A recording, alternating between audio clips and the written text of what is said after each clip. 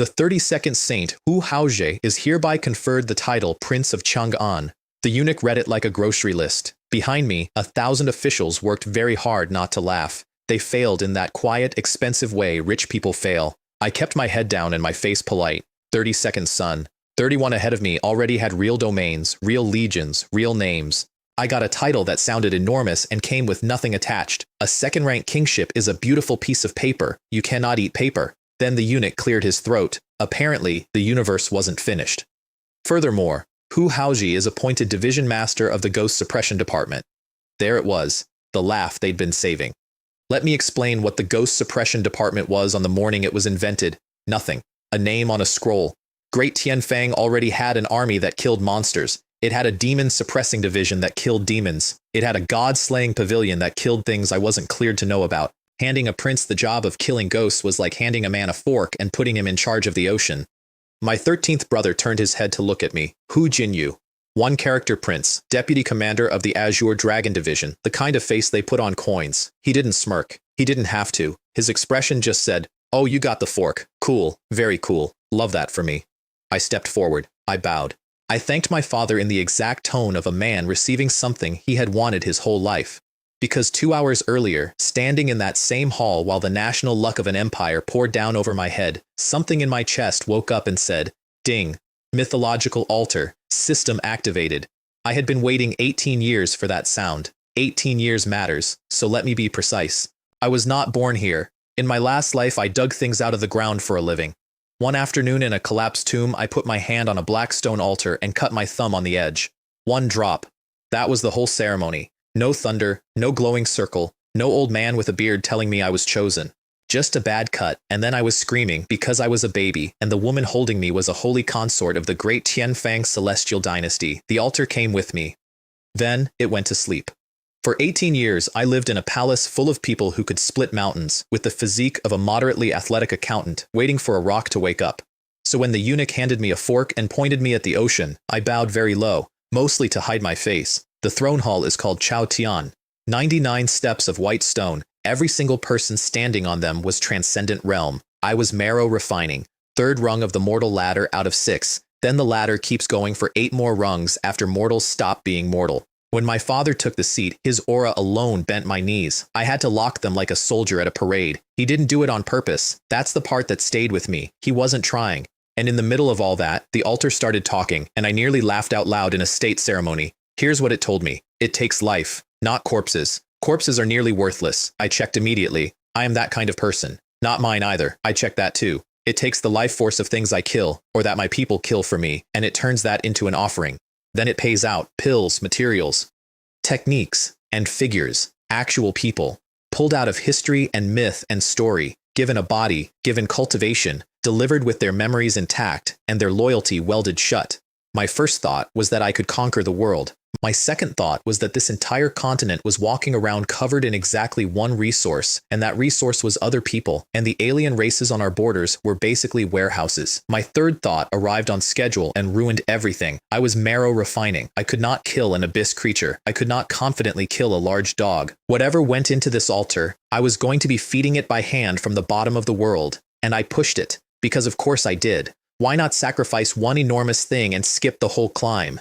The altar was very clear. Rewards are random, and the strength of a summoned figure is tied to the strength of the life you burned to get them. Feed it garbage, receive a legendary general with the arms of a librarian. So no chicken in, no war god out. The universe said, earn it, buddy. Fine. Then my father did the thing he does, where he changes the shape of the world in one sentence and doesn't raise his voice for it. No noble sons would train inside the divine capital this year. All of them, every pampered heir in that hall, to the front lines. The room made a sound like 600 men swallowing at once. And buried in the middle of that, he gave the spare tire a department nobody wanted, with the right to recruit from the common people, the right to draw from army reserves, and a budget matched to the 4 Conquest Legion. Nobody objected. Why would they? He'd handed a fork to the boy at the back. I walked out of that hall holding a piece of paper worth a continent, wearing the face of a man who was mildly disappointed.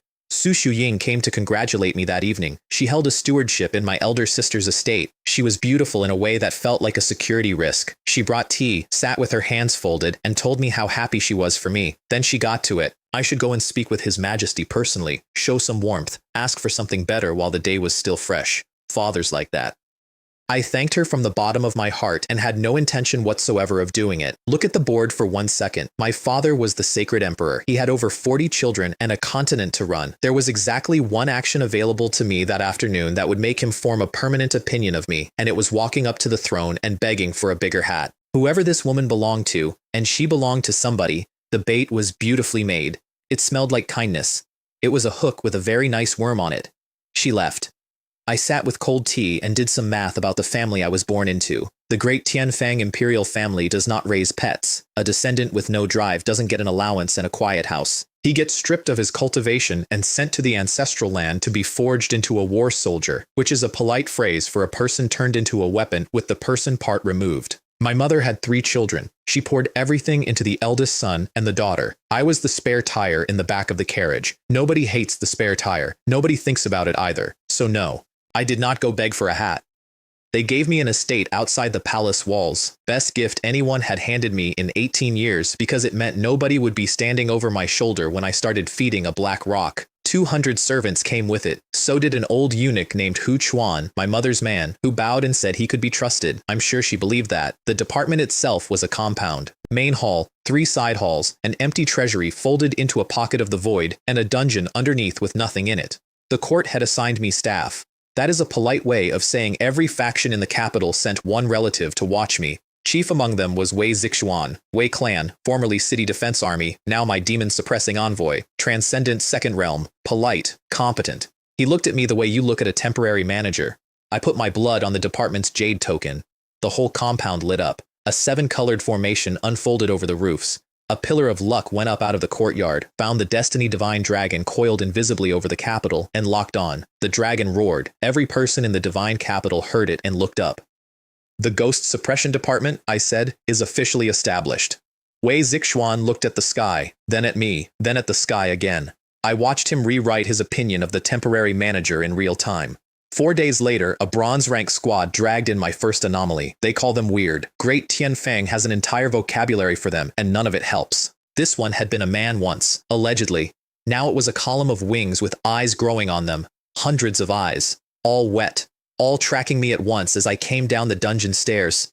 Everyone told me to kill it from outside, through the formation, from a safe distance. I did the opposite. Not because I'm brave, because I was going to have to hit things for a living eventually, and this one was in a cage. I got in, and I took it apart with my hands. It took longer than I want to admit. Halfway through, a wing came around and opened my shoulder, and I remember thinking, very calmly, that this would be an extremely stupid way to die. Then the world went quiet and gold. Life value extraction complete. The mythological altar is officially activated. Congratulations, host. You have obtained the character Hu Shun.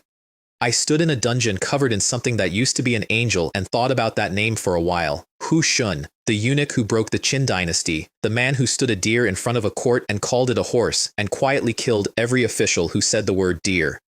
In my old world, he isn't a historical figure so much as a warning label. The altar cheerfully added that all summons arrive mythologized, memories intact, cultivation granted to match the offering. Great, fantastic. My first hire was the most famous trader in 5,000 years, and he was going to remember every minute of it. He arrived on a street outside which confused him. By the time he reached my gate, he had already worked out that he was in a world of immortals and that his new master had every reason to despise him. That was his state of mind when Wei Zixuan stopped him for being an unregistered nobody and punched straight through his chest. Straight through. No resistance at all. Wei Zixuan's fist came out the other side of a man who was still standing there looking mildly inconvenienced. Then Wei Zixuan followed up, because he's a professional. Divine Thought Strike. Second realm technique.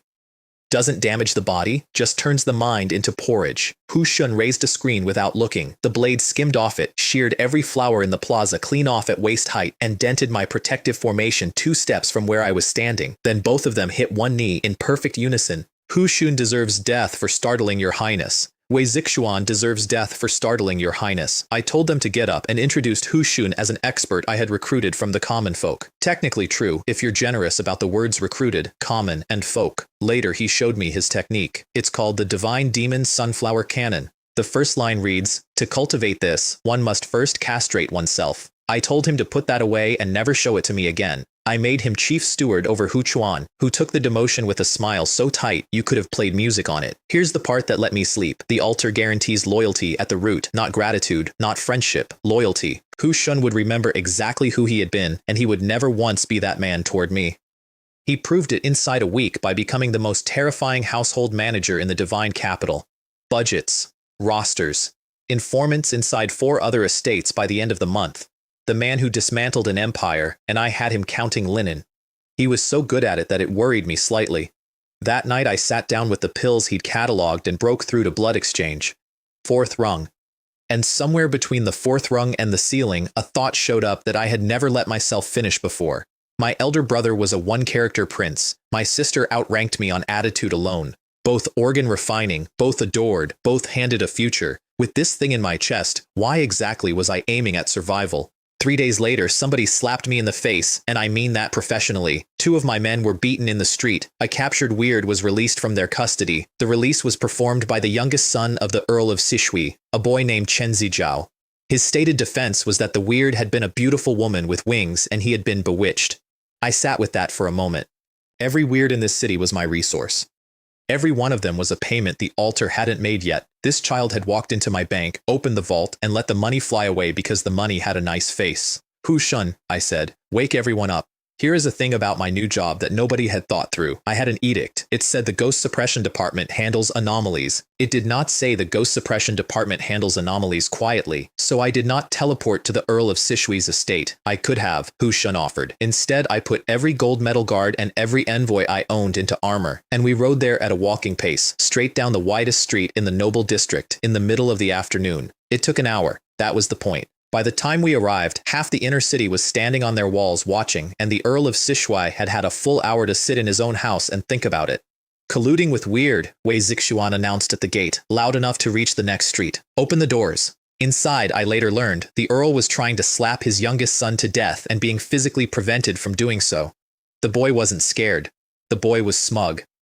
Because the Sishui line belonged to the 13th Holy Son, which was precisely why this was never going to be settled with an apology. The Earl came out and knelt in his own courtyard. Old man, real military record. He'd earned that title on a border somewhere, and now he was on his knees in the dirt in front of a teenager. "Your Highness, my son is young and ignorant. Is the Earl of Sishui defying an imperial edict?" He stopped. He looked at me, and I watched him understand that the boy who came riding at a walking pace with 300 men had not come here to be reasoned with. "Cripple him yourself," I said, "and hand him over. That is a specific cruelty, and I chose it deliberately. Killing a man's son is a wound.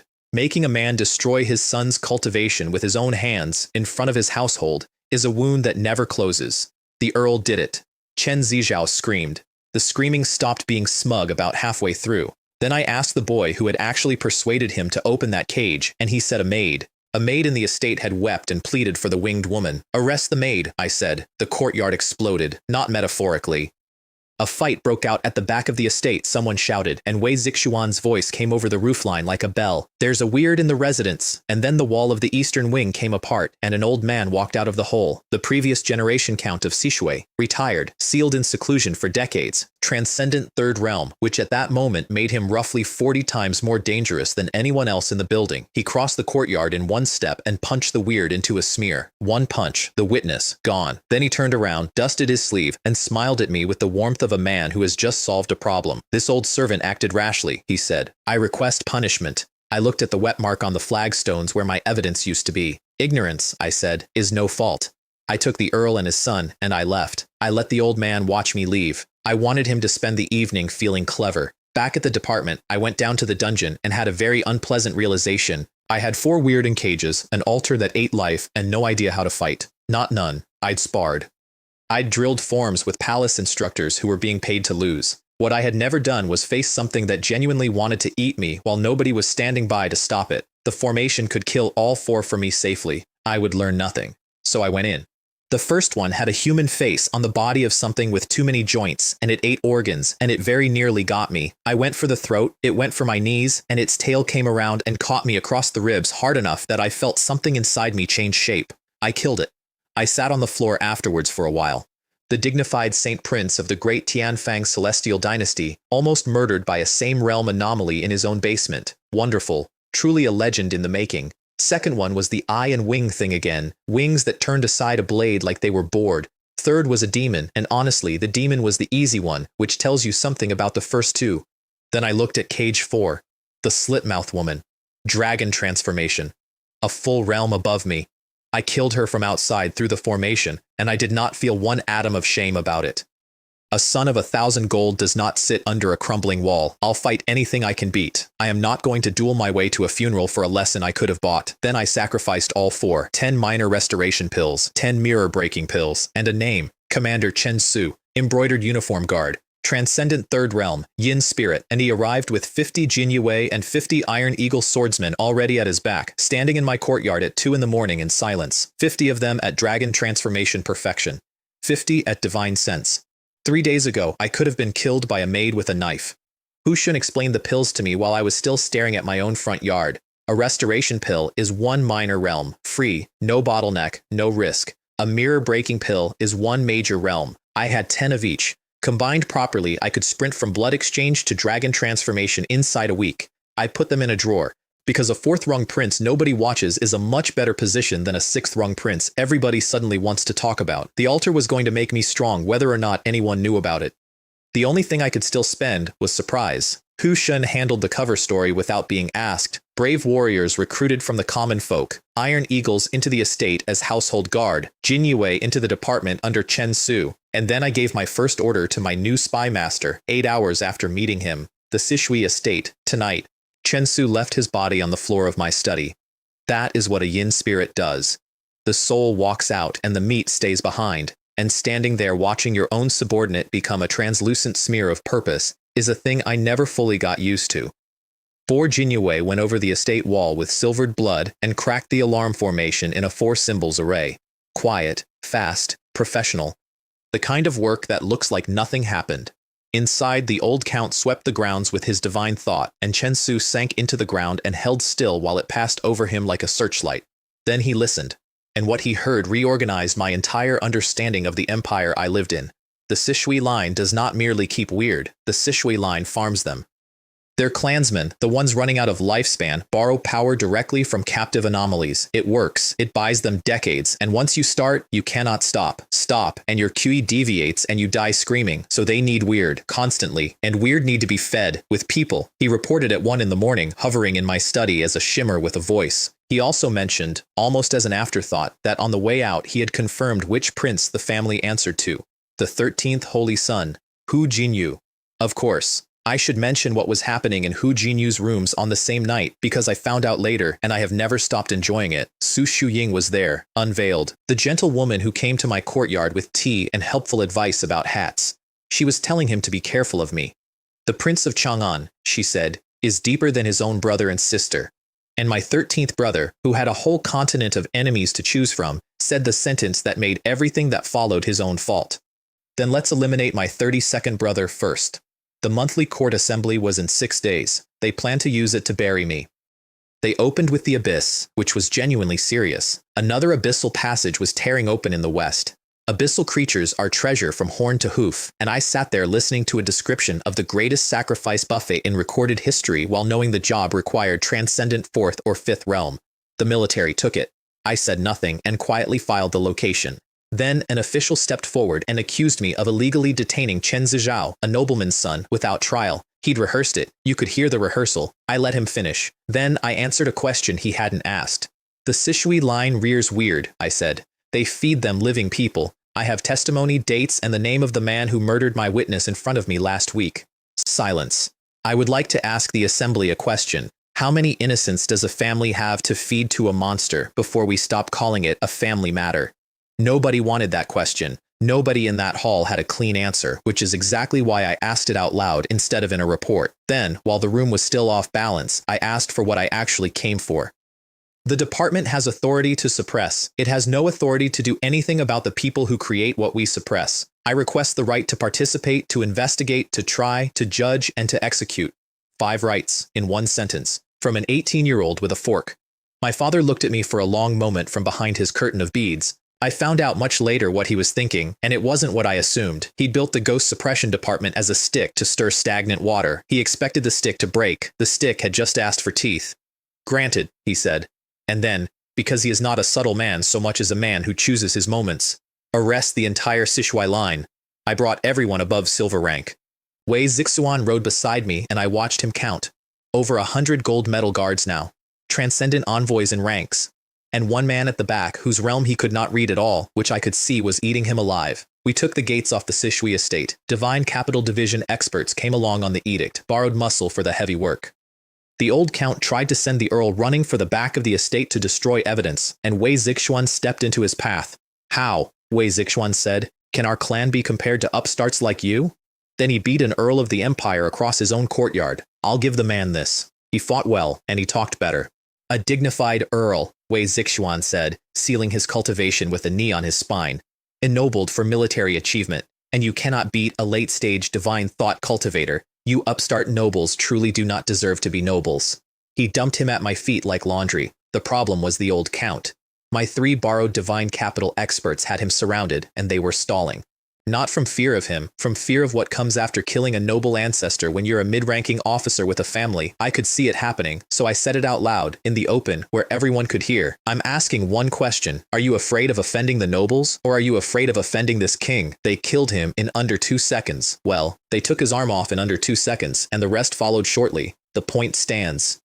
Then we found the back garden. There was a space hidden under it, bigger than the estate above it, an entire underground city, and the thing waiting at the center of it was the first-generation count, the founder, the man whose name is on the family's original patent of nobility, transcendent third realm, perfection, still alive, 900 years after his own funeral. Around him were more than 100 weird, 3 of them transcendent.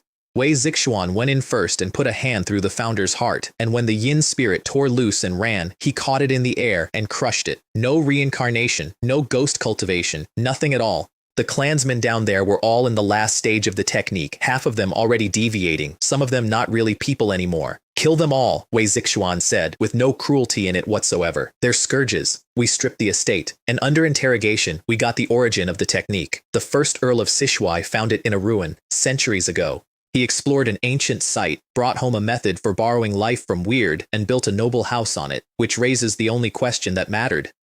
How many other houses in this empire went into ruins? I put it to the court exactly like that. Over 100 weird, 3 of them transcendent, in one small earl's basement, 4 streets from the palace. This, I said, is what you have been calling a people living in peace and prosperity. That night, I said something to Hu Shun that I had never said to a living soul. Great Tianfang will be mine sooner or later. He didn't flinch. He didn't congratulate me either. These nobles, I said, are vampires. They have their teeth in the court, and they call it tradition. And Hu Shun gave me the answer that built everything that came after.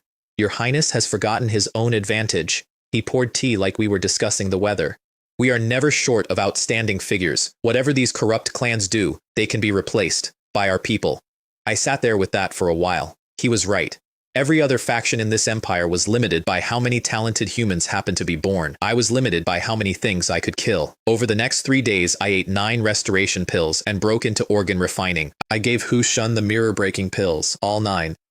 He looked at them for a second longer than he needed to. He'd been in a court before, in another life. He knew exactly what it means when a master hands a servant a decade of power and doesn't watch his face while doing it. Your Highness. Eat them, I said. I need you fast, not grateful. 4 men from the Huntian Marquis clan came to collect the Earl's wife and son, not to ransom them, to collect them. They walked into my compound the way you walk into a shop you own. The young one did the talking, because the young one always does. Be careful, he said, looking around at my roofline, or I'll tear down this small ghost suppression department. I came out of the main hall at exactly that moment, which was luck, and I have never had better timing in my life. This king dares you, I said. Try to tear it down and see. He hesitated. That's all I needed. I walked past him. I picked up a rock out of my own garden, and in front of 40 witnesses, I threw it through the window of my own side hall. Glass everywhere. Somebody's tea went over. Wei Zixuan, I said, apprehend this man. How dare he damage a government building? There was a silence with a shape to it. The young man's mouth opened. He looked at the rock. He looked at me. He looked at the 40 men who had just watched me commit the crime and were now all frowning at him in a deeply concerned way. On the surface, he said finally, as elegant as jade. In reality, utterly shameless. Correct on both counts. His uncle went for a weapon, and Chen Su's saber came out and went back in before I registered the movement. White tiger technique. The man's divine thought went out like a candle, and a transcendent cultivator without divine thought is a large, angry civilian. All four went into the dungeon. Then I passed sentence on the Sishui line. Every transcendent realm member, execution. The mortal men, cultivation crippled, then the mines, for life. The mortal women, crippled, then the Jiaoxi workshop. Chen Su was surprised. He'd assumed I'd kill them all. He wasn't wrong about what they deserved. He was wrong about what I could afford. Nobody likes a bloodthirsty prince, I told him. I intend to be a great many unpleasant things in this city. Bloodthirsty is not a useful one. Then I did something petty, and I stand by it. I handed the male prisoners to the Ministry of Justice. Officially, correctly, with paperwork. A ministry official had impeached me in open court 8 days earlier. Now his department owned 100 crippled nobles from a family with living, wealthy, extremely annoyed relatives. Enjoy the correspondence. That night I went down to the dungeon and killed 150 weird by hand, one after another, for practice. It took most of the night. By the end my arms would not close properly, and I had to be helped up the stairs by a man who had the tact not to say anything. I have never done that again. Some lessons you only need to buy once. While I was recovering, I finally sat down and interrogated my system properly, because I'd been guessing for weeks, and guessing is how people die. The characters are random, I said. Correct. So if I sacrifice something enormous, I might still receive an ordinary man. Host's understanding is perfect. Wonderful. But the strength of the character is tied to the life I burned. Correct. You would not want an overlord who has only mortal realm cultivation, which closed the last hole I'd been poking at. There is no shortcut. There is no clever trick where I skip 40 years by feeding it one enormous thing on day one, because on day one, I cannot kill one enormous thing. The altar isn't a lottery, it's a mirror with interest. Then it paid out for the 150, 100 mirror-breaking pills, 100 restoration, 100 Cao Huan pills, 200 more Jinyue, 100 more Iron Eagle swordsmen, and Shun Han, the last general of the Qin. The man who took a labor force of convicts and beat the rebellion with it, and held the empire together with his bare hands for longer than it deserved. He arrived at my gate in the morning, and Hu Shun was standing in the courtyard when he walked in. I want to be very clear about what I was watching. In their last life, Hu Shun destroyed this man, framed him, cornered him, forced him into a surrender that ended with the Qin dead and Shun Han dead with it. They looked at each other across my courtyard for a long time. I saw the nostalgia go through Hu Shun's face, then the hate, arriving right on schedule. Then strangely, the hate went out. Shun Han said, "It's been a while," and Hu Shun said, "It has." That was all of it. Later, Hu Shun tried to explain it to me and gave up halfway. He was Shun Han, and yet not Shun Han, and the Hu Shun standing in front of him was also not Hu Shun. They served the same master now, and that master was 19 years old and had not yet done anything for either of them, which meant it was all still ahead. I sent Shun Han north, the barbarian suppressing legion, on the frontier, as an ordinary captain. He didn't ask why. He knew why. Every piece of power I owned was inside one city, and the day someone decided to end me, the thing that would decide it was the army. The Ministry of Justice sent men to collect the prisoners, and they arrived with a specific quality of arrogance that I have come to think of as a regional dialect. Chen Su met them at the gate. When you enter someone else's territory, you abide by their rules. He didn't raise his voice. If you don't want to end up like those idiots from yesterday, wait here obediently. One constable decided to ask a follow-up question about why the prisoners had been crippled before transfer. Chen Su drew. The man's saber came apart in the middle.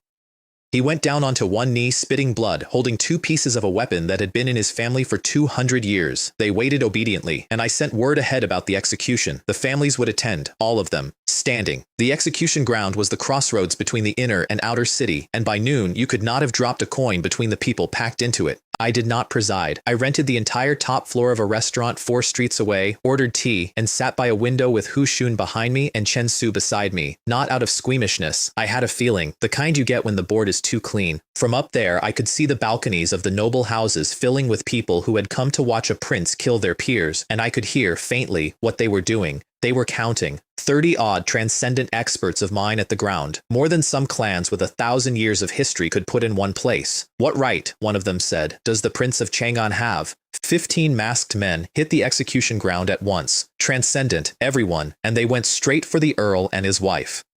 Fast, coordinated, no wasted motion. It was a good plan. Grab the two, tear a hole in the sky, be gone before anyone with authority arrives. Chen Su met the leader in the air and the two of them stopped moving forward. Then I gave the signal. I had a sword thrown into the sky above the square, 10 feet long, hanging there, turning slowly, with characters carved down the blade. Great chin glyphs. Not one person in that city could read them, and 80 men in the crowd took off their outer robes. I wish I could show you what that looked like from a fourth-floor window. 80 ordinary spectators, standing among the porters and the fruit sellers, shedding brown cloth and coming up in black armor with bows already drawn. Iron Eagle swordsmen, volleys, not duels.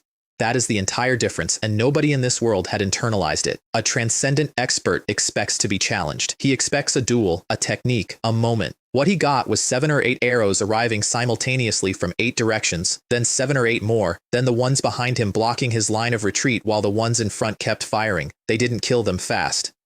They killed them the way you take down a wall, suppression, then attrition, then done. There was a noble on a balcony that day who had been alive for over 1,000 years. He said afterwards that it was the first unit he had seen in 10 centuries that made him afraid. Not the strongest, the first that made him afraid. Chen Su put the leader into the flagstones head first. Then my voice went out across the square, carried by a man with better lungs than mine. Those who trespass on the execution ground shall be killed. The Sishui heads came off first, in front of their kneeling relatives. Guards walked the line and woke up anyone who fainted because the sentence said, watch. Then all 15 of the Huntian men died where they lay. That was the moment. Not the raid on the estate, not the 5 rights. That was the moment the noble class and I stopped pretending. I finished my tea. On the way to the stairs, I said, to nobody in particular, this is a good spot for executing nobles. Hu Shun wrote it down. I checked later. He actually wrote it down. There was an imperial summons waiting at the bottom of the stairs. The Hall of State Affairs is where my father works when he is not being an emperor at people. Smaller, no steps, no 1,000 officials. He crushed me with his aura the second I walked through the door. Not a warning, a test. The pressure came down like a building and my knees went, and then the altar in my chest flared and took the weight off my spine and I stayed standing. He let it go. How long has it been, he said, since we met alone? I had to think about it. That's the answer, really. My care for you, he said, has been so little. I could have said a great many things. What I said was the truth, which surprised both of us. Being born into the imperial family, it was destined I would learn to be alone. He was quiet for a while. Then he asked whether I was afraid. The nobles would come for me now. Assassins, poison, accidents on stairs. Was I afraid? No fear, I said. He wrote an edict. He did not use ink and paper, which is what I expected. He wrote it with the national luck, and a golden dragon came up out of the palace roof and roared over the divine capital for the 2nd time in a month. The Ghost Suppression Department became the Ghost Suppressing Pavilion. With standing authority to supervise the entire nobility and the right to mobilize any army in Great Tianfang when necessary, across the capital that afternoon, in 100 beautiful houses, people put down cups and the cups did not survive. I went home and built a machine. Ghost apprehension, intelligence, judiciary, equipment, supervision. 5 departments, 5 heads, clean lines, and a 6th that reported to nobody but me, the Crusade Department. Wei Zixuan, to his enormous credit, was the only man in the room brave enough to say that the Crusade Department's remit seemed inappropriate for an agency that deals with anomalies. I laughed at him, not unkindly. I never intended this to be an agency that only deals with the uncanny. Anything that threatens Great Tianfang, I will intervene. Then I sacrificed the raid. Dozens of transcendent lives, and the altar opened up properly for the first time. 2,000 of one pill, 2,000 of another, 1,500 more. 1,000 sets of top-grade mortal battle armor woven from 3-colored silkworm silk. I tested one. Took a mortal-grade saber to it as hard as I could swing. The table under it exploded. The armor had a scuff. 50 artisans arrived with it, and the forging techniques in their heads. That mattered more than the armor, and it took me an embarrassing 3 days to realize why. Armor runs out. Artisans don't. Then 500 more Jinyue with commanders named Hu Wei and Zhang Kun, Han Qiyu and 500 West Factory men, 100 more Iron Eagles. And while I was standing there watching an army appear in a courtyard, Hu Shun mentioned, in passing, that he had requisitioned the Earl of Sishui's confiscated estate as a private summoning ground. Raid a man's home, execute his family, and then move into his house. He truly lives up to his reputation. The Huntian Marquis never came to ransom his 4 men. 15 of his people had died on my execution ground, and he had not sent a single word, no demand, no threat, nothing. In this city that isn't restraint, it's a message. And the message was that I was not worth a letter, so I went to see him. 200 gold medal guards in silver armor on killing steeds, 50 transcendent envoys, straight down the middle of the noble district at a walking pace, again, because it works. I stayed inside the carriage. Wei Zixuan did the shouting, and he has an excellent voice for it. Marquis Huntian, come out and receive interrogation. The whole district heard it. He sent juniors first, which is standard. A man called Hun Yunshin came to the gate and explained with great regret that the 15 dead men had been expelled from the clan long ago and were nothing to do with the Marquis. I answered from inside the carriage without opening the curtain. I only killed them. I did not scatter their souls. Pause. So either they have reincarnated or they are sitting in your family's netherworld estate right now as ghost cultivators, drawing your family's incense, and since the Marquis says they're no longer his, I'll simply have the court go and check. The silence outside my carriage got very complicated. Then the Marquis himself arrived and tried to end the conversation with pressure. Who, God, perfection, the real thing, an aura that made the Qilin under my guards fold their legs. 4 auras rose up out of my procession and met it. Chen Su, Hu Wei, Zhang Kun, Han Qiyu. 4 yin spirits, arranged around one carriage, holding up the sky over a 19-year-old. I felt it land. Not the pressure. The arithmetic. He had to promise personally, out loud, in front of his own gate to force 15 of his own dead clansmen into reincarnation, which means total memory loss, which means whatever race the wheel hands them. He did it. And as we turned to leave, I opened the curtain about 2 inches. By the way, Marquis, come ransom your people sometime. We built the pavilion outward after that. Branches down to prefecture level across the upper 6 domains, staffed with people who had been nothing 3 months earlier. And 700 of my Jinyue at Dragon Transformation took mirror-breaking pills and went up to cross the lightning tribulation together. 680 came down as transcendent cultivators. 20 did not come down at all, not wounded, not dead in the way that people here are usually dead. When the tribulation takes you, body and soul go together. No corpse, no ghost, no netherworld, no reincarnation, no incense, nothing. I had their names carved. I stood in front of the tablets myself, and I bowed, and I did not delegate it, and I have never told anyone in this world why my hands were shaking. Those 20 had already died once.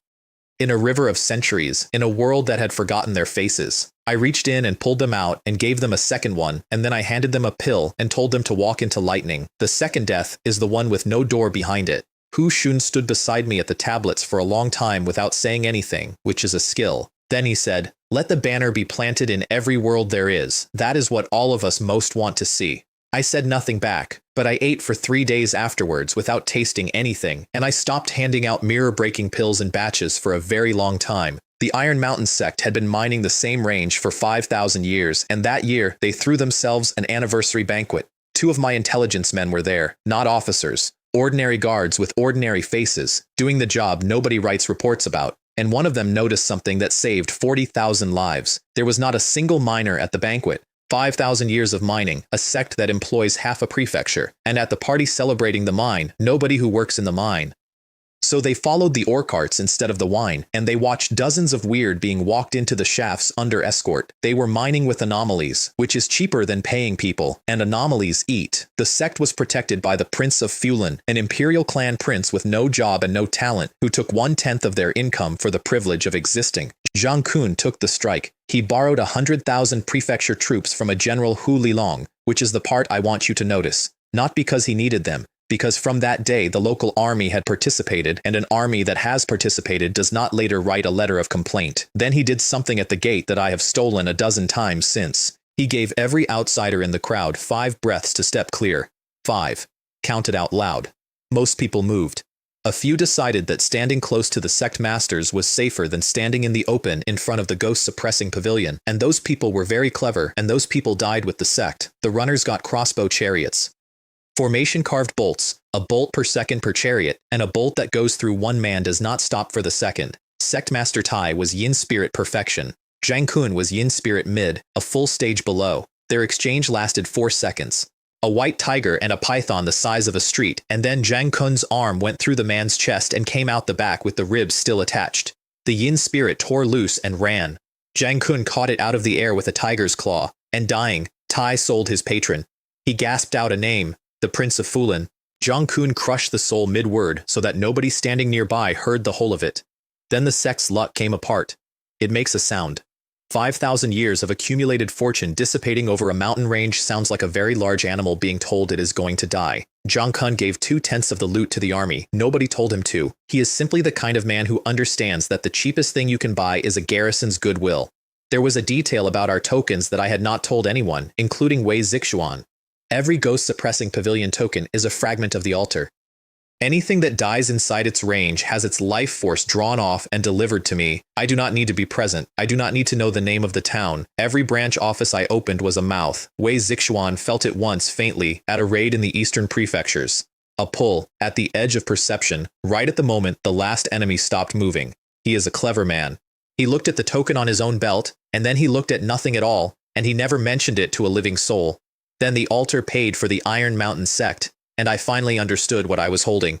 2,000 of one pill, 2,000 of another, 2,000 more, 1,000 of the fourth, 50,000 each of 5 different realm pills, 3,000 sets of armor, 500 Jinyue centurions, 300 chiliarchs, 2,000 more Jinyue on top.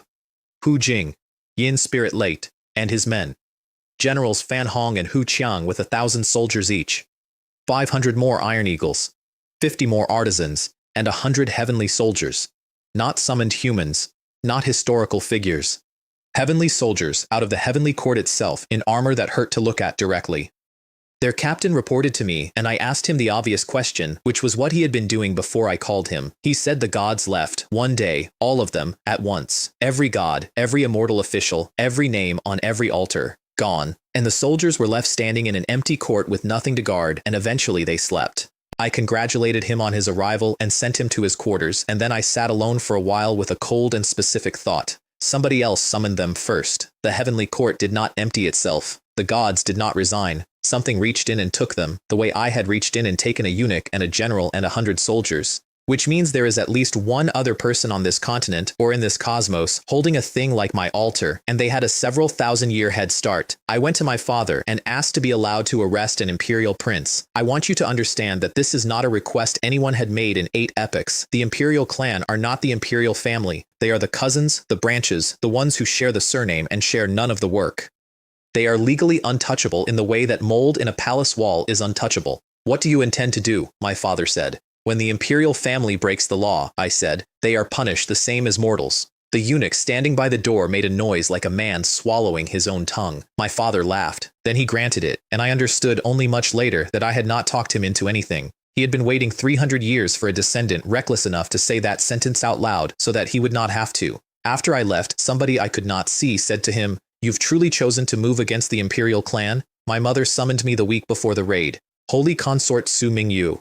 She looks 20. She is not 20. She has 3 children, and she gave 2 of them everything. She cried at me. I want to be accurate here, because I have thought about this a great deal. She was not pretending to feel nothing. The tears were real. It is simply that in that family, tears are a tool that has always worked, on the elder brother and on the sister, and she reached for it the way you reach for a familiar handle. I stood there. That is all. I stood there and looked at her and did not move and did not speak. After a while she stopped, and her face changed, and she became something much more interesting, queenly, direct. She asked me to give my elder brother resources, contacts, a share of the pavilion's reach. Of course, I said. I meant nothing by it, and we both knew that. Here is the part I have never said out loud to anyone in this world. When I was very small, the thing behind my eyes was 30 years old, and it frightened her. She checked me, more than once, secretly, for possession, for a hostile soul, for whatever it is that mothers here are afraid of. She never found anything, and after a while she stopped looking, and after that, she stopped coming. I don't hate her for it. I had parents. They were in another life, they were a long way away, and they had absolutely no idea where I'd gone. She just wasn't them. 500 gold medal guards and 130 transcendent envoys surrounded the estate of an imperial prince at dawn. The first thing I did was send the ordinary house guards away. Go and join the army, I told them at the gate in front of everyone. Don't waste your lives here. Most of them went. I have never regretted it. They were paid men doing a paid job for a parasite, and the day I start killing doormen is the day this stops being politics. Then the Prince of Fulin came out screaming about seniority. If we go by generation, he shouted, you would call me Imperial Uncle. An old ancestor's voice came out of the air above the estate, demanding face, beginning to introduce himself with a title that took some time. I cut him off in the middle of his own name. If I don't know your identity, I said, then I simply don't care about you. Another voice further off called me ill-mannered, so I looked up at the sky and asked the shadows over the capital for a favor. And Hu Hengshan, who is famous throughout Great Tianfang for being the maddest ancestor the imperial family has ever produced, reached out of nowhere and threw a man into my courtyard. Like laundry, the offending ancestor landed on the flagstones and bounced. Little Hyozi, said the sky cheerfully, I've thrown the person over for you. I want to describe the silence in that district afterward, but I can only really describe the sound it replaced. Then I said the thing that got repeated in every noble house in the capital by dinner. When the grand ancestor was carving this continent out of the world with his own hands, where was the imperial clan? At the back, holding the horses, complaining about the food. Fulin's mouth was open. For 8 epochs you have drawn allowance from a court you have never once defended. You have contributed nothing. You have produced nothing. You are not the family. You are what grew on the family. I let that sit. In this prince's eyes there is no such thing as a damned imperial clan. The grand ancestor made exactly one mistake in his life, and it was that he was kind to you. Nobody spoke. Not the ancestors in the sky, not the hundreds of nobles on the walls. Then my father's voice came from the palace and fined me half a year's salary for disrespect toward my elders. It was a slap. It was also a shield, delivered within 90 seconds, and I understood exactly what it was for. We found nearly 1,000 weird in that estate. I had every one of them killed in the courtyard, along with every transcendent expert in the household, in the open, in front of the watching city. The imperial clan's ancestral land held a meeting about revenge. I know what was said because Hu Taishan told me afterwards, and he was in a good mood at the time. Hu Taishan is an ancestor of the imperial family. Not the clan, the family. He walked into their meeting, dropped his aura on the entire plane, and when one clansman kept shouting, he closed his hand, and the shouting stopped along with the clansman. Then he reached into a black hole in the air, took hold of the back of my collar, and pulled me out of my own cultivation room. I would like to state that I was meditating and that I did not squeak. He took the 5 oldest imperial clan ancestors and forced them into extreme sublimation, which means burning every remaining decade of your lifespan for a handful of days at your absolute peak. Then he tore a passage and threw all 5 onto the barbarian battlefield. They each took 2 barbarian powers down with them. Every one of them died. The general up there was not impressed. These 5 are famously cowardly, he said, looking at the corpses. If they hadn't been forced to their limits, why would they have died with their enemies? Then Hu Taishan took me somewhere else, and it was the worst afternoon of my life. The true ancestral land of the imperial family is not a building. It is a plain. An entire world, refined and folded and carried, containing our dragon vein, and, in the middle distance, the ruins of an actual heavenly court. He walked me past a training courtyard, imperial youths, my generation, cousins. I looked at them and could not read a single one, not one. I stood there with my dragon transformation, which 2 months earlier I had been proud of, and I could not determine the cultivation of the weakest child in that yard. Later I was told the floor in there is divine sense, transcendent, at 20, as the floor. Don't be complacent, Hu Taishan said quite gently, because you control a ghost-suppressing pavilion. I went home, and I did not speak to anyone for a day and a half. Somewhere in that plain, an old man sitting by a pond full of liquid spiritual chi with a fishing line in it had reportedly laughed and called me the little mischievous monkey and said the imperial family had successors after all. I did not know that at the time. It would not have helped. What helped was Han Qiu, who found me sitting in the dark and did not offer comfort. Your Highness is comparing his weakness to their strength, he said. I told him I was aware. Do they have thousands of transcendent subordinates? Does any one of those children command a legion? He crouched down to my level, which nobody does. When the day comes that all the gods and Buddhas in the sky are your Highness's subordinates, what do a few prodigies matter? I broke through to dragon transformation 4 days later on my own, without pills. Then I did something I had been circling for months and had been too afraid to try. I asked the altar whether I could sacrifice luck, national fortune, the thing that runs the empire, the thing the dragon over the capital is made of. It said yes. So I split off a wisp of the luck attached to my own title and pulled it out where I could see it. It came out as a tiny golden snake coiling around my finger, about the length of my hand. Not a flood dragon, not even close to a dragon, which told me something the entire court would have paid a domain to know. Whatever the luck of Great Tianfang thinks of me, at that moment it did not consider me a candidate for the throne. It considered me a snake. I sacrificed it anyway, and the Destiny Divine Dragon over the divine capital screamed. Every diviner in the empire dropped what they were holding. Court astrologers were still arguing about that omen a year later. There were 3 separate memorials submitted about it. 2 of them were extremely well argued. Congratulations, host. You have unlocked the qualification to summon from the fantasy world. Fictional characters, not history. Story. First batch. 5 earthly fiend stars out of the water margin. 3 Wuxia figures who arrived deeply confused. 5,000 Great Han 4th Guard Battalion. 5,000 Warrior Battalion, and Guo Hongbin with 3,000 men of the Eastern Depot. 2 days later, the court convened in a state of controlled panic. Over 100 new abyssal passages had opened across the continent, and the projection said half of them would become permanent. Everyone assumed the dragon's roar had been about that. I sat in my place with my face absolutely still and thought, this genuinely is not my fault. I asked for the right to fight the Abyss and got it because the Abyss is a resource with teeth. And then my 13th brother made his mistake. He objected to a thing my father had already granted, out loud, in front of 1,000 officials. You could feel the room detach from him. Not dramatically, it's more like watching a man's shadow decide to stand somewhere else. I did not have to say a word. I did think one though, and I have never regretted it. Any historical figure I have ever summoned could outmaneuver this elder brother of mine. The minister of the Imperial clan finished the job at the same session. He proposed that from now on, the clans and the Imperial clan would be required to fight on the borders like everyone else. I supported it. Then I added the knife. Unless, I said, these people are no longer subjects of my great Tianfang.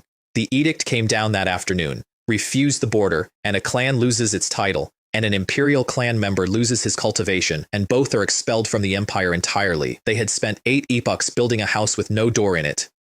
And I had just informed them that there was in fact a door, and that it only opened outward. Let me tell you about the northern border, because everything I later built came out of what happened there. The barbarians are not what the word suggests. They are 2 meters of muscle with horns. They are born stronger than a human will ever be, and a barbarian who has never cultivated a day in his life can pull a horse apart. What they do not have is a formation. They come in a wave. That's the whole plan. It has worked for them for 8 epochs against everyone else on that side of the continent because the wave is genuinely terrifying and because most armies are made of people. Great Tianfang's answer to the wave is not courage, it's industry. Shun Han sent me a letter about his first month and I read it 4 times. The arrows are carved with formations, and a formation-carved arrow that goes through one barbarian does not stop. It goes through the second, sometimes the third. The repeating crossbow chariots carry their ammunition in a folded pocket of space, so a chariot never reloads in the field, and one sustained burst clears a lane 30 meters deep and keeps clearing it. And then there are the spirit energy cannons. 10 top-grade spirit crystals per shot. That is an obscene amount of money, and I want you to sit with the number, because I did. 10 crystals is a year of comfortable living for a family in the outer city. Everything within 10 meters of where that shot lands, if it is mortal realm, simply stops existing, not killed, removed. Great Tianfang fires those all day. That was the moment I stopped thinking of this empire as a place I had been born into and started thinking of it as a machine I intended to own. The barbarians sent a general named Ghazni at them, and Ghazni did the thing their commanders do when the line is failing. He burned his own heartblood. It is exactly what it sounds like. You spend the organ. You get 20 minutes of being a god, and then you are a corpse either way. He came through the front rank like weather. Fan Hong went to meet him, and Fan Hong's true ki comes off him in the shape of a black dragon. I have watched it since. It is not decorative. The thing has weight. Ghazni got one exchange. The dragon took him apart down the middle. Sun Chengkai, the Legion's main general, Law Realm, watched all 3 of my men that month and made a note that these were prodigy-class officers who should be promoted rapidly. Then somebody told him whose men they were. He sat down and thought about his career for a while. So I wrote to him, not an offer, not a bribe, a short courteous letter about the northern situation from a prince with no authority over him at all, and with it I sent my personal token, not the pavilion's token, mine, a piece of white jade with 2 characters on it, Hu Haozhe. It is worth precisely nothing. A second-rank king's private token opens no doors and commands no soldiers, unless he becomes the sacred emperor. Then it is the single most valuable object his family will ever own. Sun Chengkai understood the letter immediately, which is why he sat holding it for 2 full days without answering. Accepting it does not make you a traitor, it makes you a man who has been seen to bet. His deputy, Shun Feifei, is a large, cheerful person with the political instincts of a brick, or so everyone believes. If you don't want it, Shun Feifei said, give it to me. I'm not afraid of trouble. Sun Chengkai put it in his sleeve. 2 months later, Great Tianfang pushed the front line 1,000 kilometers north on cannon fire. Hu Qiang and Fan Hong both made colonel. Nobody said anything to me. Nobody had to. The Northern Army had a hand in my pocket now, and it was a hand that had put itself there. The intelligence department started sending me the same report from every domain, which is how you know it is real. The weird were getting stronger. Third and fourth realm anomalies were showing up in places that historically produced only first and second, not more of them, stronger ones. Our records say weird only intensify in the middle and late stages of an epoch. This epoch was neither. This epoch had barely started, and this epoch was the one the heavenly Tao itself had marked as the best chance at transcendence since the near ancient age. So everything in the world was waking up early, because everything in the world could smell the same thing coming. Sect after sect turned up farming anomalies. It stopped being scandalous and became administrative. The next name on the list was the Zheng clan of Chiyu Prefecture. 6,000 years old, in decline, and they had solved the decline by feeding their own family members to the weird until there were almost no men left in the bloodline at all. I sent the 5 earthly fiend stars. That is the closest I have come to killing 50 million people.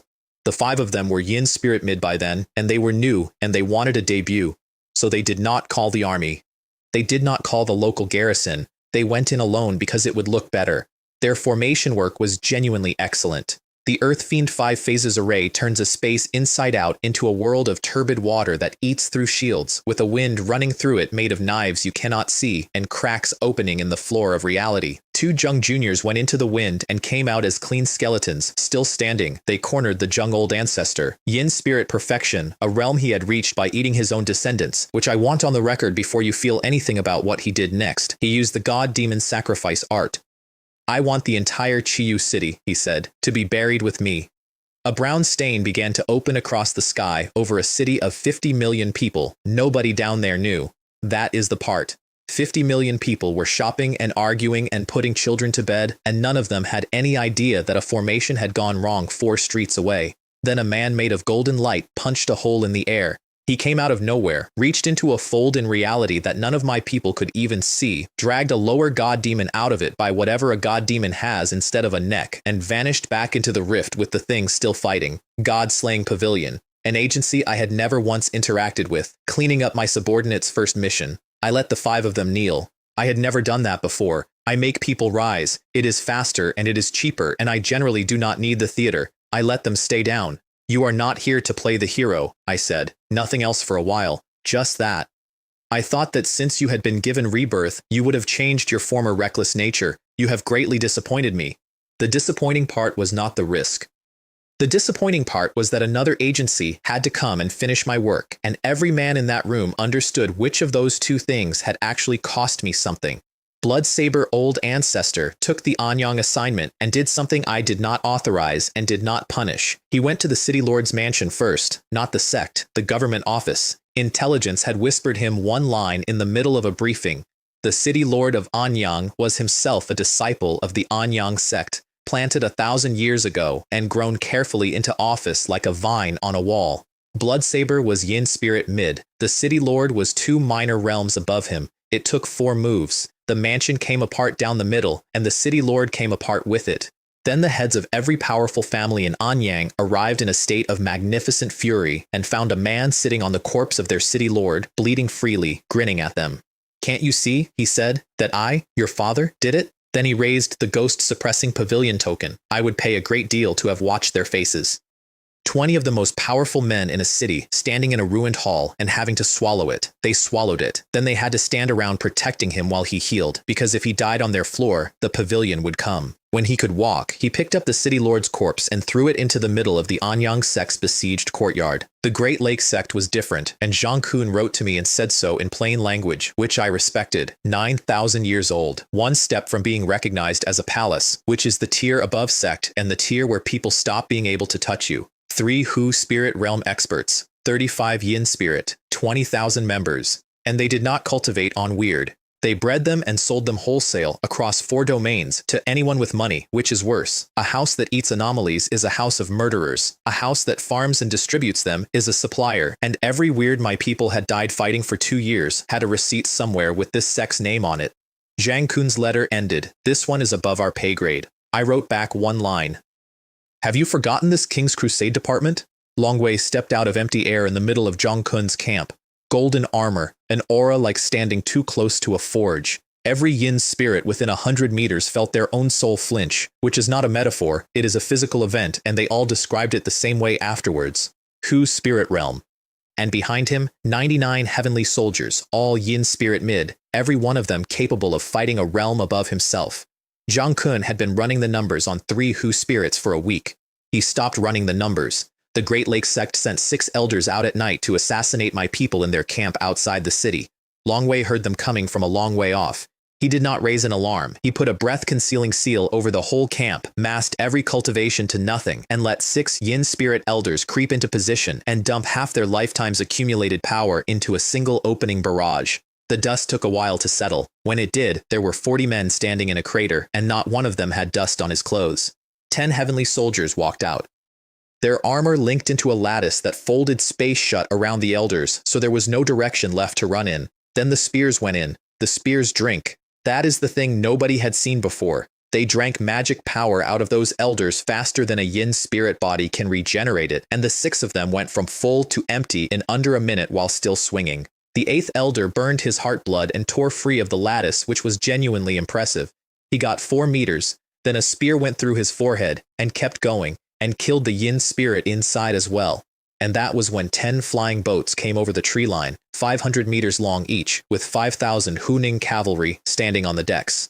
The sect-protecting formation of the Great Lakes sect had held for 9,000 years. 10 boats rammed it. It held. They backed off and rammed it again, and it came apart like a dropped bowl. The old sect master came out and offered total unconditional surrender. Everything, the sect, the treasury, the bloodline, all of it, as a dog of the ghost-suppressing pavilion, in his own words. And Longwei gave the answer I have quoted ever since.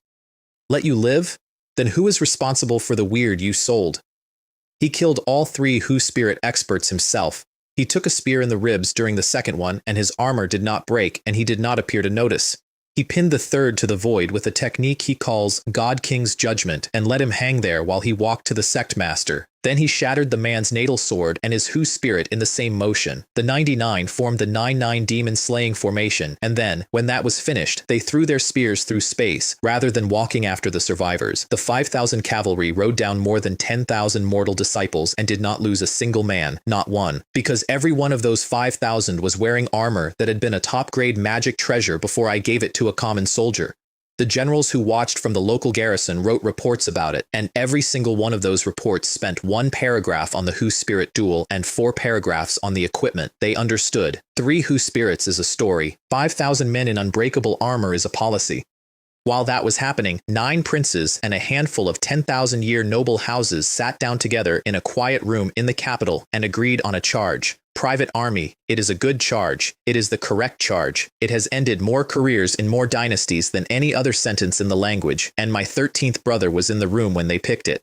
I was not paying attention, because I was in seclusion. I had worked something out by then. The altar's rewards scale to my own cultivation, not just to the offering. To me, a sacrifice made at organ refining and the same sacrifice made at dragon transformation are not the same transaction. So I stopped sacrificing and I went and got stronger first. I came out at dragon transformation, 6th rung, top of the mortal ladder, and then I opened the books. 100,000 of one pill, 100,000 of another, 100,000 more, 10,000 Yu Huan Dan. Realm pills and quantities I stopped counting. 3 cultivation advancement cards, 3 minor realms each. No bottleneck, no risk, no side effect. Forging techniques for top-grade armor and for spirit artifacts at divine sense and divine thought grade.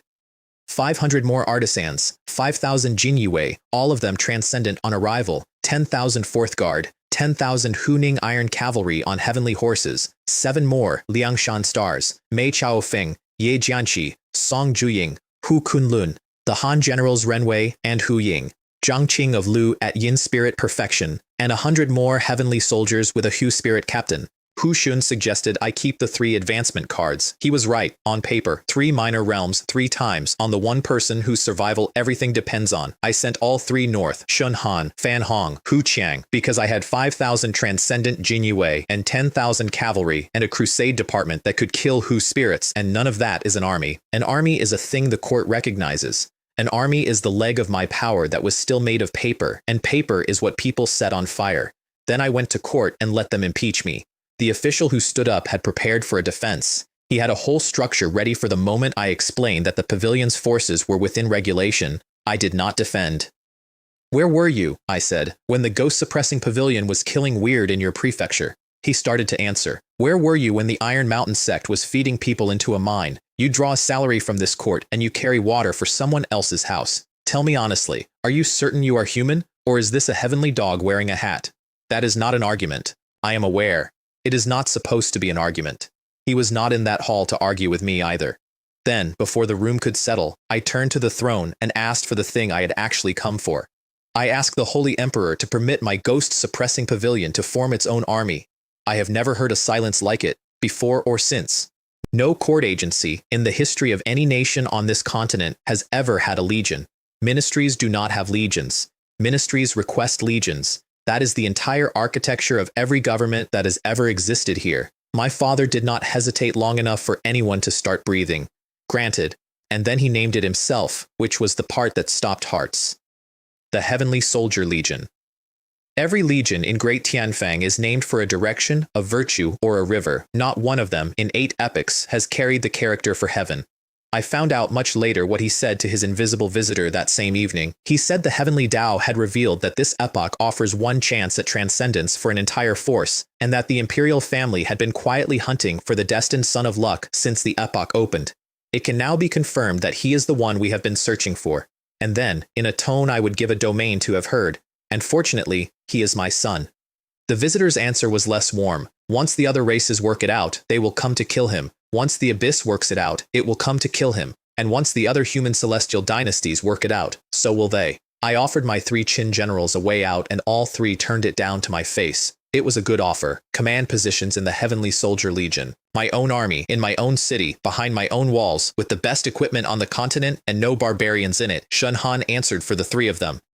Your Highness sent us north to take the military power of the northern border for you. Returning to the rear now would be more unbearable than killing us. I did not like that answer. I have never liked that answer. Why go to such lengths, I said. If even one of you were lost, it would be unacceptable to me. They looked at me with the specific patience that soldiers reserve for civilians they are fond of. Then they went back to the border. Here is a thing about summoned men that took me 2 years to understand properly. They are not grateful. Gratitude is a feeling, and feelings wander. They are something worse and much more inconvenient, which is that they have already been dead once, and they have decided what they want the second one to be for. You cannot argue a man out of that. I have tried. Then I went and collected a debt. The Prince of Binhe, my elder brother Hu Changfeng, had spent 2 years feeding officials into the court to bite at my ankles. His mother's family is the Zhou clan. The Zhou clan's man in the court was an inspector of the 3rd rank named Zhang Geng, Hu Spirit Late, who had impeached me 4 separate times using 4 separate proxies.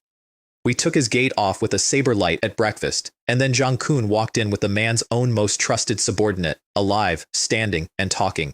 Zhang Geng spat blood on his own floor, not from an injury, from the betrayal. I have seen a man take a spear through the ribs with a steadier expression. That is what intelligence work actually is, and it is why I spent 2 years buying nobodies instead of experts. Then a eunuch arrived from the palace, Hu Spirit Late, imperial livery, carrying an order from the holy consort to stop my mother, sending a palace expert to a ghost-suppressing pavilion operation in the open in front of a street full of people on behalf of her son's ally. Guo Hongbin stepped in front of him. Guo Hongbin had broken through to Hu Spirit early, roughly 9 days earlier, and was, by every reasonable measure, a stage below the man in front of him. I am from the ghost-suppressing pavilion, he said. So what if it's the holy consort's command? He said it with his voice carried on purpose across the entire divine capital.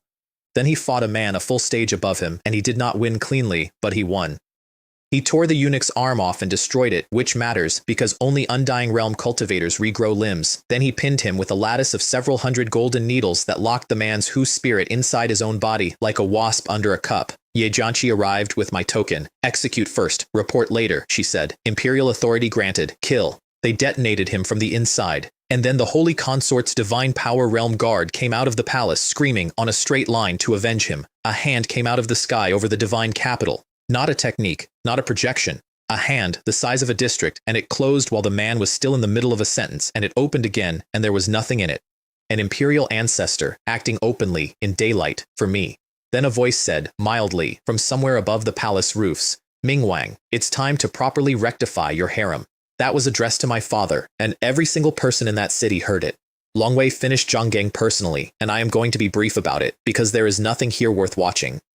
A Hu spirit, early against a Hu spirit late, and Longwei walked through him. The man was still alive when it stopped, which was a deliberate choice. He tried quietly, without letting his own guards hear, to surrender. Longwei did not answer him. The ghost-suppressing pavilion does not take surrenders. That was not policy I wrote. That is simply what my people had decided we were. Wei Zixuan brought me the year's accounting. He was Yin spirit by then, and somewhere in those 12 months, he had stopped being the Wei clan's man in my house and started being my man in the Wei clan's house, and neither of us had discussed it, and both of us knew. 105 century-old schools annihilated, 3 ancient sects, 4 noble houses, more than 10,000 mortal realm weird killed, more than 1,000 transcendent ones, in 1 year, by an agency that had been invented as a joke, run by a boy who had been the punchline. The other princes fell on the Prince of Binhei's broken faction like gulls.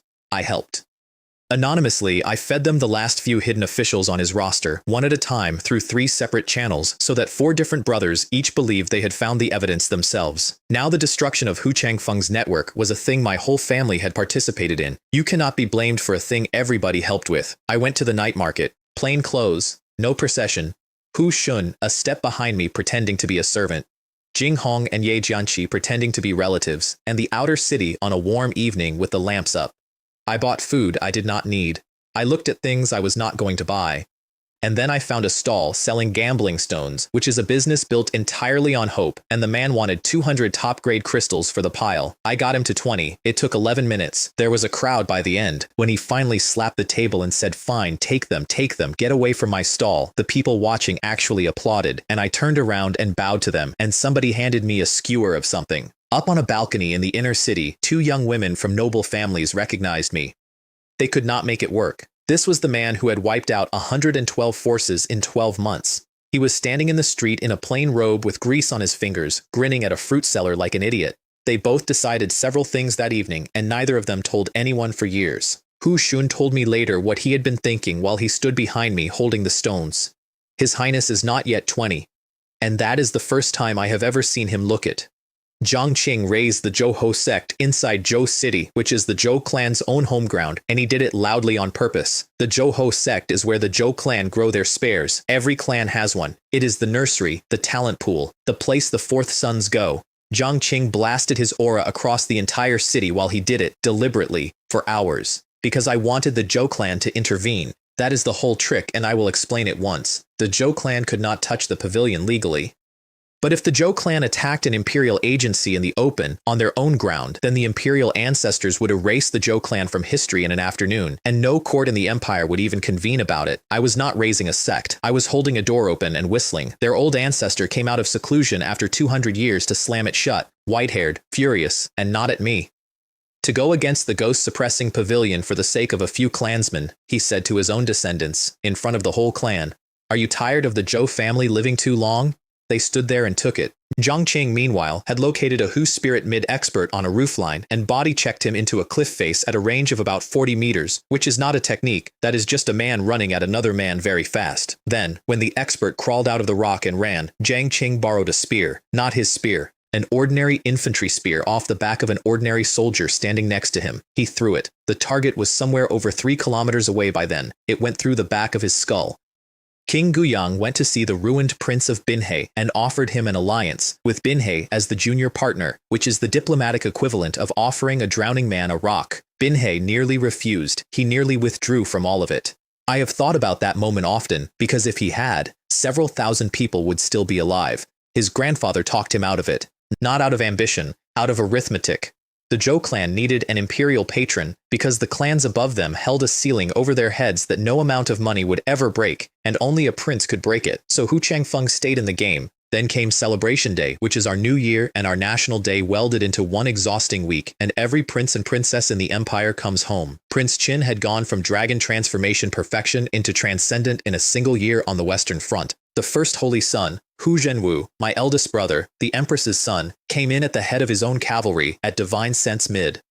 And the nobles on the walls watched all of it and drew exactly one conclusion, which was correct, and which changed the empire more than anything I did that year. The battlefield accelerates cultivation. Send the children to the front. I stood in the receiving hall with a cup in my hand and said, in a warm and carrying voice, that I had not seen my brothers and sisters for a long time and missed them very much.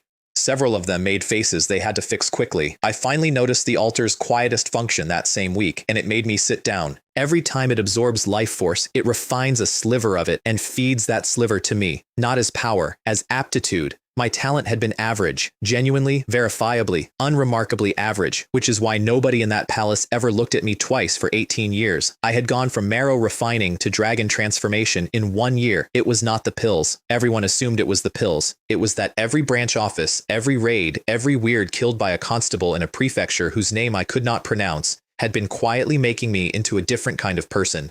And it does not stop. There is no realm at which it switches off. I had been thinking of the altar as a shop. It is not a shop. It is a river, and I had been standing in it for a year without noticing that the ground under my feet was moving. Then the altar paid out for the year, and it paid out 3 things, and I want to take them one at a time. The first was 100,000 elite soldiers, floor of dragon transformation, top end, whose spirit mid-tooth generals. The second was the Heavenly Emperor scripture, which became my own cultivation technique and which is the reason for a great deal of what happens later. The third arrived in my courtyard with a noise like a mountain clearing its throat. 9 crimson flood dragons, every one of them whose spirit realm, chained to a chariot of white jade, the 9-dragon white jade chariot. I stood in my own garden and looked at it for a long time, and then I did the maths, and the maths was extremely bad. A second-rank king is permitted 5 mounts. 5. 9 is the emperor's number, not a suggestion, not an etiquette guideline. 9 mounts on a prince's carriage is sedition spelled out in the middle of the street where children can read it. And that is before you get to the other problem, which is that nobody on this continent hitches flood dragons to anything. Flood dragons are a race. They have an ancestral court. Using 9 of them as draft animals is the sort of thing that starts a war between species. So I told them to split up. 5 stay, 4 go somewhere quiet. That is when I discovered they could talk. Absolutely not. Their power is a 9-part formation, master. Break it and we are 9 ordinary lizards. I am Flood Dragon 1 and I speak for all of us. You do not. I am in the middle. Who else would be Flood Dragon 1? Position is not seniority, you enormous idiot. 9 voices. All of them childish. All of them at once. I stood there for a full minute while my 9 ultimate weapons argued about job titles. In the end, I sealed the whole rig down to under a meter and put it in my sleeve, where it continued to argue, quietly, for the next several months, like a bag of extremely aggressive ducks. That left 100,000 soldiers, which is a harder problem than a chariot because 100,000 men cannot be put in a sleeve. Jiang Qing solved it, and his solution became the shape of everything after. Open public recruitment. Announce a pavilion recruitment drive across the upper 6 domains. Officers, banners, tables in every prefecture city, queues in the street, completely genuine, completely public, completely documented. And then have the altar scatter 100,000 summoned men across those same domains so they can walk up to the tables and enlist from the populace on their own 2 feet in front of witnesses. Every one of them with a village of origin. Every one of them with a form. I looked at Jiang Qing with a certain amount of professional respect. You, I said, are a terrible person. Your Highness is too kind, he said. Once the shouting in my sleeve died down, I got the specification out of them, and the specification changed how I slept. All 9 are whose spirit perfection. Individually, each one can take a divine power realm cultivator at mid-stage. That alone would make any one of them the strongest asset in a mid-sized clan. Together, in the 9-9 god-slaying formation, they can kill an undying realm expert. I want to put that in context. The Zhou clan has existed for tens of thousands of years, holds 3 prefectures, and has produced exactly 1 undying realm cultivator in its entire history. I had 9 lizards in my sleeve who could kill him as a group project. I sat down on the steps of my own garden and let my breath out properly for the first time since the day they handed me a fork. Somebody in the palace noticed the estate's supreme formation going up. Several somebodies, in fact. The emperor, 2 dukes, and a handful of ancestors all swept my compound within about 4 seconds of each other, because a formation of that grade coming online in the inner city means either an attack or a coup. What they found was a chariot. I did not know any of this was happening. I found out because of what they did next. They did not confiscate it. They did not summon me. They left a trace of an ancestor's power wrapped around the outside of my estate, hiding the dragons from anyone else who might come looking. The reason, as reported to me much later by a cousin who found it very funny, was one line from an ancestor. If those little loaches find out, they'll be howling for a year. The Flood Dragon clan has an ancestral court. The imperial family of Great Tianfang had decided collectively, in under a minute, that it was easier to hide the evidence than to have the conversation. That is my family. I have never been prouder of them. Prince Yu had a bad month, and then he had it in public. Hu Jinyu, my 13th brother, 1 character prince, was the last of the one-character princes still standing in the mortal realm, while every one of his peers had crossed into transcendent. So he announced that he would undergo his tribulation at noon, in the open, in front of the capital, and he refused the imperial family's tribulation treasure. That is the part that tells you everything. Every prince gets offered a treasure to soften the lightning. Taking it is normal. Refusing it means one thing only, which is that you intend the watching city to know you did not need it. I watched from my own roof. Jinghong wiped a 1,000-mile eye spell across my eyes and the palace district came up close enough to count tiles. He took 6 bolts on his own body and blood key. No treasure, no shelter, no assistance. He spat blood after the 4th and laughed out loud while he did it, and I will say this once and never again. It was genuinely impressive, and if he had stopped there, it would have been the best day of his life. Then I moved the spell and saw the Empress. She was standing at a high window with both hands flat against the frame, and she was not composed at all. Her sun was in the middle of a column of lightning, and her face had nothing imperial in it whatsoever. I moved the spell along the palace roofline out of habit, looking for a window I already knew would be empty. It was empty. Hu Shun said afterwards that he had never seen my back look so lonely. He said it to Jinghong quietly, on the stairs, not knowing I could hear him. I let him keep that. It cost me nothing, and it bought me a great deal. Then my brother's triumph curdled, and I did not have to lift a finger. He came down out of the lightning, and the 9 other one-character princes each sent a subordinate with a gift. Not one of them came. 9 princes, 9 servants, 9 boxes, 9 polite notes. In the moment of his greatest personal achievement, his own generation informed him, unanimously and without coordinating, that he was not worth an afternoon. My gift was iron marrow, which is not a courtesy item. Iron marrow is the exact material a dragon transformation body needs to stabilize a post-tribulation foundation. It is nearly impossible to buy, and Hu Jinyu had been quietly trying to source it for 4 months without telling anyone. He opened my box in front of witnesses and had to say, "Thank you. My sister came to see me, Hu Yunxi, second-rank princess, my blood sister, the second of my mother's 3 children. She came, I later worked out, to mend the family. She had to walk past 8 Iron Eagle swordsmen at the gate, all of them at divine sense, standing in a line at the entrance of a residence doing nothing, because at that time I had so many transcendent cultivators in my household that I was posting them as doormen. She was shaken before she got through the door. I watched it happen. I stood up, I bowed the correct depth, and I said, 'Your Highness.' She stopped. 'Haozhe, Your Highness is too kind to visit. I have not called either of my siblings by name since I was 3 years old.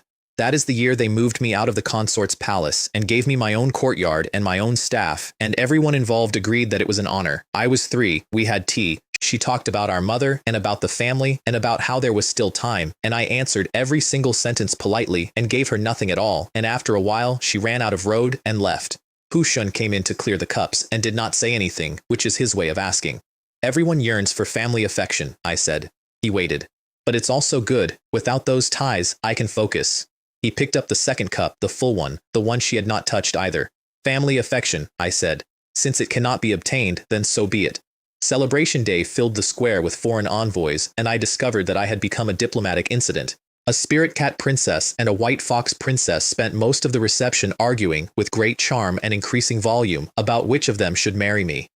I stood 2 meters away holding a drink and was not consulted once. Then, a prince of the appeasement faction stood up and made a long, well-constructed argument about assimilating the foreign races through kindness, cultural exchange, and the gradual softening of ancient grievances. Everyone applauded. He looked at me, so I put my drink down. 'Demonstrating a nation's prosperity is not these flashy celebrations,' I said. 'When our soldiers break through foreign territories, when our generals take the heads of foreign generals, that is prosperity.' The applause stopped in an interesting way, like a door closing in another room. 'And if exterminating one race has no effect, exterminate 2. Let us see whether their mouths are tougher or our blades are sharper.' Somebody dropped something. 'If they are not of our kind,' I said, 'their hearts must be different.' My father did not correct me. That is what everyone in that square actually noticed, and it traveled further than anything I said. Kagan stepped out of the barbarian delegation before the food was cleared, a barbarian prince. Dragon transformation perfection, sitting on the edge of his tribulation, able to cross whenever he chose, 2.5 meters of him, and he named me, specifically, by title. Out of 41 imperial sons in that square, I asked him why me. He had been waiting for the question all afternoon, and he gave the answer at full volume in front of the emperor, the dukes, and every envoy on the continent. 'I have to thank some people from your great Tianfang.' The square went quiet. 'On the northern border, some of your nobles, some of your imperial clan.' He smiled with a lot of teeth. They praised to us that the Prince of Chang'an is the most dazzling of this generation. He had been told to say it. Somebody had built that sentence and put it in a barbarian's mouth and shipped it 4,000 kilometers to be delivered in front of my father. And it worked, in the sense that it landed. I felt it land. My own people had sold my name to the enemy as a favor. I bowed to the barbarian prince and accepted his challenge, and then I went and put on armor. Black. Full plate. No crest. No color. Nothing on it at all. When I came back into that square, the envoys stopped talking.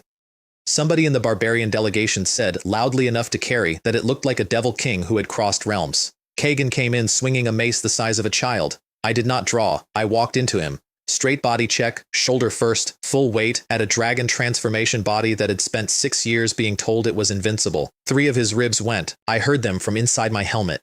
He staggered back and I let him, and then I picked up a spear and put him down again, and this time it was 4 ribs. Is this the level of a barbarian prince? I said. Who gave you the courage? He burned a secret technique. I let him. I want to be honest about that, because it sounds like arrogance, and it was arithmetic. I let a wounded enemy reach his absolute peak, because a barbarian prince killed at his peak is worth more to the altar than a barbarian prince killed while broken. He reached his peak. He came at me with everything his bloodline had, and it was still not enough, and I was still disappointed, and I think he saw that on my face through the helmet slit, because that is when he changed the plan. He triggered his own heavenly tribulation, on purpose, in the ring.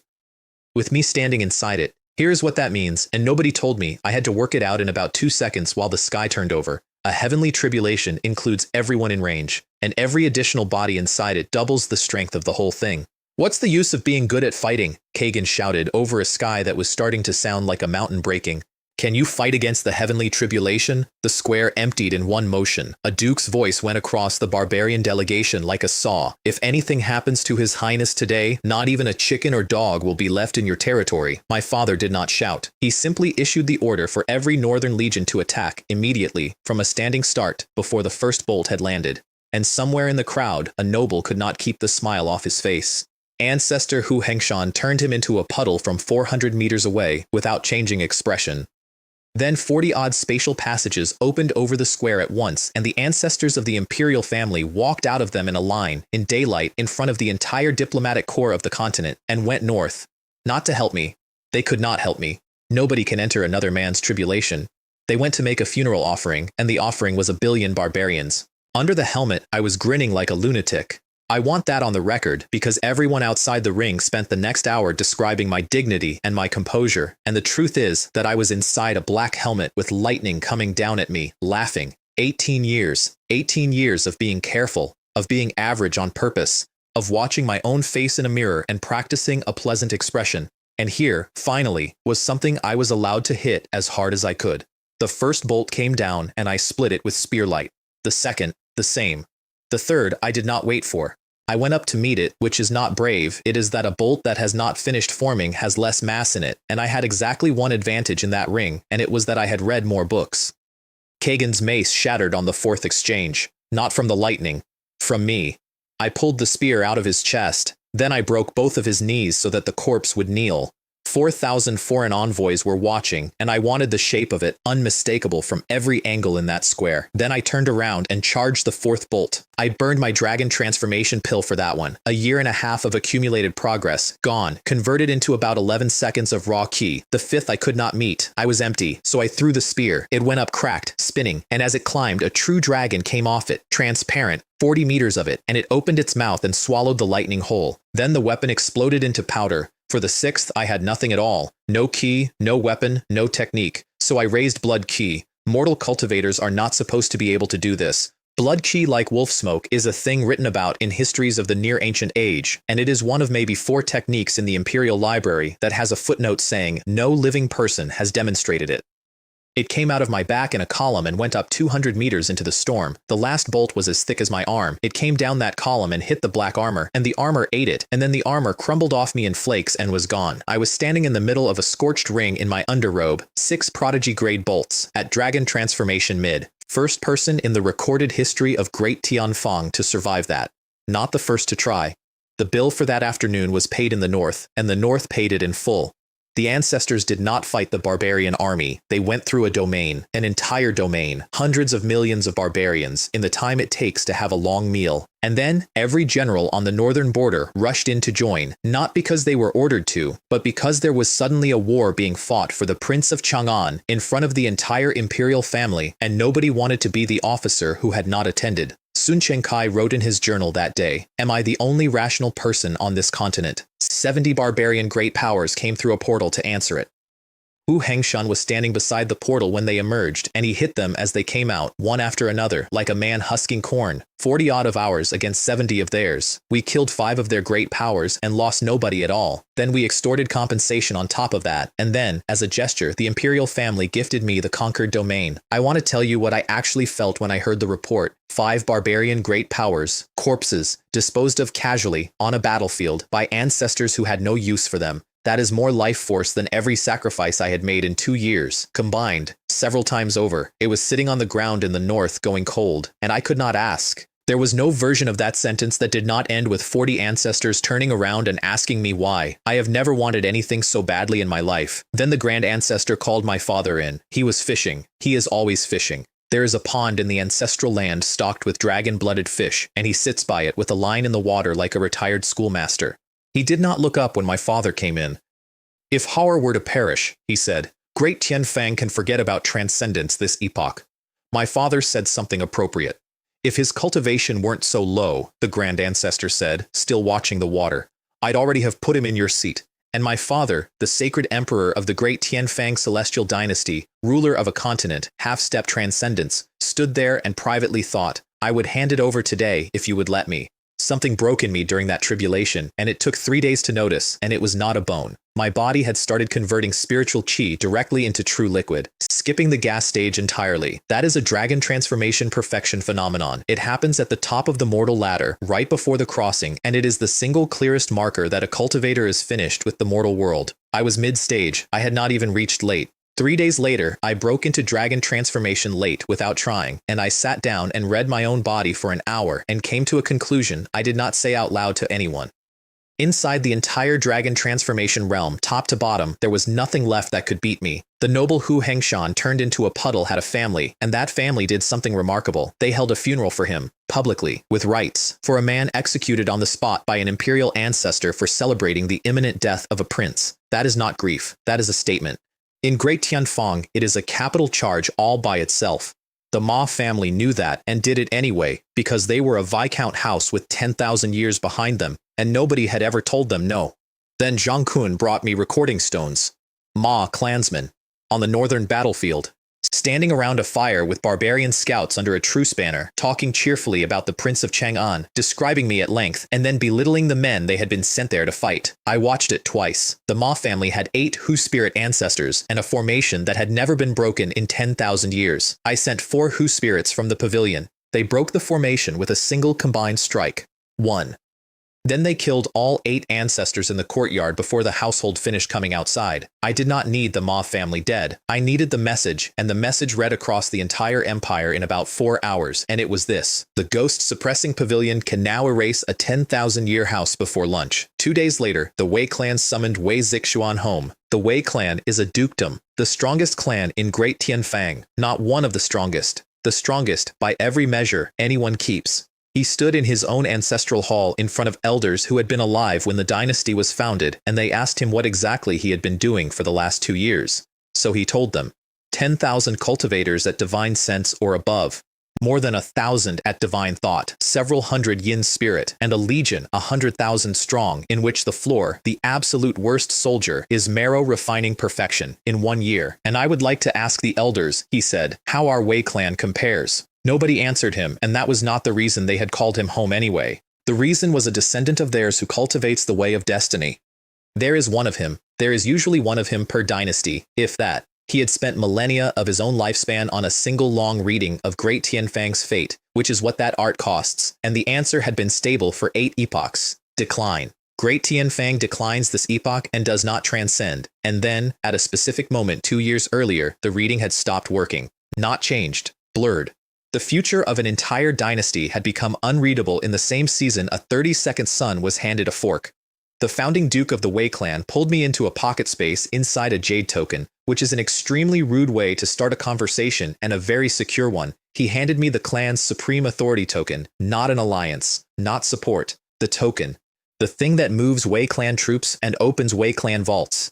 And then he told me who fed my name to the barbarians. Elements of the imperial clan, which I already knew in my gut. And the Marquis of Guangyang, a secret clan. A founding marquis, intermarried with the imperial clan since the first year of the dynasty, so quiet that in 2 years of the most aggressive intelligence operation in the history of this empire, I had never once written his name down. I had been planning to sideline Wei Zixuan, quietly, gently, with a promotion to somewhere harmless. He knew too much, and he was another man's blood. Instead, I promoted him for real. I walked to court the next morning, and 100 officials were standing outside Chaotian Hall waiting for me, not to petition, not to complain, to walk in behind me. That is a faction. Nobody had asked me for anything. Nobody had negotiated, and there it was, assembled on the steps in the cold, 100 men who had done the arithmetic on their own time.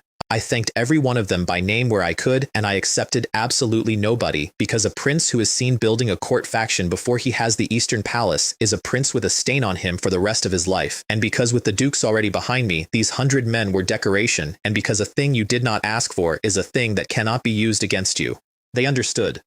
Some of them looked relieved. Then the assembly opened with something I had not been warned about, and I have thought about it every year since. Several of my brothers stood up. Princes with ducal titles, the ones with no domain, no legion, no future, the ones everyone had stopped watching, 5 of them. They formally withdrew from the succession, all of them in one motion, and then they requested permission to enter the imperial ancestral land, which means surrendering every freedom they will ever have, permanently, to be forged into war soldiers, the empire's last line, weapons with the person part removed. The hall did not make a sound. My father came down off the throne. He came down the steps in front of 1,000 officials, and he went to each of them in turn and put his hand on their heads the way you do with children. As the Holy Emperor, he said, I am qualified. He got to the last one. As a father, I have failed. They knelt. They kowtowed. They stood up and walked out of that hall together, and none of them looked back. And I have never seen anything braver, before or since. And I sat in my seat and burned. Not at them. At the arithmetic. Imperial descendants live like machines and die like tools, and 4 streets away, the children of noble houses are drinking in the afternoon, and the difference between those 2 lives is which surname you were unlucky enough to be born under. Without the altar, I would have taken that road. I want to be very clear about that. I would have taken it in my 3rd year, and I would have taken it gladly. The last edict of that assembly was read out after the 5 had gone. The 32nd saint, Hu Haozhe, is elevated to 1-character prince. A pause while the eunuch found the next line. With the title Prince Tianfang, the hall understood before he finished saying it, Tianfang, the name of the dynasty. In 8 epochs, every single prince ever given that title has become crown prince, and every single one of those has become sacred emperor. It is not a promotion, it is an announcement. 1,000 officials, most of whom had watched a boy receive a fork at that exact spot 2 years earlier, stood absolutely still and recalculated the rest of their careers. My father sent everyone out afterwards and told me the truth, not part of it. The whole thing, in about 4 minutes, in a small room, sitting down. This epic offers collective transcendence, not for an individual, for an entire force. A dynasty can leave this cosmos whole, and Great Tianfang has been building toward exactly that for 8 epochs, aiming at becoming the 10th heavenly court. Which is why Great Tianfang has spent 8 epochs pretending to be weaker than it is, which is why imperial descendants give up comfort and get forged into war machines, because the nobles cannot be relied on, and the family has known that for a very long time. And then the part I had not expected. Several ancestors who cultivate the way of destiny had each independently deduced the same conclusion, and they had been sitting on it for 2 years. I was the son of destiny of this epic. I am already half-step transcendence, my father said, grow fast. He said the next part without any ceremony at all, which is how I knew it was true. I don't want to sit in this seat another moment. Then, as I was standing up, before you leave the palace, go and see your mother. I went. I want to be honest about why. Not obedience, not curiosity. He asked me in a room where he had just told me I was going to inherit a continent, and the request cost him something to make, and I could afford it. She had food brought. At one point, she reached across to help me up from the low table, out of instinct, the way you do with a child, and she had to pull her hand back halfway, because I had already risen on my own. I watched her hand stop in the air. It was there for less than a second. We ate. She asked about the pavilion, and I answered accurately. She asked about my cultivation, and I told her the truth, which is more than I gave most people. My sister sat between us and worked harder than anyone at that table. At the end, my sister said, "This is the first time I've seen Mother so happy since I came back." I nodded to both of them and left without saying anything to either. Not out of cruelty. I had nothing. I stood in the doorway and reached for a sentence and the drawer was empty, so I nodded and I went.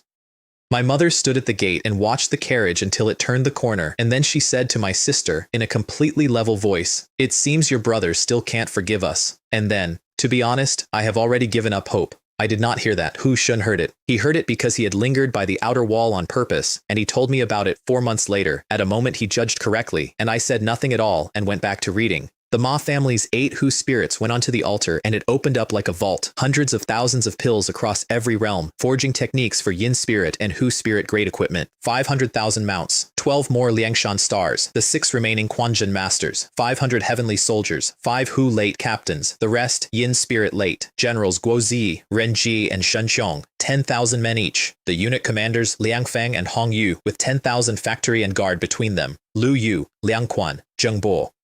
And a treasure called the Yin Hu Bridge, which I did not understand at all when it arrived and which turned out to be worth more than everything else on that list put together. My Hu spirit count went from 4 to 19 in half a day. I did complain to the altar once mildly. Could you possibly exploit a different dynasty? It has been the Han 5 times in a row. Rewards are random. Host was simply lucky. I do not believe that, and I never will. Zheng Bo arrived at Divine Power Realm late, which made him, on that afternoon, the single strongest subordinate I owned by a comfortable margin, able to kill a Divine Power Perfection cultivator and walk away from an early undying. In his last life, he was the strategist who looked at a warlord with 3 counties and told him, "Build high walls, stock provisions, delay claiming kingship," 9 words that built the Han dynasty. He was also famously indifferent to office, rank, and reward, and retired at the first opportunity, and I opened with that because I assumed I would have to talk him into working. He stopped me halfway through. "Your Highness misunderstands. In my previous life I had already lived one life." He looked around the hall, at the guards, at the banners, at a 19-year-old on a chair. "I have been given a second one. I intend to use it." Xiong Tingbi and 4 Hu spirit generals fronted the recruitment drive across the upper 6 domains. Banners in every prefecture city, tables in the squares, officers taking names, checking villages, stamping forms, exactly as advertised, for 11 weeks. And in among the farmers' sons and the third boys of failing houses, 100,000 men who had been dead for 6 centuries queued up in the sun with everyone else and gave their names. The recruitment drive was the funniest thing that happened that year, and almost nobody noticed. Queues formed outside every branch pavilion in the upper 6 domains. Real queues. Farmers' sons, failed disciples, third boys with nothing to inherit, and the officers at the tables turned most of them away flatly. Bone forging. Go home. You're wasting your morning. Meanwhile, the men who passed the interview all happened to be organ refining or better, and all happened to arrive already wearing armor, and all happened to have documentation.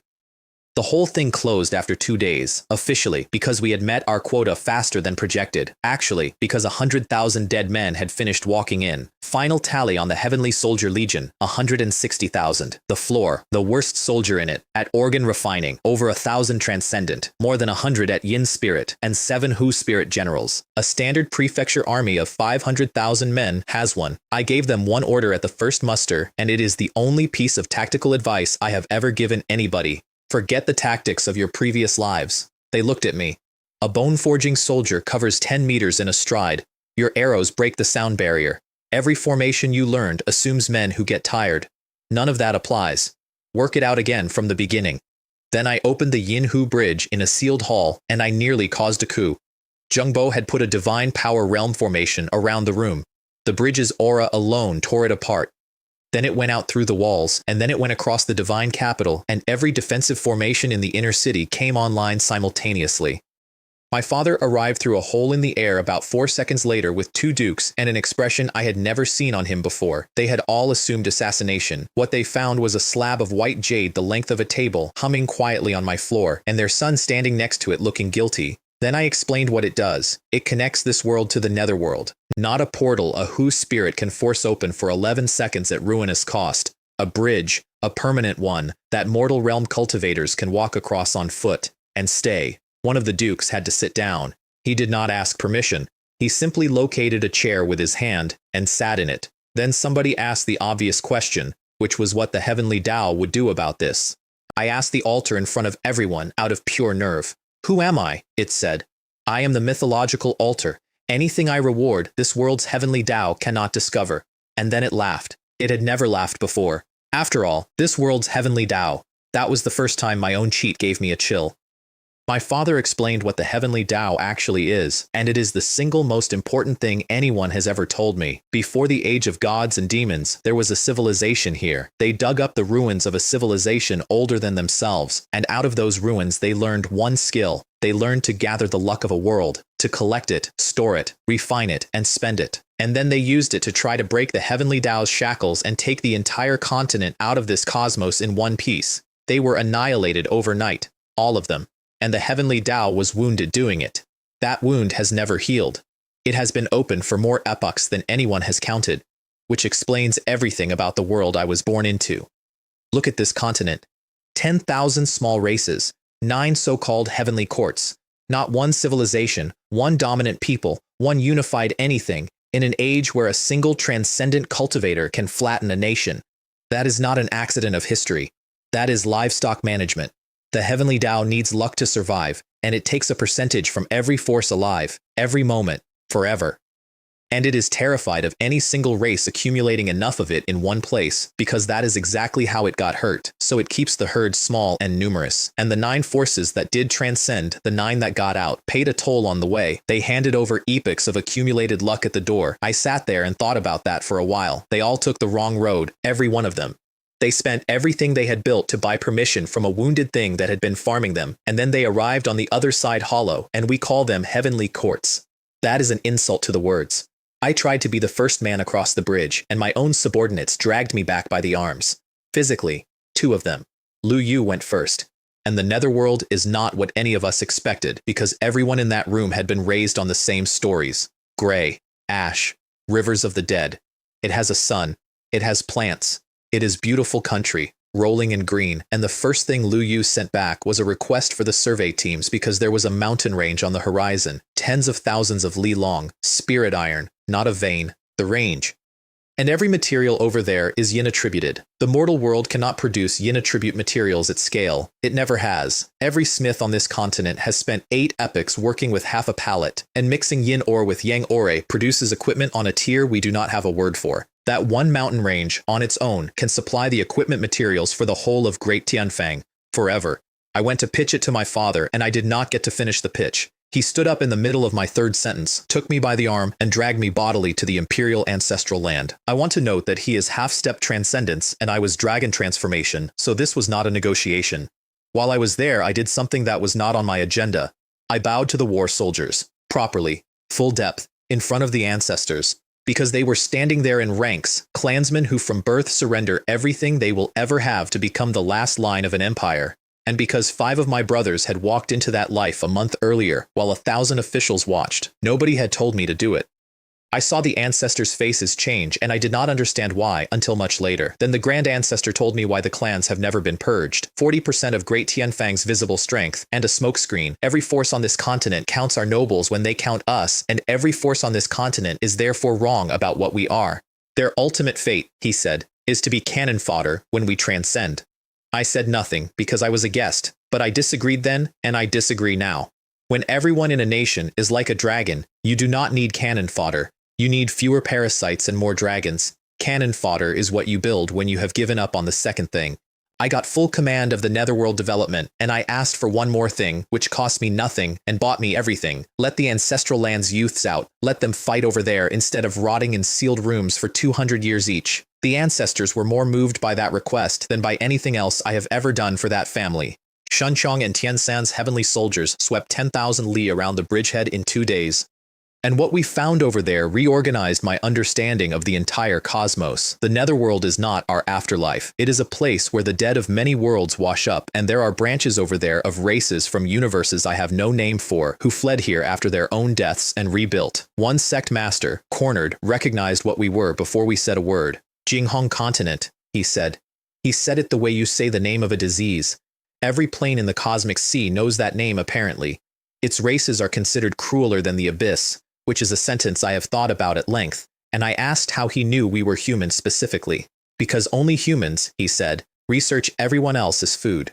Tian-san answered him by observing, conversationally, that he had heard the divine bovine race's main body tastes quite good. Then he threw a spear through the city's protective formation and through the city. I noticed the number that week, and it took me an hour to believe it. The altar was absorbing life force from netherworld kills, across a dimensional boundary, from a world that is not this world. The bridge collapses the distance.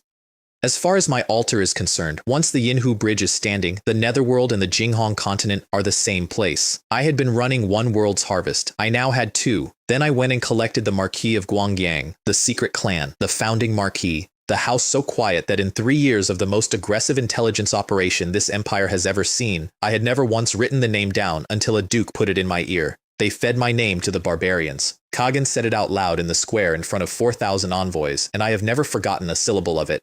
Hu Han, the founding Marquis, saw the shape of what was coming and did the only intelligent thing available to him. He came out and handed over the 8 guilty men himself, his own Hu spirits, before I asked. I was actually prepared to end it there. I want that on the record. Then a divine power realm clansman attacked without waiting for anybody's order. Zhengbo opened a sword domain around him, not a technique so much as a section of the world where the rules were now different, and the man came apart inside it, still moving. I had him executed in front of the entire assembled clan, and then I asked the question that broke them. Old Marquis, was that man a member of your estate? Silence in that courtyard. Hu Han understood exactly what he had been handed. Say yes, and the clan has attacked an imperial agency, and the clan ends today. Say no, and he lives. He said no. He stood in front of his own family, over the body of his own blood, and disowned him out loud so that everyone could hear. While that was happening, 10 separate strike teams were seizing the Hu clan's mines and workshops across all 6 domains, under the entirely reasonable excuse that the culprits might be hiding in them. By evening, a house that had kept its head down for thousands of years was the most visible thing in Great Tianfang, with nothing left underneath. My father told his invisible friend that same week that his plans were ruined. He had intended to spend 1,000 years dismantling the nobility, carefully, piece by piece, and to leave the second half of the job to whoever inherited. The timetable had collapsed to about 4 years. You will be the shortest reigning holy emperor in the history of Great Tianfang, the visitor said, and laughed at him. My father did not appear to mind at all. Being emperor had cost him every hour he could have spent cultivating, and he had been doing the arithmetic on that for a long time. I broke into dragon transformation perfection on an ordinary afternoon, and the lightning tribulation came looking for me before I called it. That is not a small detail. You summon your tribulation. It is a thing you prepare for and choose the day of. A tribulation that arrives uninvited means the sky has decided it has a problem with you specifically, and in all recorded history, that means 7 bolts, sometimes 8. My father tore a hole to the ancestral land and shouted the situation through it in about 9 words. They cleared 5 li of the inner city, 5 li, in the most expensive district on the continent, in under an hour. 700 heavenly soldiers and 50,000 dragon transformation troops formed the inner cordon. The Royal Legion took the 2nd ring, the Divine Capital Division took the 3rd. And then 40-odd imperial ancestors came out of spatial passages and stood around the outside of all of it, not to help me. Nobody can enter another man's tribulation, to catch what came off it. The cloud was 2,000 meters across. The largest tribulation cloud anyone standing in that ring had ever personally witnessed was a fifth of that. The imperial family's supreme protective formation bought me 1 breath against the first bolt, and then it was gone. I am not going to walk you through all 9. I have already told you what it is like to stand in that, and I do not want to cheapen it by doing the list twice. What I will tell you is what was different. The first 5 took my equipment. A top-grade magic treasure sword, shattered.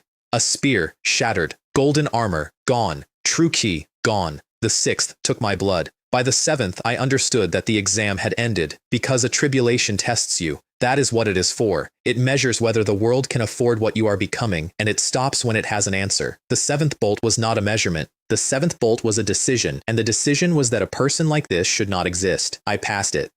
The 8th came down while I was still spitting blood with something wrong inside my chest. I passed that too, and then the sky started gathering a 9th. There is no record of a 9th bolt, not in the Imperial Library, not in the Ancestral Land Archive, not in 8 epics of a dynasty that writes everything down. Not because it has never happened, because nobody has ever come back down to write it. That is when the Grand Ancestor stepped out of a spatial passage and stood at the edge of the ring, and 40 ancestors got out of his way, and he did not say anything at all. He was not there to save me. He could not. He was there so that I would not be alone in it. So I used the thing I had been saving. The Heavenly Emperor Fist, out of the Heavenly Emperor Scripture, which I had been able to form exactly twice in practice and had never once landed. A phantom came up behind me, crowned, seated on a dragon throne, in the air, over the ruins of a city district, 300 meters of it. It extended its fist at the same instant I extended mine. The ninth bolt and the Emperor Phantom met and went into a black hole together, and neither of them came out. Then my legs stopped working. The grand ancestor of the great Tianfang Celestial Dynasty walked into the ring, picked me up off the flagstones himself, and carried me out past 40 ancestors and 3 legions. The news crossed the continent in half a day, which is faster than news has ever moved on Jinghong. The barbarian Holy Emperor, I am told, stood on his own wall and howled at his own sky. How fortunate is the human race! How fortunate is great Tianfang! And then, in a completely different voice, why can't our barbarian clan produce such descendants? I woke up in the ancestral land at Transcendent Realm, Divine Sense, first rung of the ladder that actually matters, which I had crossed while unconscious. The Grand Ancestor sat with me and gave me a lesson nobody else in that family would have given me. The Heavenly Tao's grip on this world is at its weakest right now. This epoch. Not in a general sense. Measurably. And every hidden power on the continent can feel it. Which means every hidden power on the continent is about to move at once. Stable and peaceful days, he said, are probably not many left.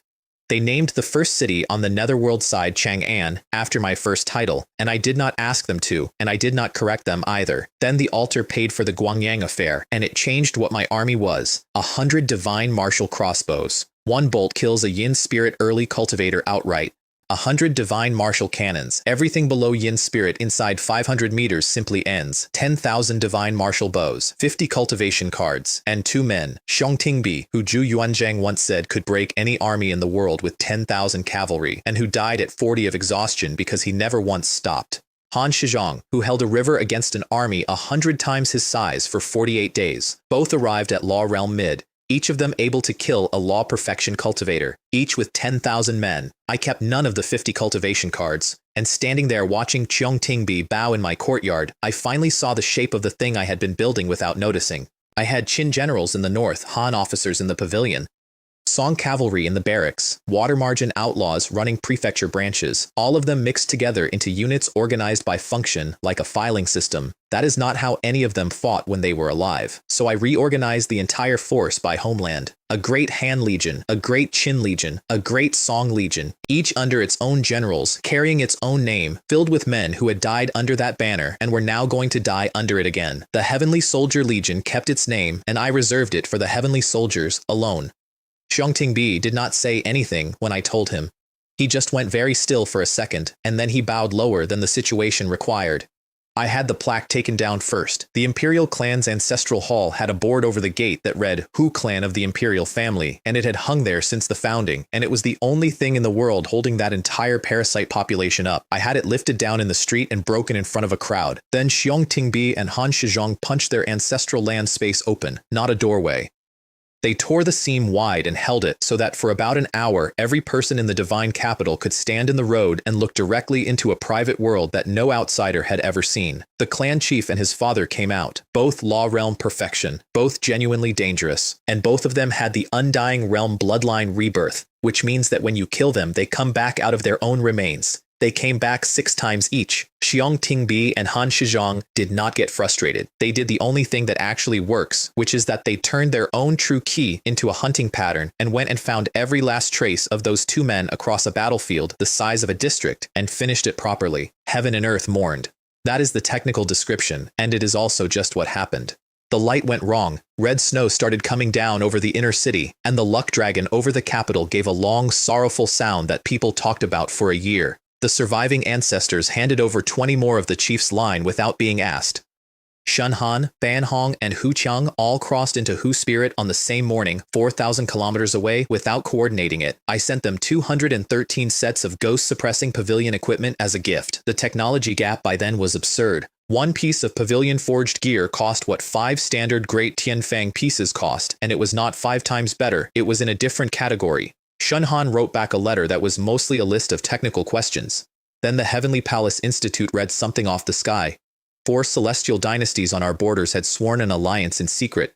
Barbarian, Green Wolf, White Ape, and Merfolk, sworn under the Heavenly Tao itself, which is the only oath on this continent that cannot be broken quietly. They did not do it because Great Tianfang had threatened them. They did it because of me. 4 nations looked at a 19-year-old with a ghost-suppressing pavilion and decided independently that the situation had become an emergency. You cannot hide an oath like that. It changes the shape of a nation's luck, and we had people whose entire profession is watching the shape of other nations' luck. We knew within days. I stood up in court and proposed a war of extermination. There was a certain amount of noise, so I clarified. The 4 celestial dynasties, not the 4 races. I have no argument with a wolf who farms. Then I proposed the part that actually stopped the room, and I want to be honest about it up front because I have never been comfortable with the credit. Befriend distant states, attack nearby ones, arm the green wolf's enemies, arm the white ape's neighbors. Promise both of them, in writing, whatever land they can personally take and hold and supply them to do it. Pin 2 of the 4 allies at home. Then the northern barbarians face Great Tianfang alone, and the alliance that took 100 years to build becomes 4 men standing in 4 separate rooms. The hall gasped, genuinely gasped, out loud, 1,000 officials at once, which is a sound I did not expect and have never forgotten. Because in a world where one cultivator can flatten a nation, strategy has never had to develop. Why maneuver? Send the strongest man. That has been the answer for 8 epochs, and it has always worked. They had no idea it was possible to fight a war with a map. And I sat there accepting the amazement of the most powerful court on the continent for an idea that is not mine. It is Shun Yi's.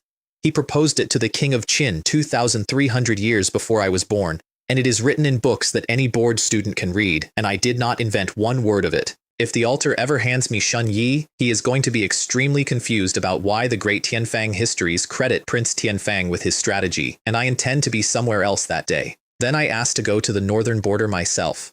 Every official in the hall refused in unison. My father refused. 2 dukes refused simultaneously and then glared at each other for stepping on the line. If a country's crown prince has no battlefield experience, I said, and does not understand war, how can he be a qualified monarch?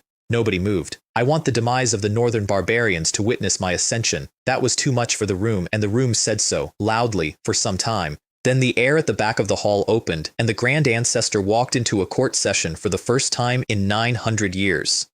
He looked at the 1,000 most powerful officials in the empire. I am ashamed, he said, that you are the pillars of great Tianfang, and you are not even as good as my grandson. That was the whole speech, one condition attached.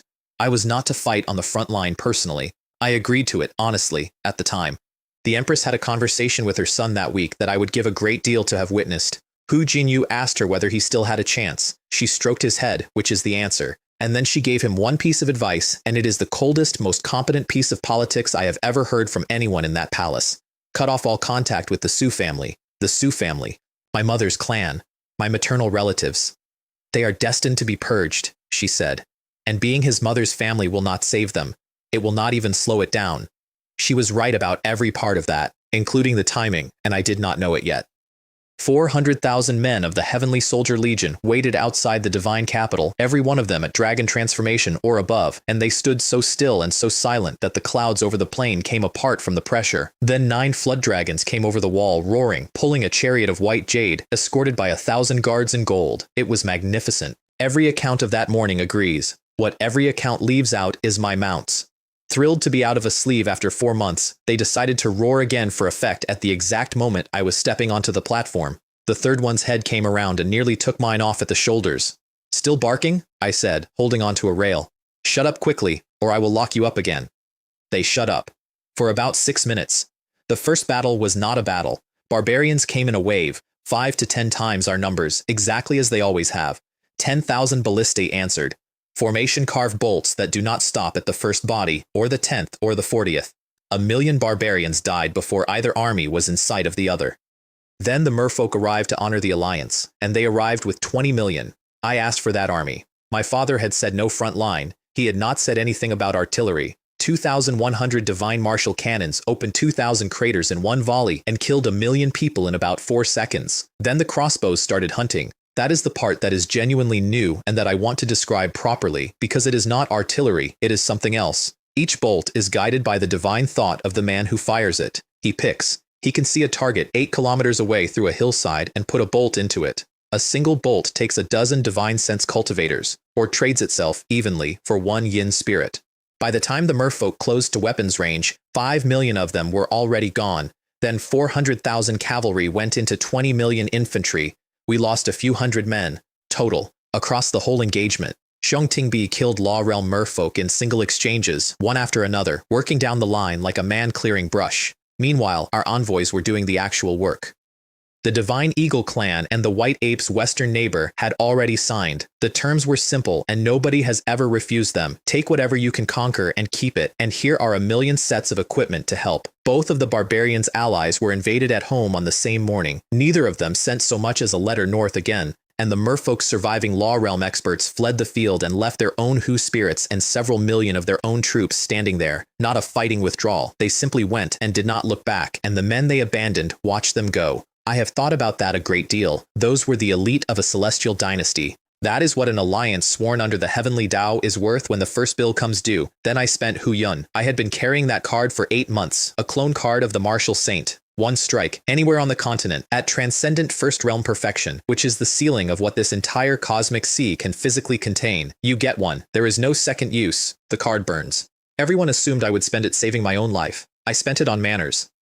The barbarian ancestral court sent envoys to the divine capital once, and those envoys were arrogant in a way I found genuinely educational, and I had promised myself in that square that I would visit. He appeared over the barbarian god domain, 4,000 kilometers from any fighting, and he took one sweep with the green dragon crescent blade. The rift that opened across the domain was dozens of miles wide. That was not the attack. That was spillover. That was the edge of the blade passing through the air on its way to the target. Then the ancestral court's pocket world came apart entirely, and a third of the barbarian clan's high-end power died inside it, and 8 epochs of accumulated ancestral land ceased to exist. He said one thing before he left, and every powerful being on the continent heard it.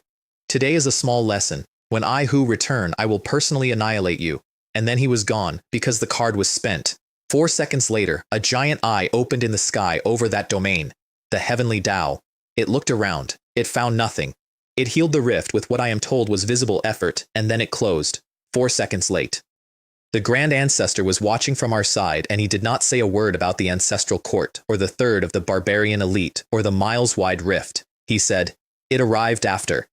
That was the entire lesson, and it took me another year to understand how large it was. The thing that farms this world could not see a transcendent perfection strike land on a continent it owns, and could not respond to it, and could only come afterwards to bandage the ground. It is not a god. It is a wounded animal running a farm it can no longer walk the whole of. I want to say the quiet part out loud, because by that point in the war, it was driving every decision I made, and nobody on my own staff had noticed. The altar only counts enemies killed by me, or by the people it gave me, not by Great Tianfang, not by the Northern Legion, not by the 400,000 regular troops fighting on my flanks under my banner. Mine. That is why the Heavenly Soldier Legion led every single charge of that war, in every engagement, including the ones where leading the charge was tactically stupid. Every other commander on that continent got poorer with each battle.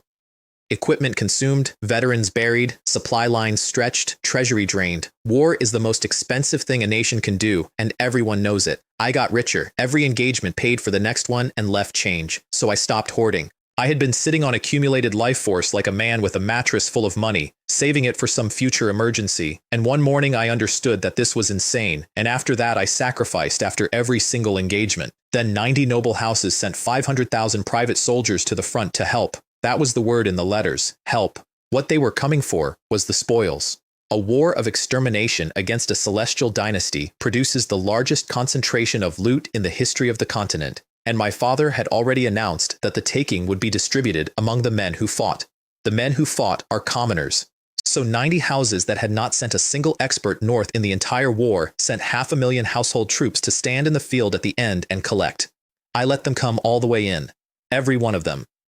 Through the checkpoints, past the supply depots, into the muster ground with a smile and a hot meal and a place to camp. Then Tingbi closed a ring around the whole encampment, and I read the charge out loud, plundering army resources and attacking imperial troops, which had happened twice in the previous week and had been carefully documented both times. We killed all of them, and then I sent orders home, and the 20 earl houses that had organized it were exterminated at their own estates within days.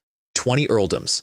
Gone in under a week. While their sons were still lying in a field 4,000 kilometers north. The rule was understood across the empire without anyone having to write it down. From this day, the nobility of Great Tianfang receives no share of any external war, not a reduced share, none. Then I split the Heavenly Soldier Legion because it had stopped making sense as one thing. The Great Han Legion, 510,000 men under Xiong Tingbi, the Great Song Legion, 320,000 under Han Shizhong, and the Heavenly Soldier Legion itself cut down to 6,000 out of nearly a million.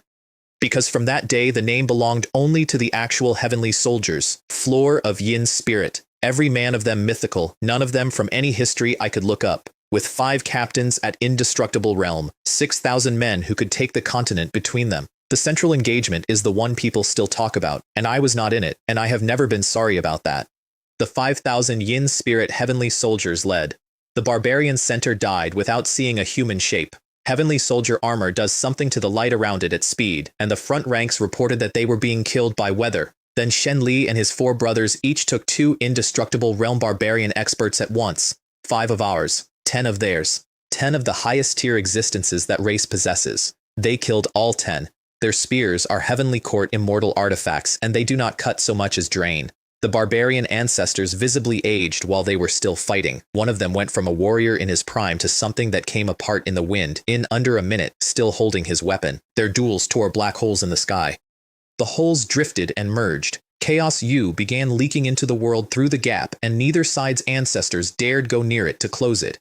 10 indestructible experts dying at once is not a thing that has happened before. Not in this epic. Possibly not in 4. Half the continent felt it. The sky over 3 domains went the color of an old wound, and a heaviness settled on the land that lasted 2 days, and people in cities that had never heard of the war stopped in the street and looked up without knowing why. The barbarian holy emperor asked his court to die with the nation. He got silence. His nobles and his great tribes wanted to evacuate. They wanted to preserve their bloodlines, their treasuries, their accumulated legacies, and they said so, in the throne room, to his face. When that report reached me, I said something that I did not intend as praise, and that came out as praise anyway. At least the northern barbarian imperial family still has some spirit. Zheng Bo looked up. Since this war started, I have hardly seen one of their noble experts on a battlefield, not one. I put the report down. Such existences should have been eradicated long ago. I meant theirs. Everyone in that tent understood I meant ours, and I let them. Then intelligence told me the barbarians were going to run to the myriad nations domain, and I let them go. I need to explain that, because at the time 3 of my generals thought I had lost my nerve. The myriad nations domain is the most crowded region on the continent. Hundreds of small nations, dozens of races, every border disputed twice over, held together entirely by the fact that nobody there has enough force to break the deadlock. Now take an entire Celestial Dynasty's worth of homeless barbarians, still armed, still organized, with nothing left to lose and nowhere to go, and drop them into the middle of it. That region will burn for a century, and a burning world is the only kind of world in which Great Tianfang can expand out in the open without the entire continent uniting against us. Only war and chaos align with my interests, I told Xiong Tingbi, who did not like it, and only through war do I grow. He accepted the order. He did not accept the reasoning. He is a better man than I am, and we both know it. Then, a half-sacrifice produced 2 things, and the second one was the most important object I have ever owned. The first was the manufacturing technology for the entire divine martial line. Cannons, crossbows, bows, from raw ore to finished weapon, in my hands permanently. No more waiting for the altar to hand me 100 at a time. The second was a 9-tier pagoda about the height of my forearm, made of something that was gold and was not gold. The Fortune Tower. What it does is take the national luck of a destroyed nation, not inherit, not absorb slowly over generations the way conquerors have always done it. Seize, in the moment the nation dies, before the heavenly Tao collects, because the heavenly Tao does collect. That is the arrangement nobody in this world questions. In the same way, nobody questions rain. A nation falls, its accumulated fortune goes up, and the wounded thing in the sky takes it. Every conquest in the history of this continent has been a tax collection, and the tower's second function is worse, or better, depending on where you are standing. It stabilizes Great Tianfang's own luck permanently so that we stop paying tribute at all. The Heavenly Emperor scripture is very clear about what an actual heavenly court requires, and the quantity is not something I can meaningfully describe. Every force on this continent uses luck for almost nothing, and they all believe that is because luck has few uses. It is because the heavenly Tao forbids the uses. I stood in a tent in the north and looked up through the roof at a sky that had arrived 4 seconds late for Hu Yun. From now on, I said, I, Hu, will contend with you for the luck of the world. Hu Shun, standing behind me, wrote that one down too. I went to see them off personally. The barbarian imperial city was already emptying when the 9-dragon chariot came over the wall. I stood on the head of the middle dragon, between its horns, because it was the only place from which the entire evacuation was visible at once. The barbarian Holy Emperor came out to meet me, and he had prepared himself for a specific humiliation. He thought the sacred Emperor of Great Tianfang had come to watch him leave. "You defeated foes," I said. "You stray dogs. You are not worthy of Father Emperor coming personally." He took it better than I expected. Then I told him the truth, which was crueler than the insult and which I gave him deliberately because I wanted him carrying it into the myriad nations' domain. His escape had not been achieved, it had been permitted. Every road his people were walking down had been left open on my order, and the units that could have closed them had been moved, and the reason was not mercy. He stood there in the gate of his own capital and understood what he had been turned into. Then he asked me why I had come. I did not answer, because the answer was in the sky behind me, and he would see it in about 4 minutes. A 9-tier pagoda, rising over an emptied imperial city, opening. The national luck of the northern barbarian Celestial Dynasty came up out of that continent-wide territory like water out of a broken jar in a column for a very long time, and every powerful being on the Jinghong continent heard, faintly and from an enormous distance, the sound a Celestial Dynasty makes when it dies. The continent heard a Celestial Dynasty die, and the continent did not react the way I expected. I had been braced for outrage, alliances, envoys, some sort of coordinated statement.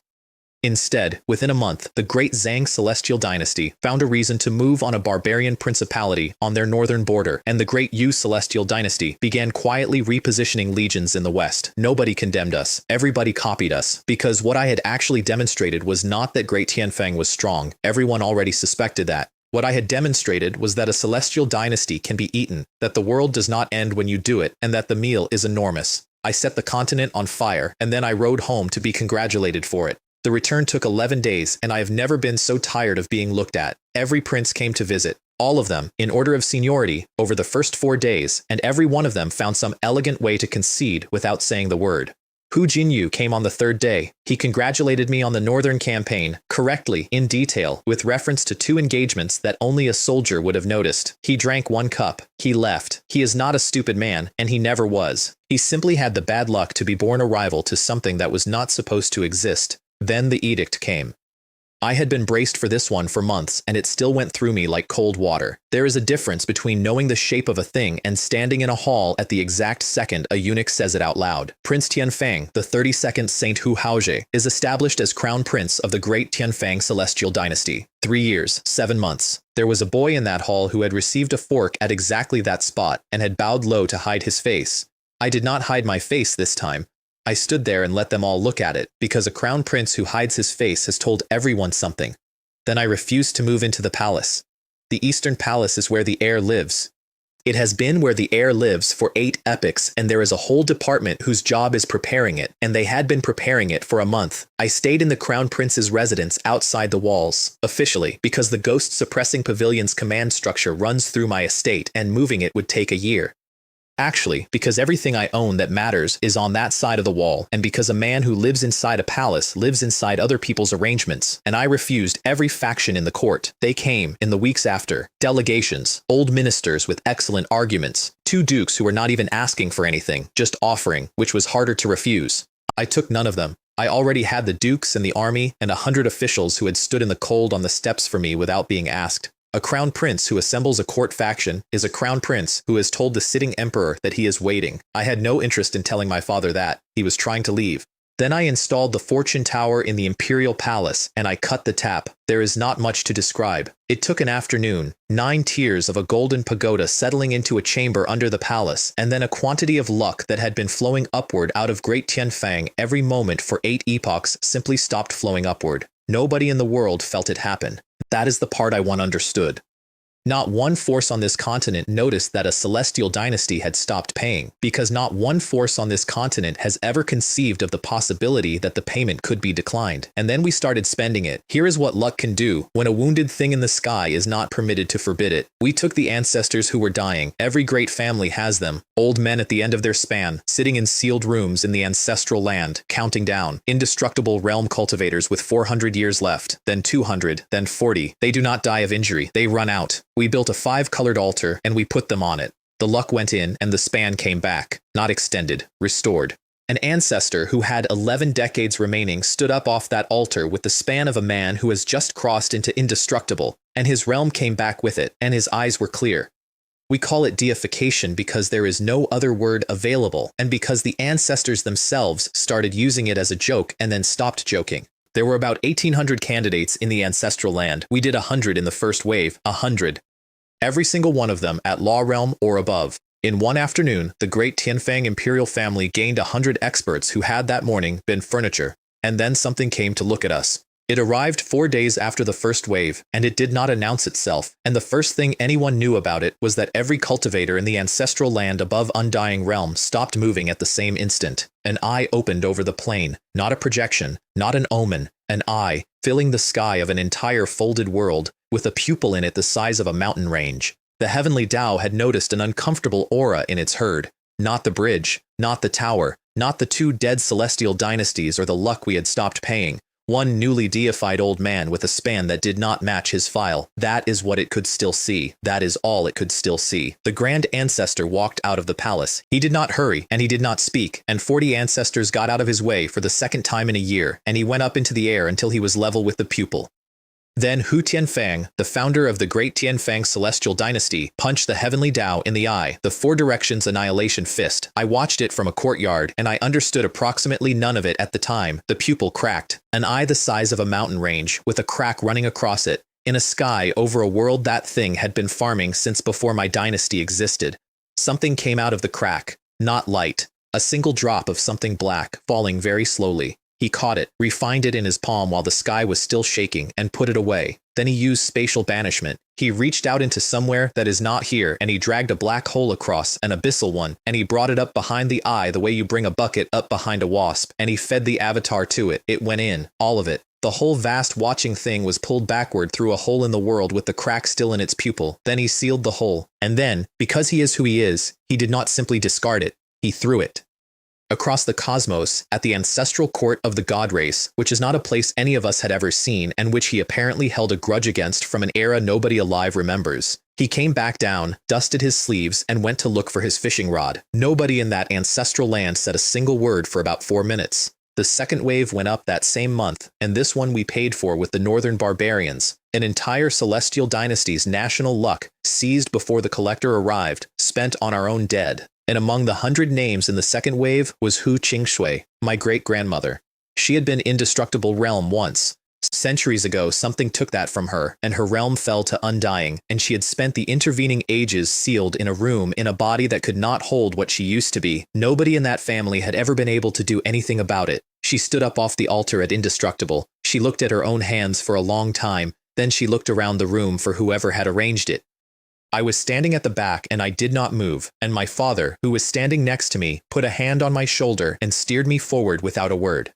That is the only time in my life anyone in that family has physically made me accept credit for something. While that was happening, somebody in the divine capital was spending real money on a rumor. The crown prince is a bringer of disaster. He has destroyed 2 celestial dynasties in 3 years. He has offended the heavenly Tao. He will drag Great Tianfang into a war with the entire continent, and the common people will pay for it. It was well made. That is what interested me. It was not crude. It was aimed at ordinary people in the outer city and in the prefectures. It contained 3 things that were true, and it never once said anything that could be prosecuted. Wei Jun's men picked up 11 rumor mongers in 4 days and read their memories. Every thread went back to the same house, the Huntian Marquise clan. I sat with that for a while because I had been to that gate before. I had stood outside it with 200 guards on killing steeds and made an old man promise to force 15 of his own dead into reincarnation.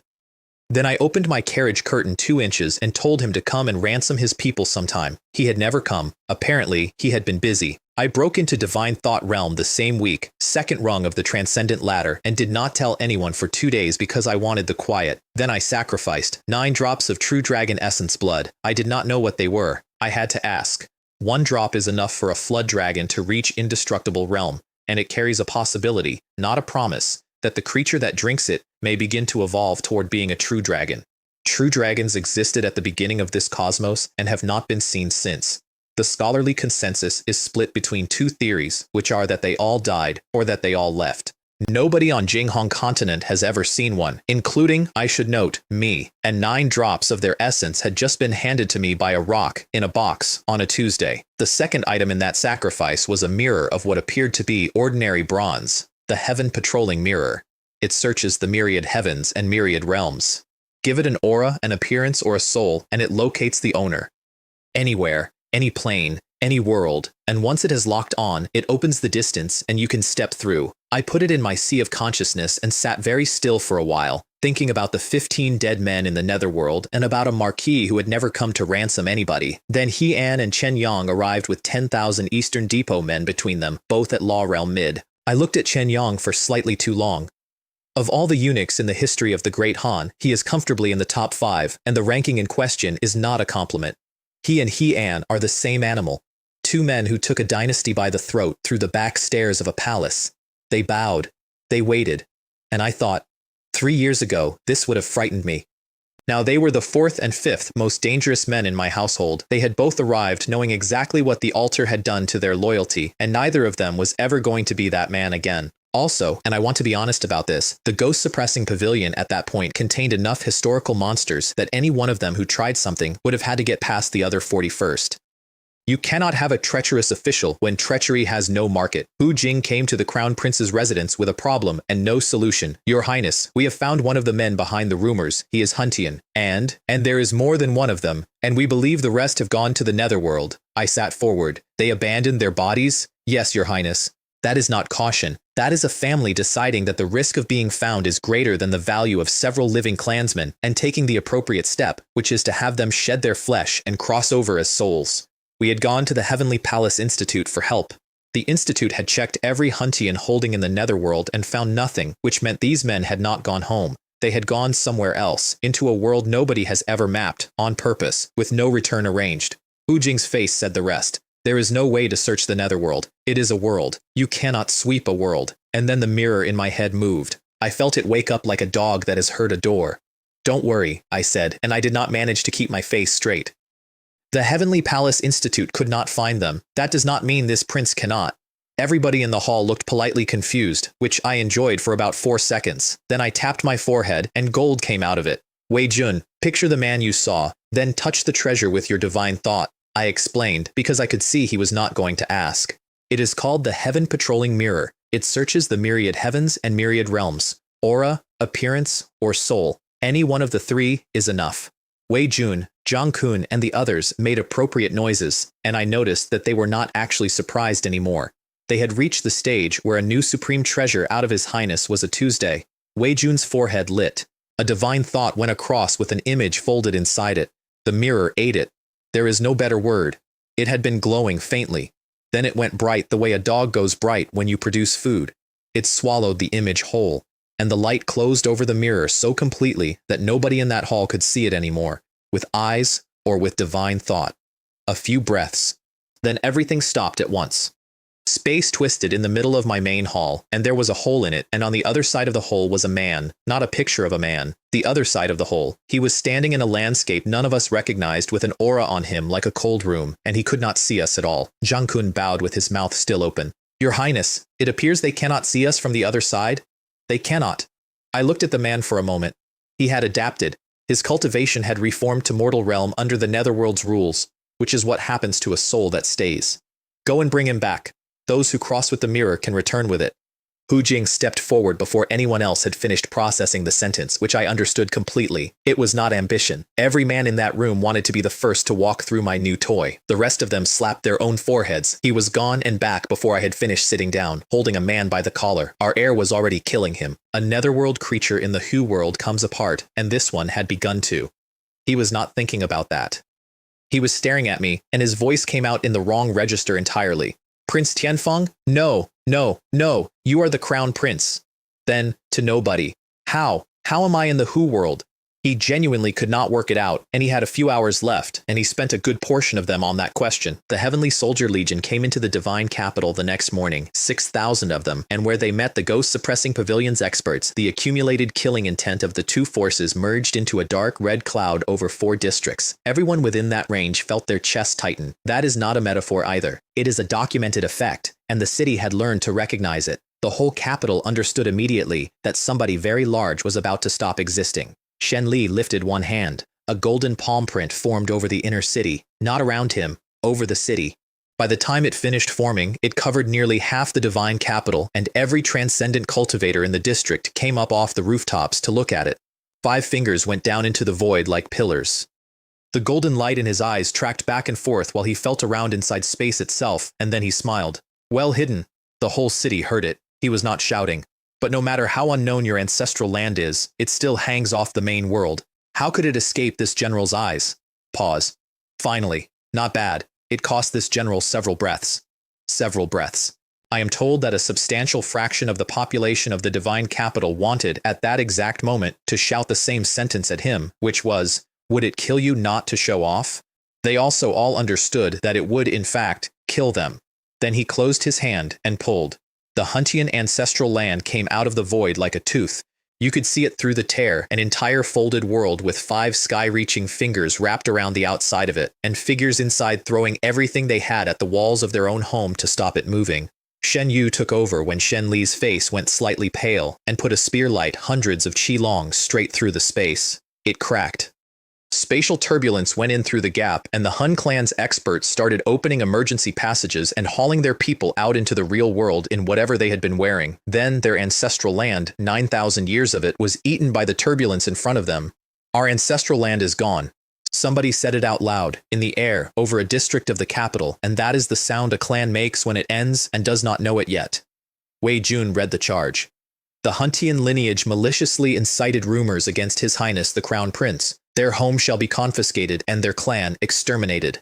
The old Marquis came forward, and I will give him this. He did it beautifully. Absurd. My marquisate was founded alongside the great ancestor. We helped establish Great Tianfang. How could we possibly slander His Highness? He turned so the whole city could hear him. You rely on your position as the Crown Prince's people to slander others. This official can report directly to the Heavenly Tao at any time. If the ghost-suppressing pavilion does not give me an explanation today, I will disregard my old face and enter the imperial ancestral land, and I will ask the great ancestor personally whether the descendants of the imperial family may slander meritorious officials. And it worked. That is the part worth noticing.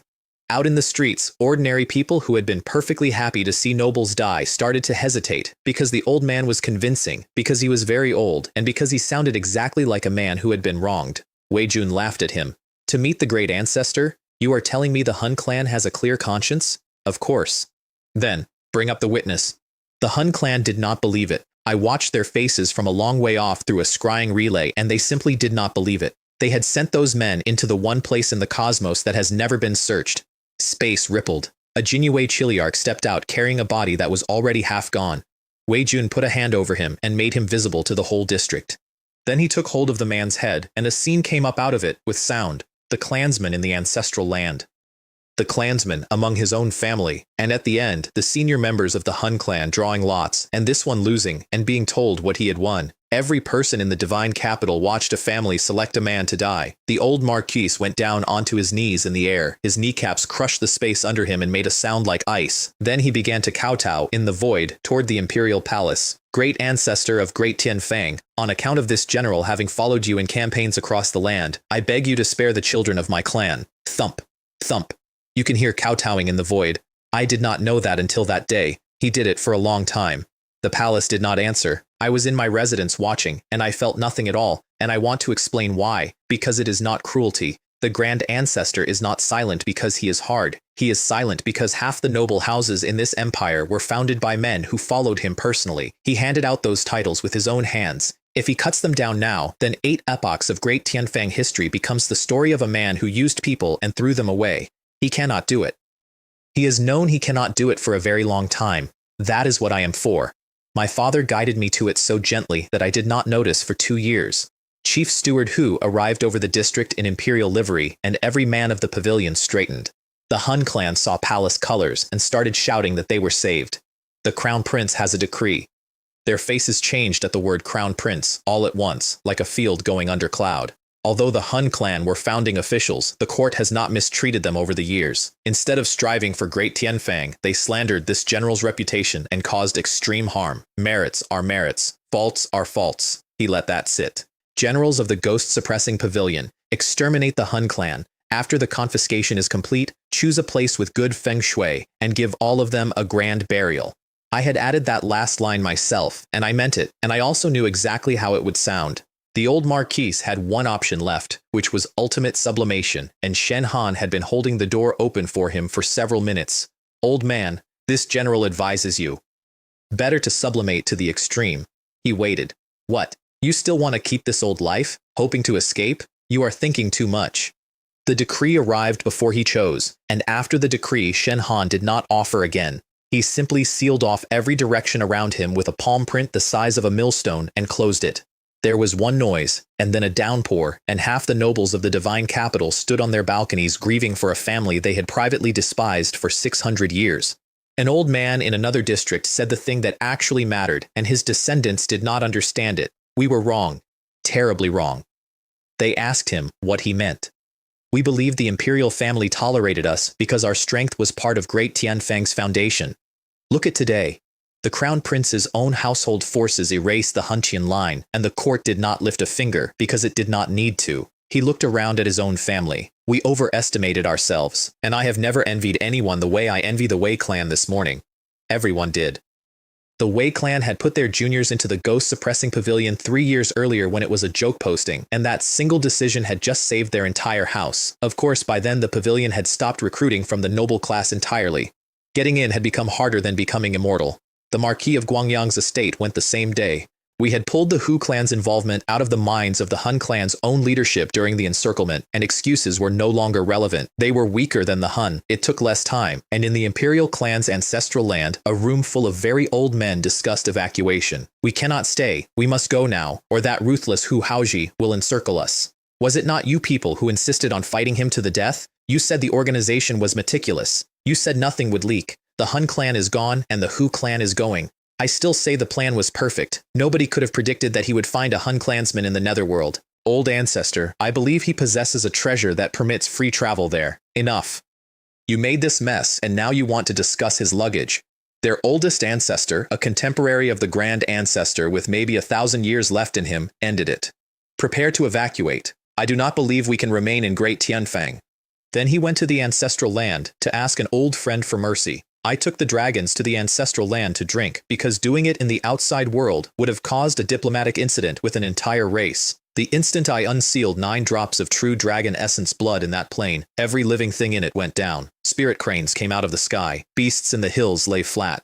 Fish in the ponds turned to face one direction, all of them pointing at me, all of them shaking. Ancestors arrived from every corner of that world in under a minute, and the Grand Ancestor arrived first. He looked at the 9 drops turning slowly over my palm. This is, yes, I said, true dragon essence blood. Nobody spoke for a while. In this cosmos, true dragons are a thing you find in the opening chapters of creation myths and nowhere else, and the standing scholarly position is that they either fell or transcended and left, and the consensus leans hard toward left. My father worked it out first because he knows me. Whore, you are planning to feed these to your 9 mounts. Yes, Imperial Father. Every ancestor in that garden made the same face. It is the face of a man watching someone give a priceless artifact to a dog. I called the chariot down anyway, and the moment the 9 of them appeared, they began exactly the argument you would expect, at volume, in front of the founder of the dynasty. My bloodline is throbbing. Something is calling me. There are too many terrifying experts here, Your Highness. I want to go home. You scared this flood dragon to death. I put a hand over my face. Shut up. This is my ancestral land, not a dangerous place. If you keep making fools of yourselves, I will seal you away permanently. They shut up. 9 sets of half-protruding eyes filled with grievance. I should mention, for accuracy, that all 9 of them are children, underage flood dragons. That is why their voices sound like that. I had been treating them as weapons for a year and a half and had somehow never processed the fact that I owned 9 enormous toddlers who could kill an undying realm cultivator. They swallowed the drops. Then they went into cocoons, and everyone in that garden stood in silence listening to 9 hearts beating inside them. What came out was not what went in. The rings on the horns were wrong. The horns themselves had branched and curved. The heads had changed completely, and the tails were no longer serpents' tails. And if you had shown me the before and after without explanation, I would not have said these were the same species. Only one thing was missing, and it is the only thing that matters. A true dragon has 2 pairs of claws. They still had one. Old ancestor, this is not a true dragon, I said, before anyone could ask. They are half a step from it. But the dragon might coming off them had stopped being a flood dragons. Every ancestor in that garden felt it, and several of them stepped back without noticing they had done it, and their cultivation had gone from undying realm to indestructible perfection in one step, skipping the entire realm in between. My father said, out loud, with no attempt to hide it, "How long did that take me? How many resources? 9 subordinates at indestructible perfection." I want to state what that means in this world, because I have been careful with numbers all through this account. The strongest clans on the continent do not have a half-step transcendence expert presiding over them.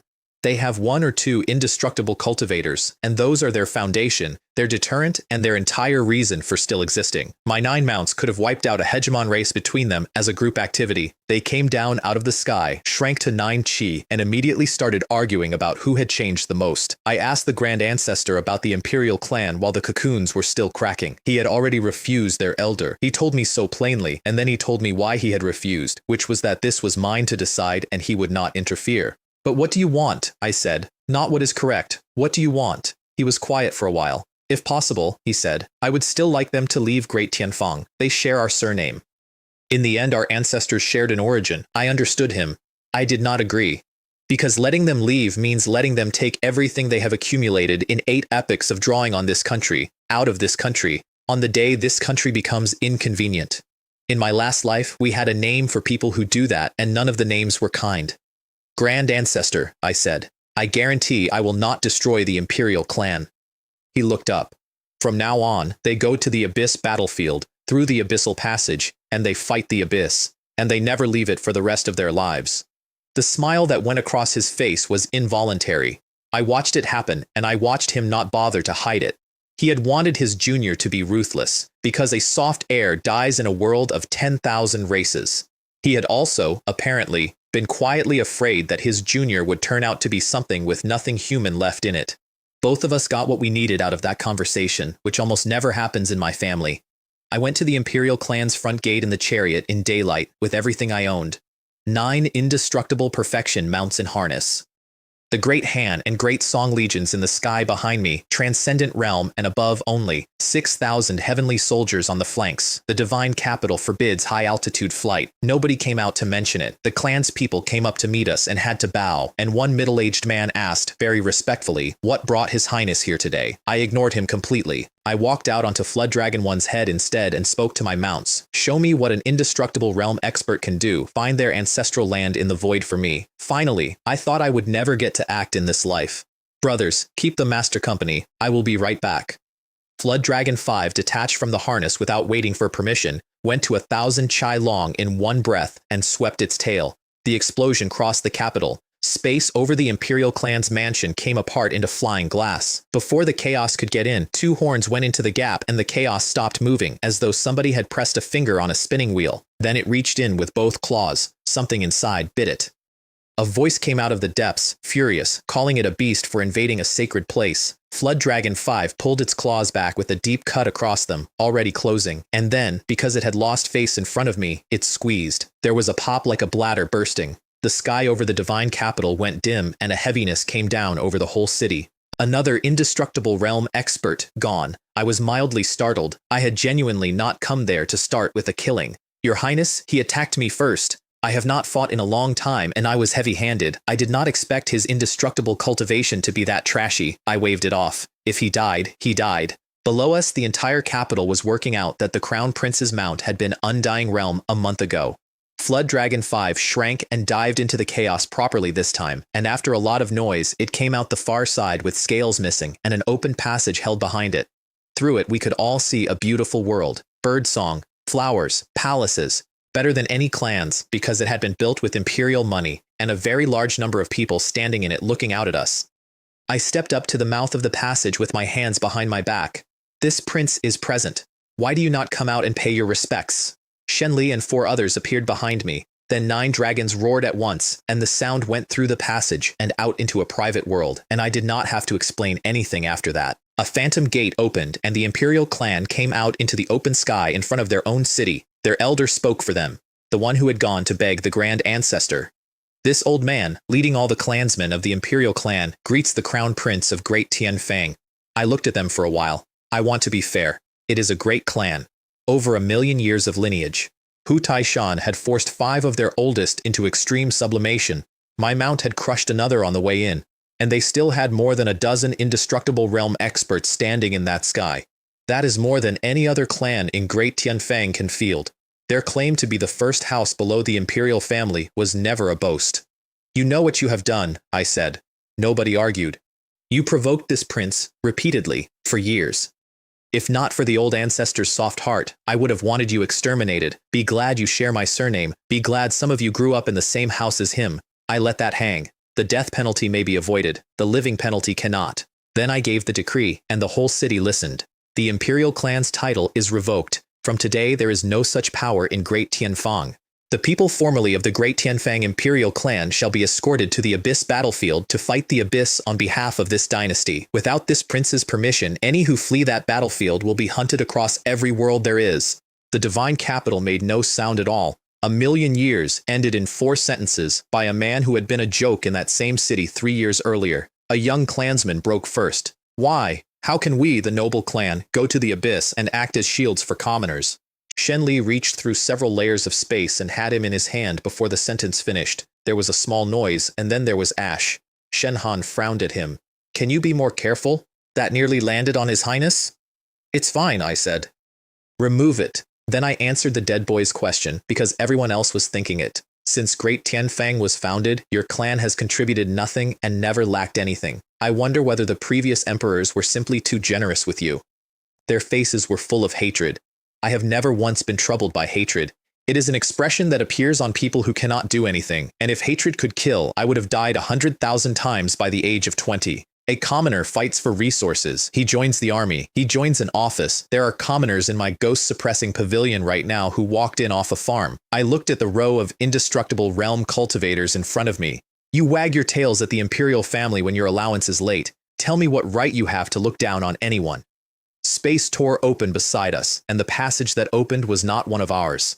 Evil Key and killing intent came through it together, and the weakest mortals in the outer city fell straight into a waking dream of a battlefield and had to be shouted awake by cultivators in the street. The East Garrison Army came out of the abyssal passage, an army that has spent 8 epochs standing in a doorway so that the rest of us can argue about titles.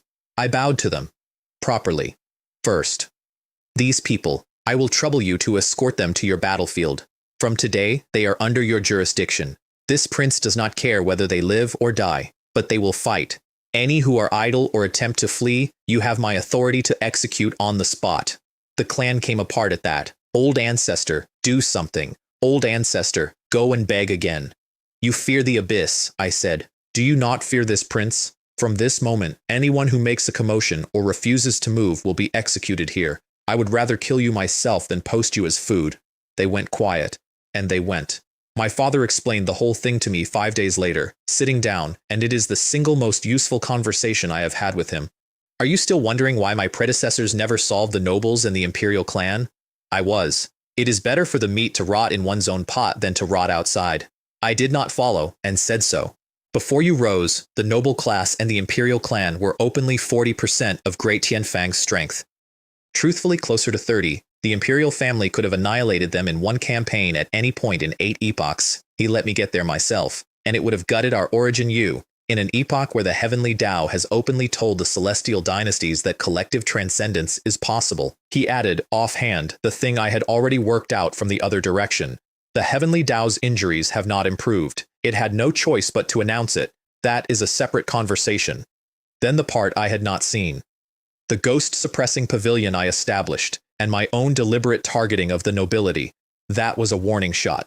I put forward a prince nobody had hopes for to serve as a figurehead and draw their attention. I already knew that. He was still decent enough to say it out loud. And the abyss, we never had the strength to spend on the nobles because it is on our borders every day. He looked at me. But now it is different. I knew what was different. 100 deified ancestors, 2 worlds of resources, 14 indestructible cultivators in my own household, a tower that keeps our luck instead of paying it. Now, my father said, we can afford to lose them. So I stood up in court and confiscated every spirit crystal mine in the empire. I want to explain the money because the court did not understand it either, and that was the entire advantage. A spirit crystal is currency. It is also fuel. You can spend it or you can absorb it, and 1 crystal is 2 or 3 days of cultivation for an ordinary person. Absorbed directly, no conversion required. Airborne spiritual ki has to be refined first, which is why an ordinary man will never reach dragon transformation on air alone in a lifetime of 400 years. Which means this empire runs on a currency that cannot inflate because every unit of it gets eaten, and which means the 60% of issuance the court controls competes every single day with a 40% that comes out of private holes in the ground. Those 40% are what the great houses use to buy the world. A commoner who finds a century-old spirit herb sells it for 50 ordinary crystals. That same herb, moved across a border, sells for 50 advanced crystals. That is 100-fold on a plant a farmer dug up. I have looked at this, I told a hall full of men whose families all owned mines, and even I am tempted. The killing intent came off me undisguised, and whose spirit officials began to sweat.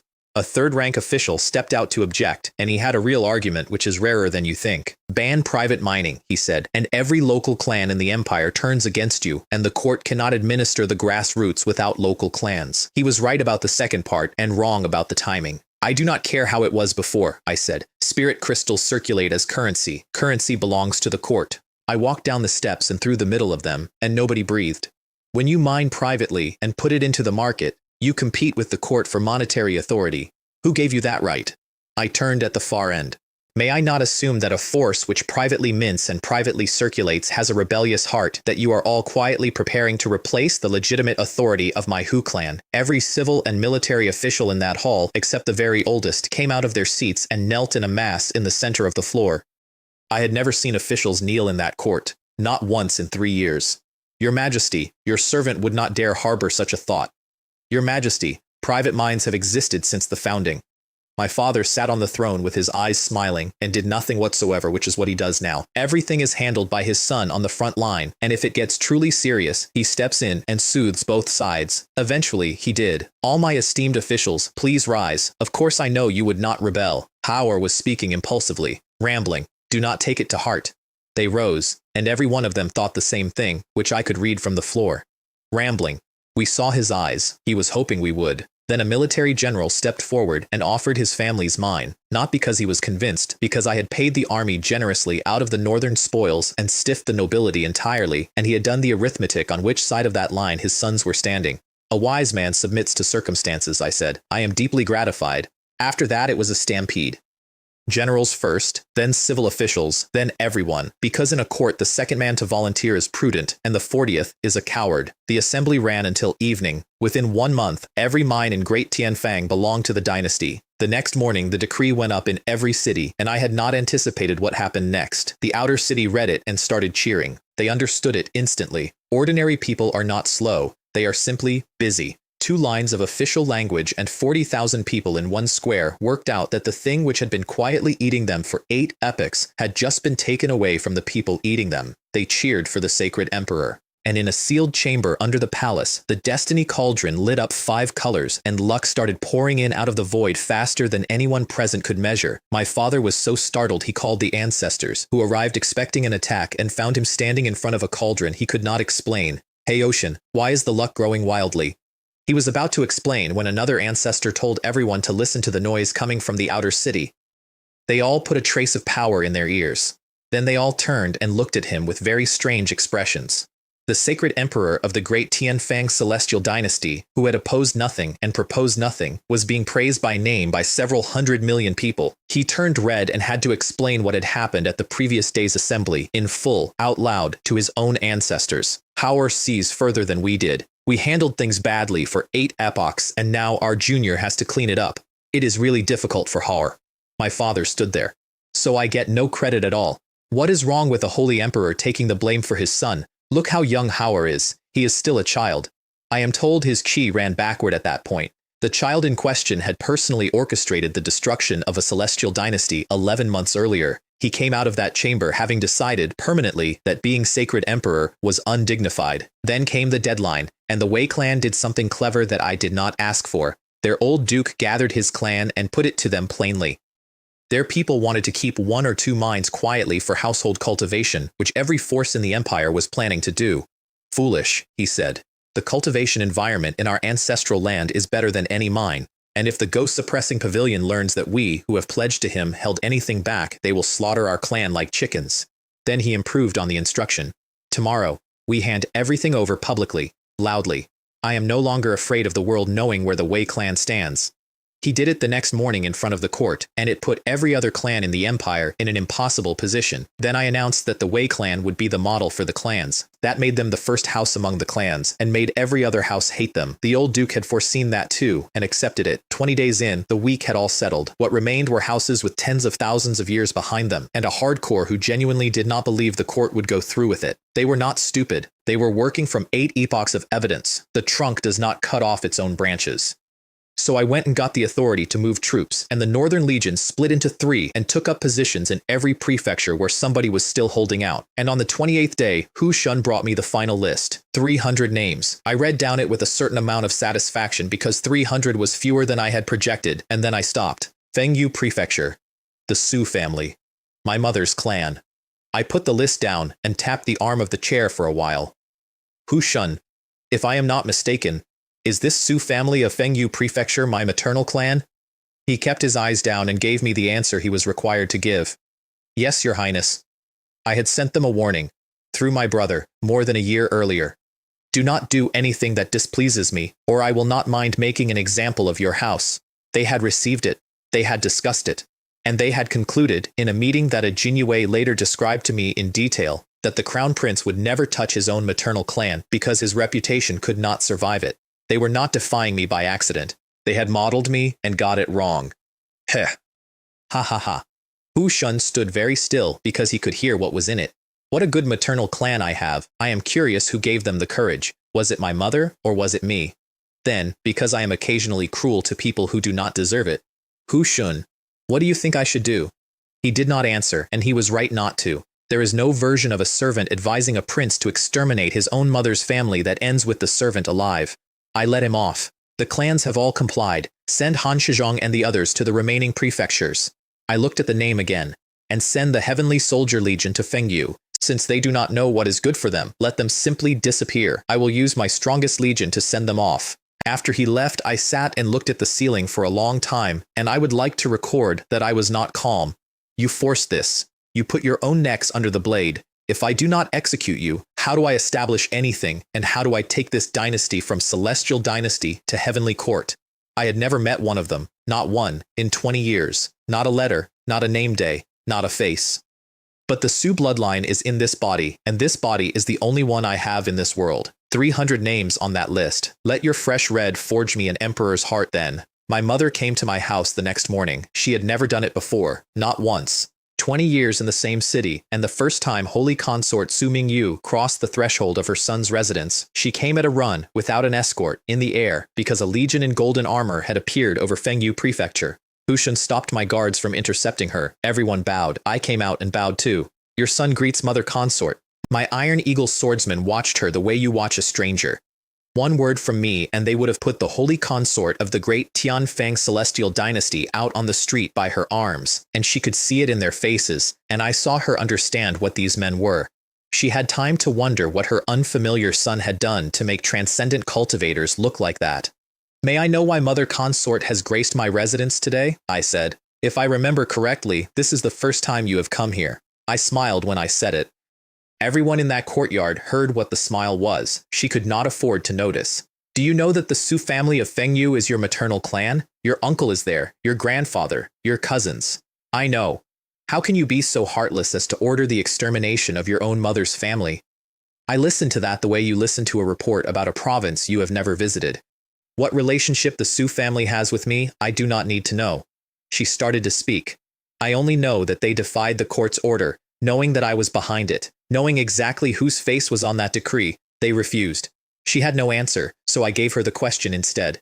Did they, at that moment, consider my interests at all? Nothing. As Crown Prince of Great Tianfang, if I let the Su family walk away from this, what authority do I have left? Is the dignity of the Crown Prince and the authority of the court worth less in your heart than a clan called Su? She could not answer that one either, and we both knew why. There is no version of yes that leaves her a holy consort by nightfall, so she went for the last thing available. If you personally destroy your own maternal clan, are you not afraid of what the world will say? I laughed at that, genuinely. If I were afraid of that, I should not be crown prince at all. Who would say it? I stopped smiling.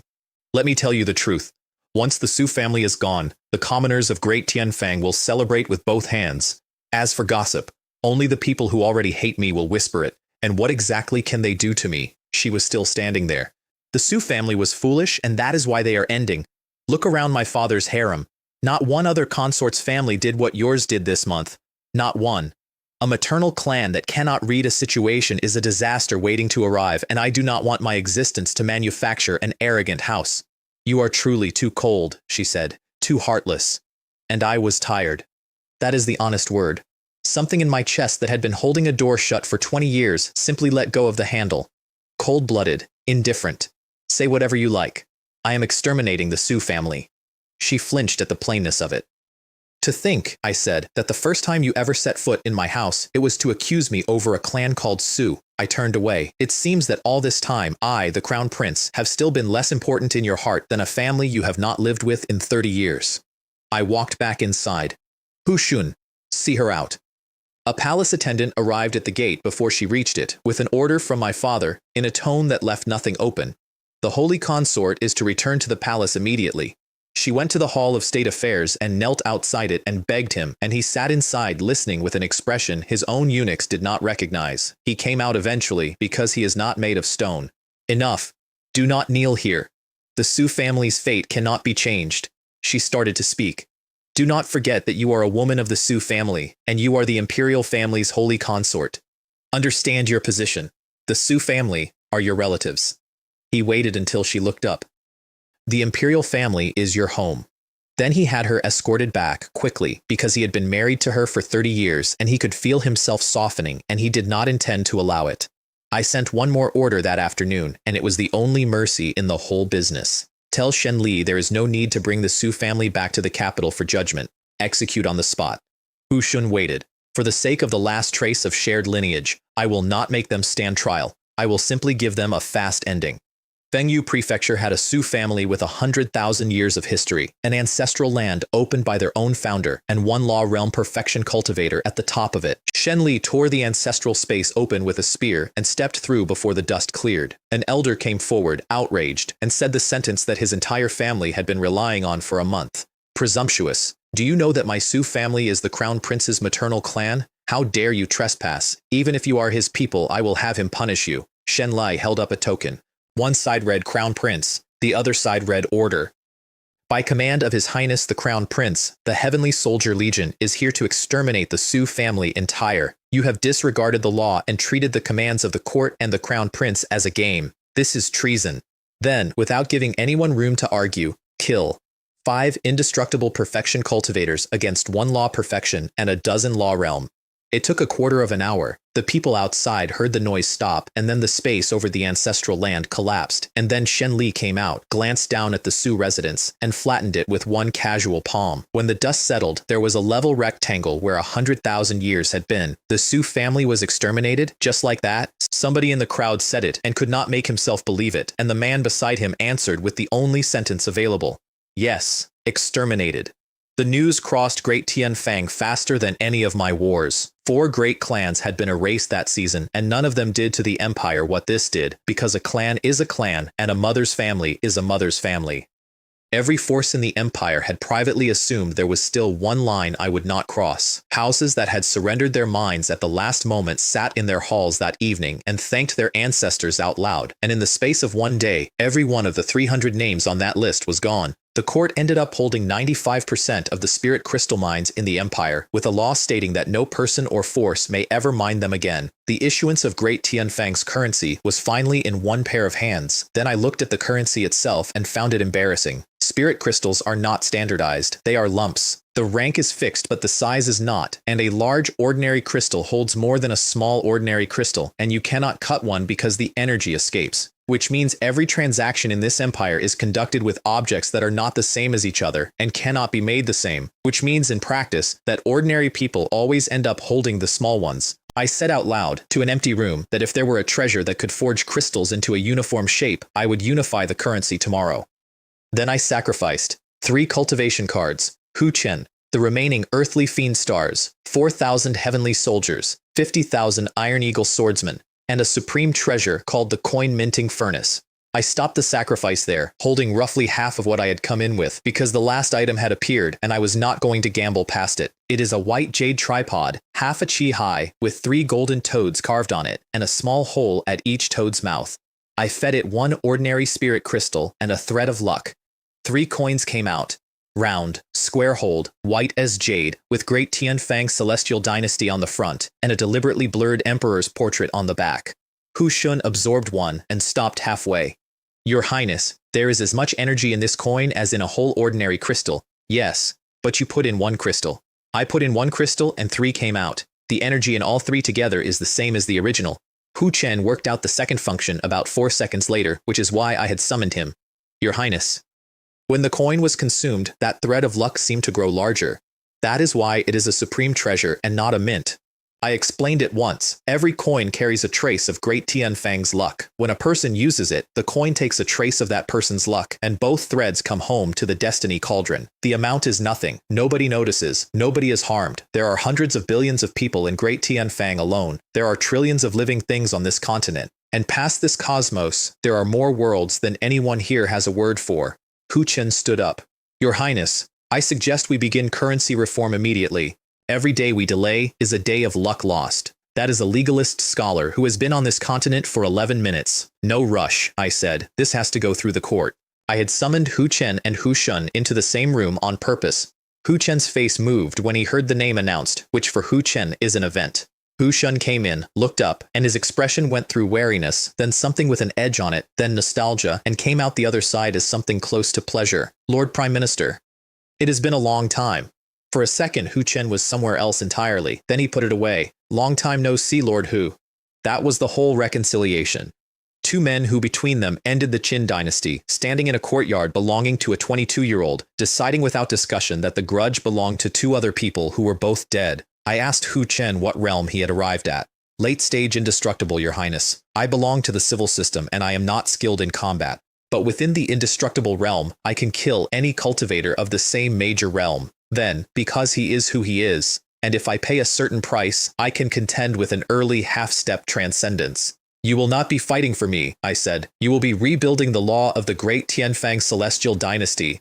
The problem I gave him is the one nobody here can see, because everybody here grew up inside it. This is a transcendent world, so law has almost no binding force. The strong act as they please and the weak beg for pity, and that has been the arrangement so long that people describe it as nature.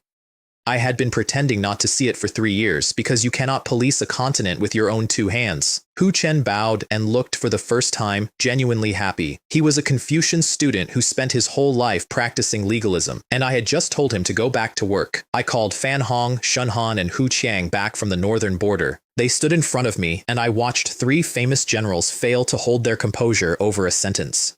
We are forming the Great Qin Legion.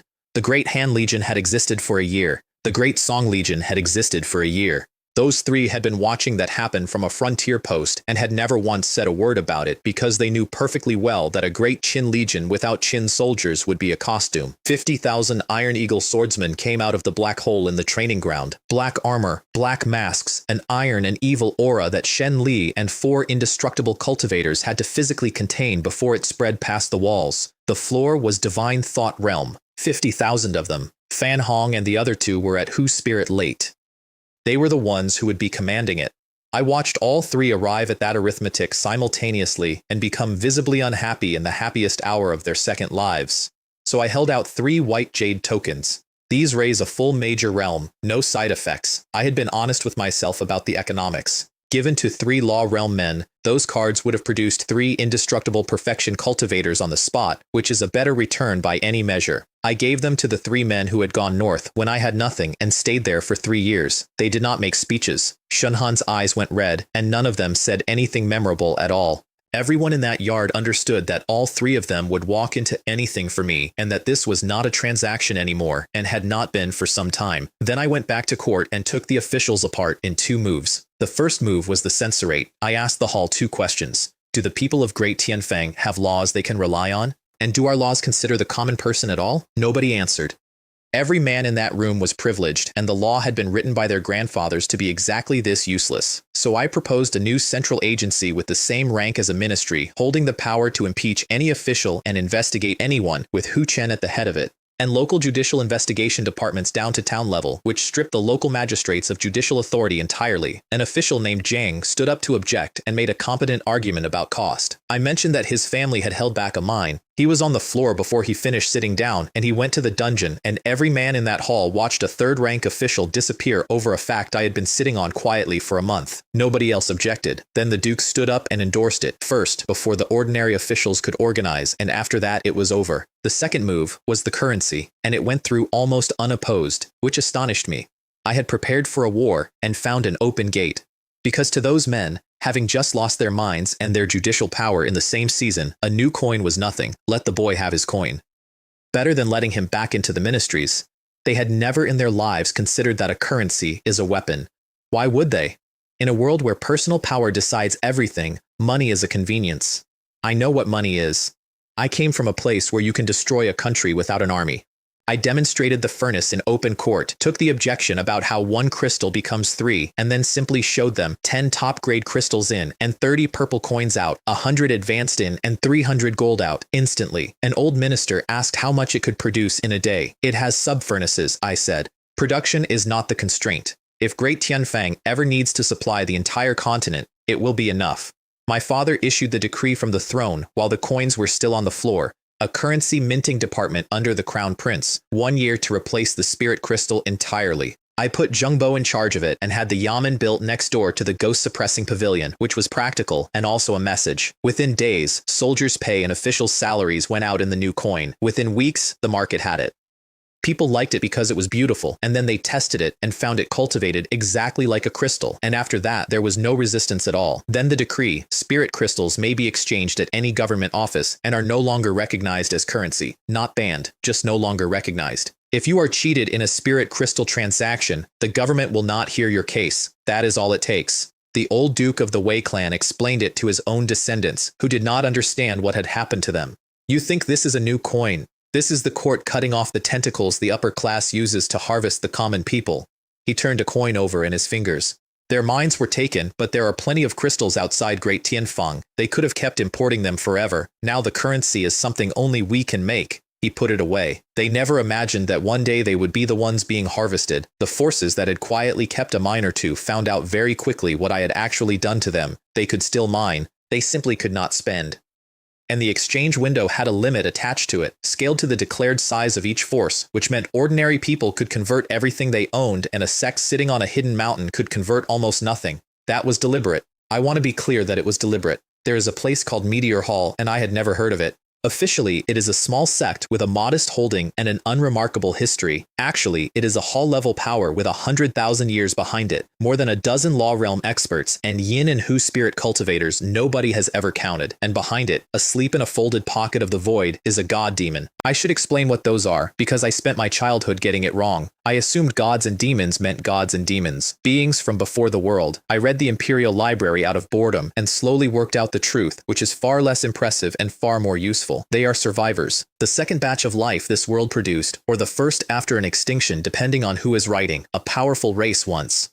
They tried the same thing everybody tries, which is to transcend as an entire species, and they were broken doing it. What is left is a handful of stragglers who refuse to accept the result, paid an enormous price for a secret method, and have been asleep ever since. 3 ranks. Lower is roughly law realm.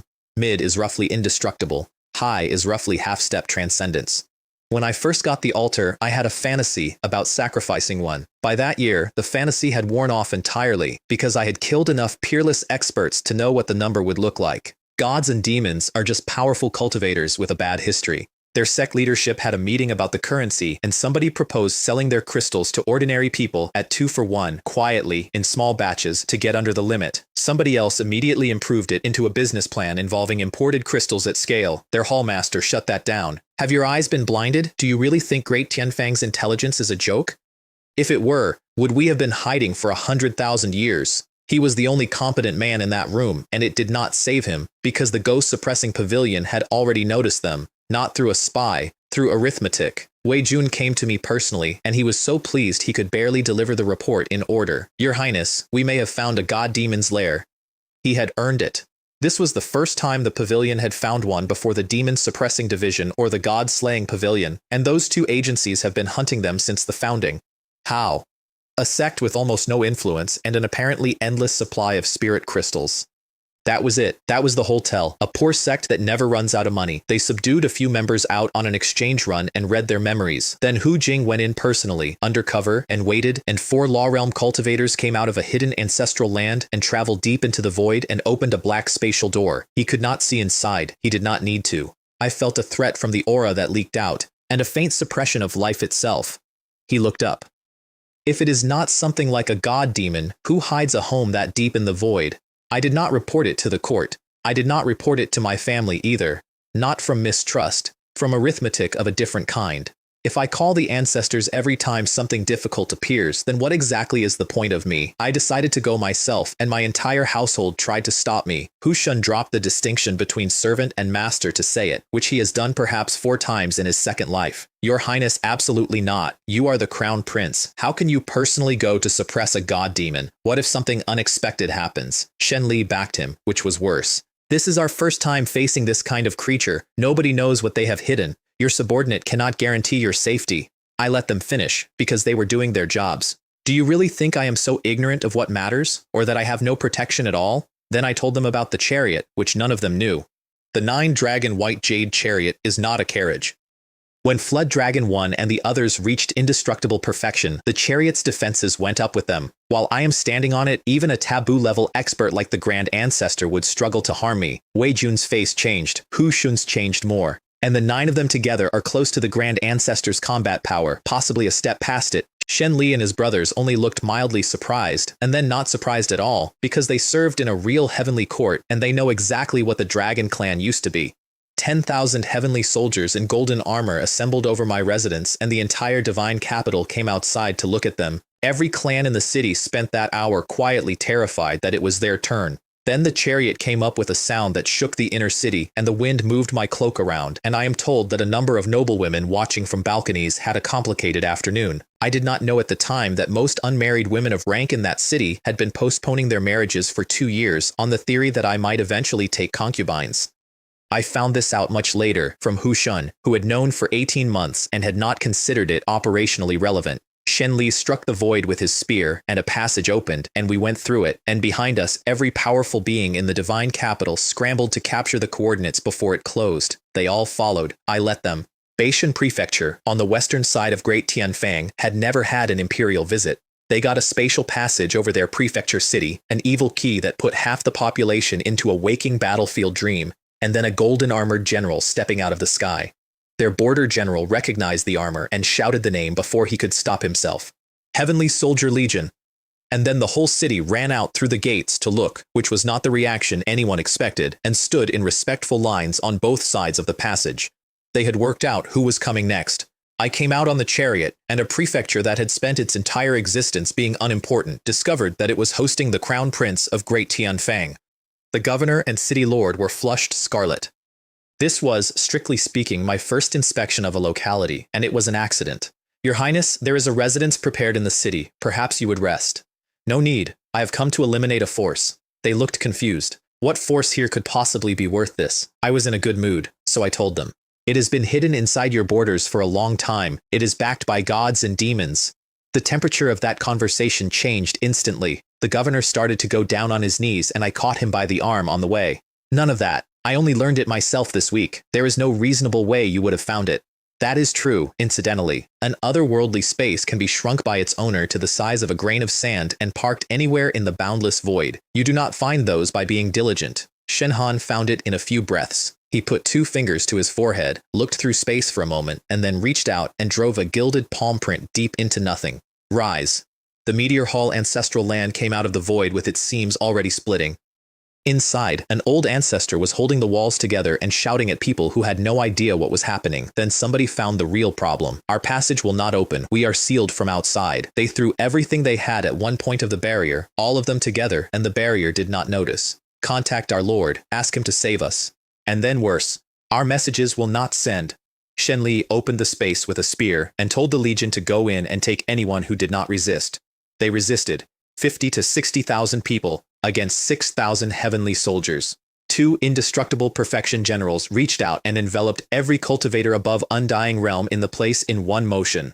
The rest were netted with sky-earth nets fired from waist crossbows, which is a capture weapon, and the ones who tore through the net were killed by a single soldier dropping on them in 2 or 3 movements. The people watching from Beishan could not see inside, they could hear it. It did not last long. Then Shenhan closed his hand, and 100,000 years of ancestral land collapsed into chaos. The god demon felt the danger before we arrived and could not locate it. I know that because he told his own people, out loud, while calculating on his fingers in an empty room. The only karma connecting him to the world was Meteor Hall, and Meteor Hall could not threaten him, and Meteor Hall would never betray him. He considered leaving, and rejected it. If he stepped out of that space, his aura would be detected by Great Tianfang within hours, and he would spend the rest of his existence being hunted. So he stayed where he was, in the safest place in the cosmos, and waited to find out what was wrong. We had extracted his image from the memories of his own sect leadership, and I aimed the mirror at it. The mirror ate the picture. Images flashed across its face, hundreds of them, faster than sight. Then it froze on a haze, and a set of coordinates appeared in my head. I touched Shenli's forehead and gave them to him. There is no need to go anywhere, Your Highness. The 9 of us can open a passage from this spot. The 9 of them condensed power and struck the same point in the sky together, and the entire prefecture felt the space shudder, and every living thing in it braced for the world to break. It did not, because they are extremely good, and not one thread of excess power escaped. A tunnel 3 chi across opened, and we watched the combined strike travel down it through layer after layer of space, and then hit something and stop. Seal it. They had already started. Hand seals, dharma marks driven down the tunnel, a lattice of law thrown over the far end, 4 other methods I could not identify, all at once.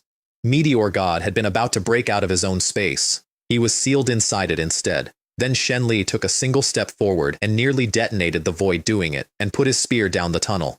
The lair cracked all over, then it shattered, and a figure stood in the middle of the chaos with a thread of red at the corner of his mouth. Because when your mind is bound to a space and the space breaks, so do you. He tried one full-strength strike at the seals. 9 separate indestructible perfection sealing methods stacked. It did nothing at all, and in that moment he understood he was finished, cautious his entire existence, asleep for 300,000 years at a time. Found anyway. Shenli went down the tunnel and stopped 10 chi from him. Who are you? Was it you who destroyed my space? Of course it was, and there is no way out, so save your strength. He let that sit for a moment. As for who I am, this general is one of the generals of the Heavenly Soldier Legion under the Crown Prince of Great Tianfang. We have come specifically to kill you. Then he looked the god demon over. Your strength is not much. You cannot even break our seal. Does someone of your quality really have the face to call himself a gods and demons clan? Insulting the clan was worse than the killing. I watched it happen.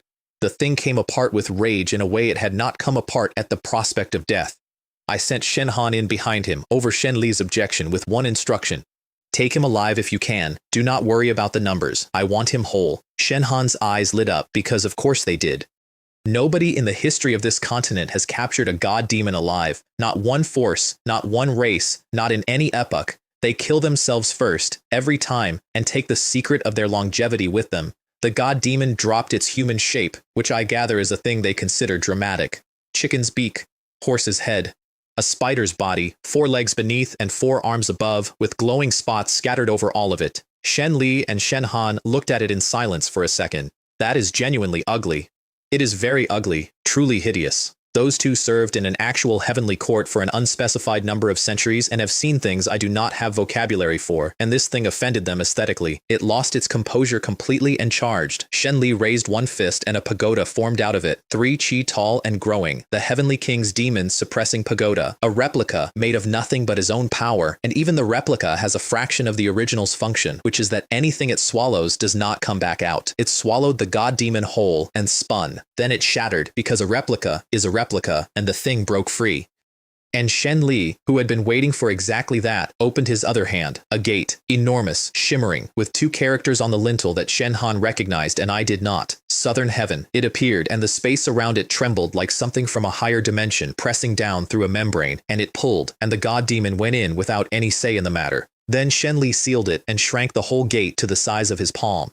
Shenhan, from the side. It seems you will be the first of us to reach human immortal, which is what they call half-step transcendence, in the place they come from, where the transcendence realm is not considered a realm at all. They came out through the tunnel and Shenli destroyed it behind them, and then he was in front of me holding out his hand. On his palm was a gate the size of a coin, and inside the gate, wrapped in chains of magical power, was a creature that every race on this continent has spent 8 epochs failing to catch. Every cultivator within 20 li at yin spirit or above could see it clearly, and every one of them felt something crawl up their spine.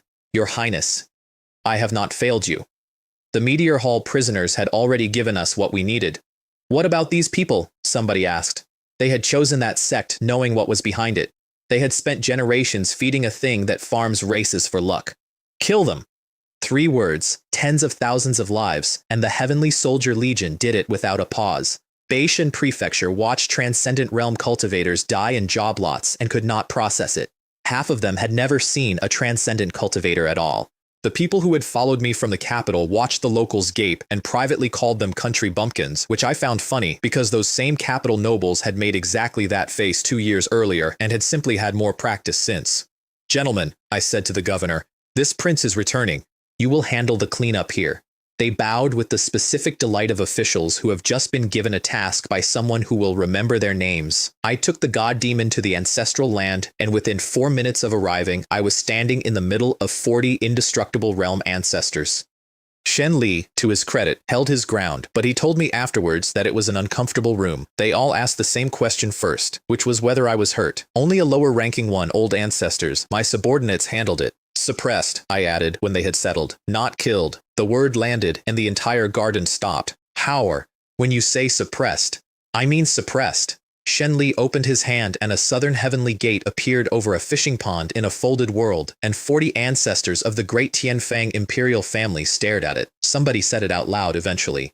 Your general is that powerful? I did not tell them the answer. The answer is that these are heavenly soldiers from a force that governed 3 realms and garrisoned 36 heavens, and that the 9 so-called heavenly courts of this cosmos would not have been permitted to use the name. I let them assume I had inherited an extraterritorial Dao lineage, which is what they had all quietly concluded a year earlier, and which was close enough to be useful. Then the Grand Ancestor put his palm on the god demon's head. Nobody spoke. Even I could tell what was happening. An indestructible realm god demon in front of a transcendence realm expert is an ant on a table. He opened his eyes after a while. So that is how it is. No wonder so few of them have survived. Their longevity costs that much. Here is the secret that every race on this continent has been killing for. After their extinction, one of the survivors created a technique that puts a being into a state between sleep and death and slows the burning of lifespan. It has 2 problems. The first is that it does not always work. Some of them lie down, buy 300 years, and simply run out inside the dream. The second is the price. The technique is fueled by your own Dao foundation. Your realm drops, and the Dao injuries you take are permanent, and they do not heal even if you wake and cultivate for another 10,000 years. I sat with that and felt something close to disappointment. They traded their entire future for more time. Everything I have ever wanted longevity for is the second reason people want it, which is to keep climbing. Their method removes the climbing. It is a very expensive way to be a very old failure. Then the Grand Ancestor said the part that reorganized the map. But there is always a glimmer. After dozens of epochs, they found something that heals Dao injuries.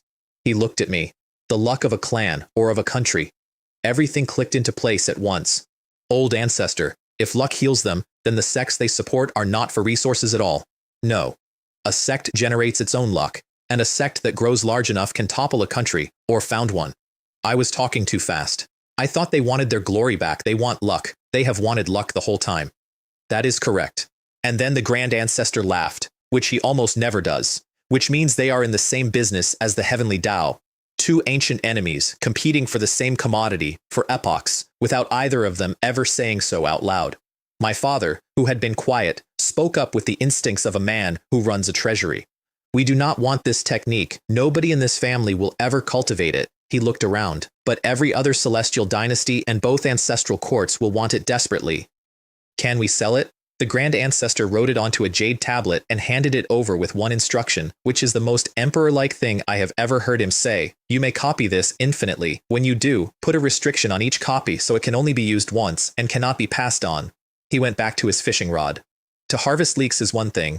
I will not have someone else harvesting my leeks. I fed the god demon to the altar that night, once he was finished with it. There was no sorrow in the sky when it died. No mourning, no omen, nothing at all.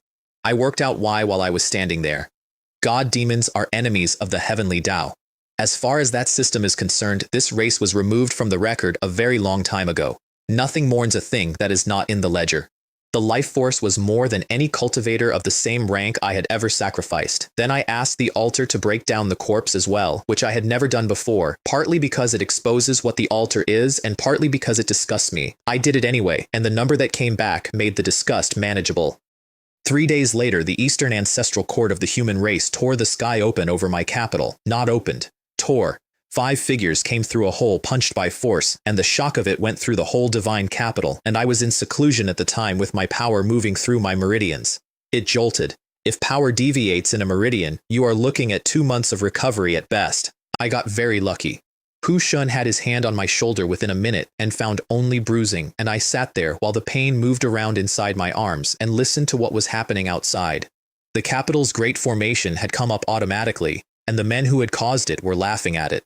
This great Tianfang is timid. One little disturbance and the formation lights up. The Hu clan is supposed to be a crazy family. Are they cowards too? Our people met them in the air, 2 dukes among them, and told them their mockery would be overlooked, but the injuries would not. That is when their leader changed his tone completely and offered to compensate everything immediately, which is what a competent man does, and which made our side quietly reassess him.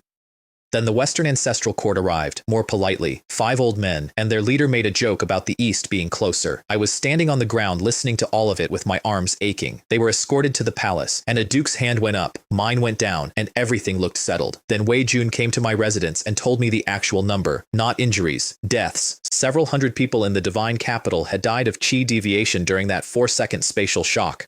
Mostly ordinary mortal realm cultivators, in their own rooms, mid-session, with nobody there. The pavilion had compiled it in half a day. The court still did not know. I sat with that. I had expected injuries. It had not occurred to me that people would die, because in my head, a spatial ripple is an inconvenience, and I had forgotten what it is like to be a person with no cushion at all. Hu Shun, prepare the carriage. They were mid-negotiation in the Hall of State Affairs when I was announced. The Eastern delegation had just offered every injured person a century-old spirit medicine and 100 top-grade crystals, which is genuinely generous and would have saved an ordinary cultivator 18 months of work. I walked in and stopped when I reached them. I looked at each of the 5, and I did not put anything in my face at all, and every man in that hall recognized the expression because it is the one you give livestock. Then I went to the front and greeted my father. He offered me the negotiation. He never misses a chance to make me practice. Imperial Father, I am not here to negotiate. I turned around and pointed at the 5 of them. I am here to demand an explanation from these people. One of them answered before their leader could stop him, which told me a great deal about the Ancestral Court's internal discipline. Demand an explanation? What explanation could the Crown Prince of Great Tianfang possibly want? You arrived today and deliberately caused a large-scale spatial shock. I happened to be cultivating. I came close to serious injury. Every official and my father came out of their seats at once, asking whether I was hurt, all speaking over each other. I let that go on for exactly as long as it needed to, because the delegation was watching it, and I could see them recalculating my value to this court in real time. I was lucky. I am not injured. Their leader relaxed. But because of you, a great many commoners in my divine capital were injured. Crown Prince, we have already offered compensation for the injured. You have. I let a beat go by. Then may I ask how you plan to compensate the ones who died? The hall stopped. I turned to my father. Imperial Father, before I came here, the ghost-suppressing pavilion completed a tally. Several hundred people died in the capital this morning as a result of these 5. My father's aura came off him and pinned all 5 of them where they stood. Half-step transcendence pressure on law and indestructible realm cultivators is not a fight, it is a weight. We had asked you to pay resources, he said, out of respect for the Ancestral Court. We did not expect that your arrival would kill several hundred of our people. Are you here to negotiate or to intimidate? Their faces were red, and none of them answered him, and I want to record what they were actually doing because I watched it. They were bracing against the pressure. That was all. Not one of them had the slightest reaction to the number. Imperial Father, I said, a life for a life is only right. It was not their hand, but it was their action, and I see no difference. I suggest we take their lives in exchange for the lives of several hundred of our people. The Western delegation, who had been enjoying the show, stopped enjoying it. Their eldest stood up fast. Your Highness, calm your anger. The dead cannot be brought back. Let them increase the compensation instead. Those families still have living members, and resources will help them. Then he made his mistake. Besides, these are transcendent realm experts. They are the high-end combat power of our human race. To lose even one is painful. I looked at him for a while. If they are killed, they are killed. If your ancestral courts have the courage, go to war with Great Tianfang. Then, because I wanted it in the record, those who know me know I keep my word. Heavenly Soldier Legion, where are you? 9 generals appeared inside the Hall of State Affairs. I did this myself, deliberately, without letting my father or the ministers take it, because if the court executes them, it is Great Tianfang versus the ancestral court with nothing left to negotiate. If a crown prince does it in a temper, there is still a door. Slay these people. Avenge the citizens of Great Tianfang who died today. I looked over at the Western delegation. If anyone obstructs, slay them too. They did not obstruct. Several of them later described me privately as a madman, and one of them said it with what I am told was genuine admiration. Then one of the 5 moved. A woman. Indestructible realm. Quite beautiful, and by far the most intelligent person in that delegation, because she went straight for me. Shoot the horse before the rider. Take the king first. I was the lowest cultivation in the room by an enormous margin and the highest value target by a larger one. The hall did not react in time. Nobody expected an attack on a crown prince inside a palace. Her hand was almost at my throat. A dragon's claw came out of the void behind me and took her by the neck the way you pick up a kitten. Everyone in that hall except my father stopped for a second at the sound.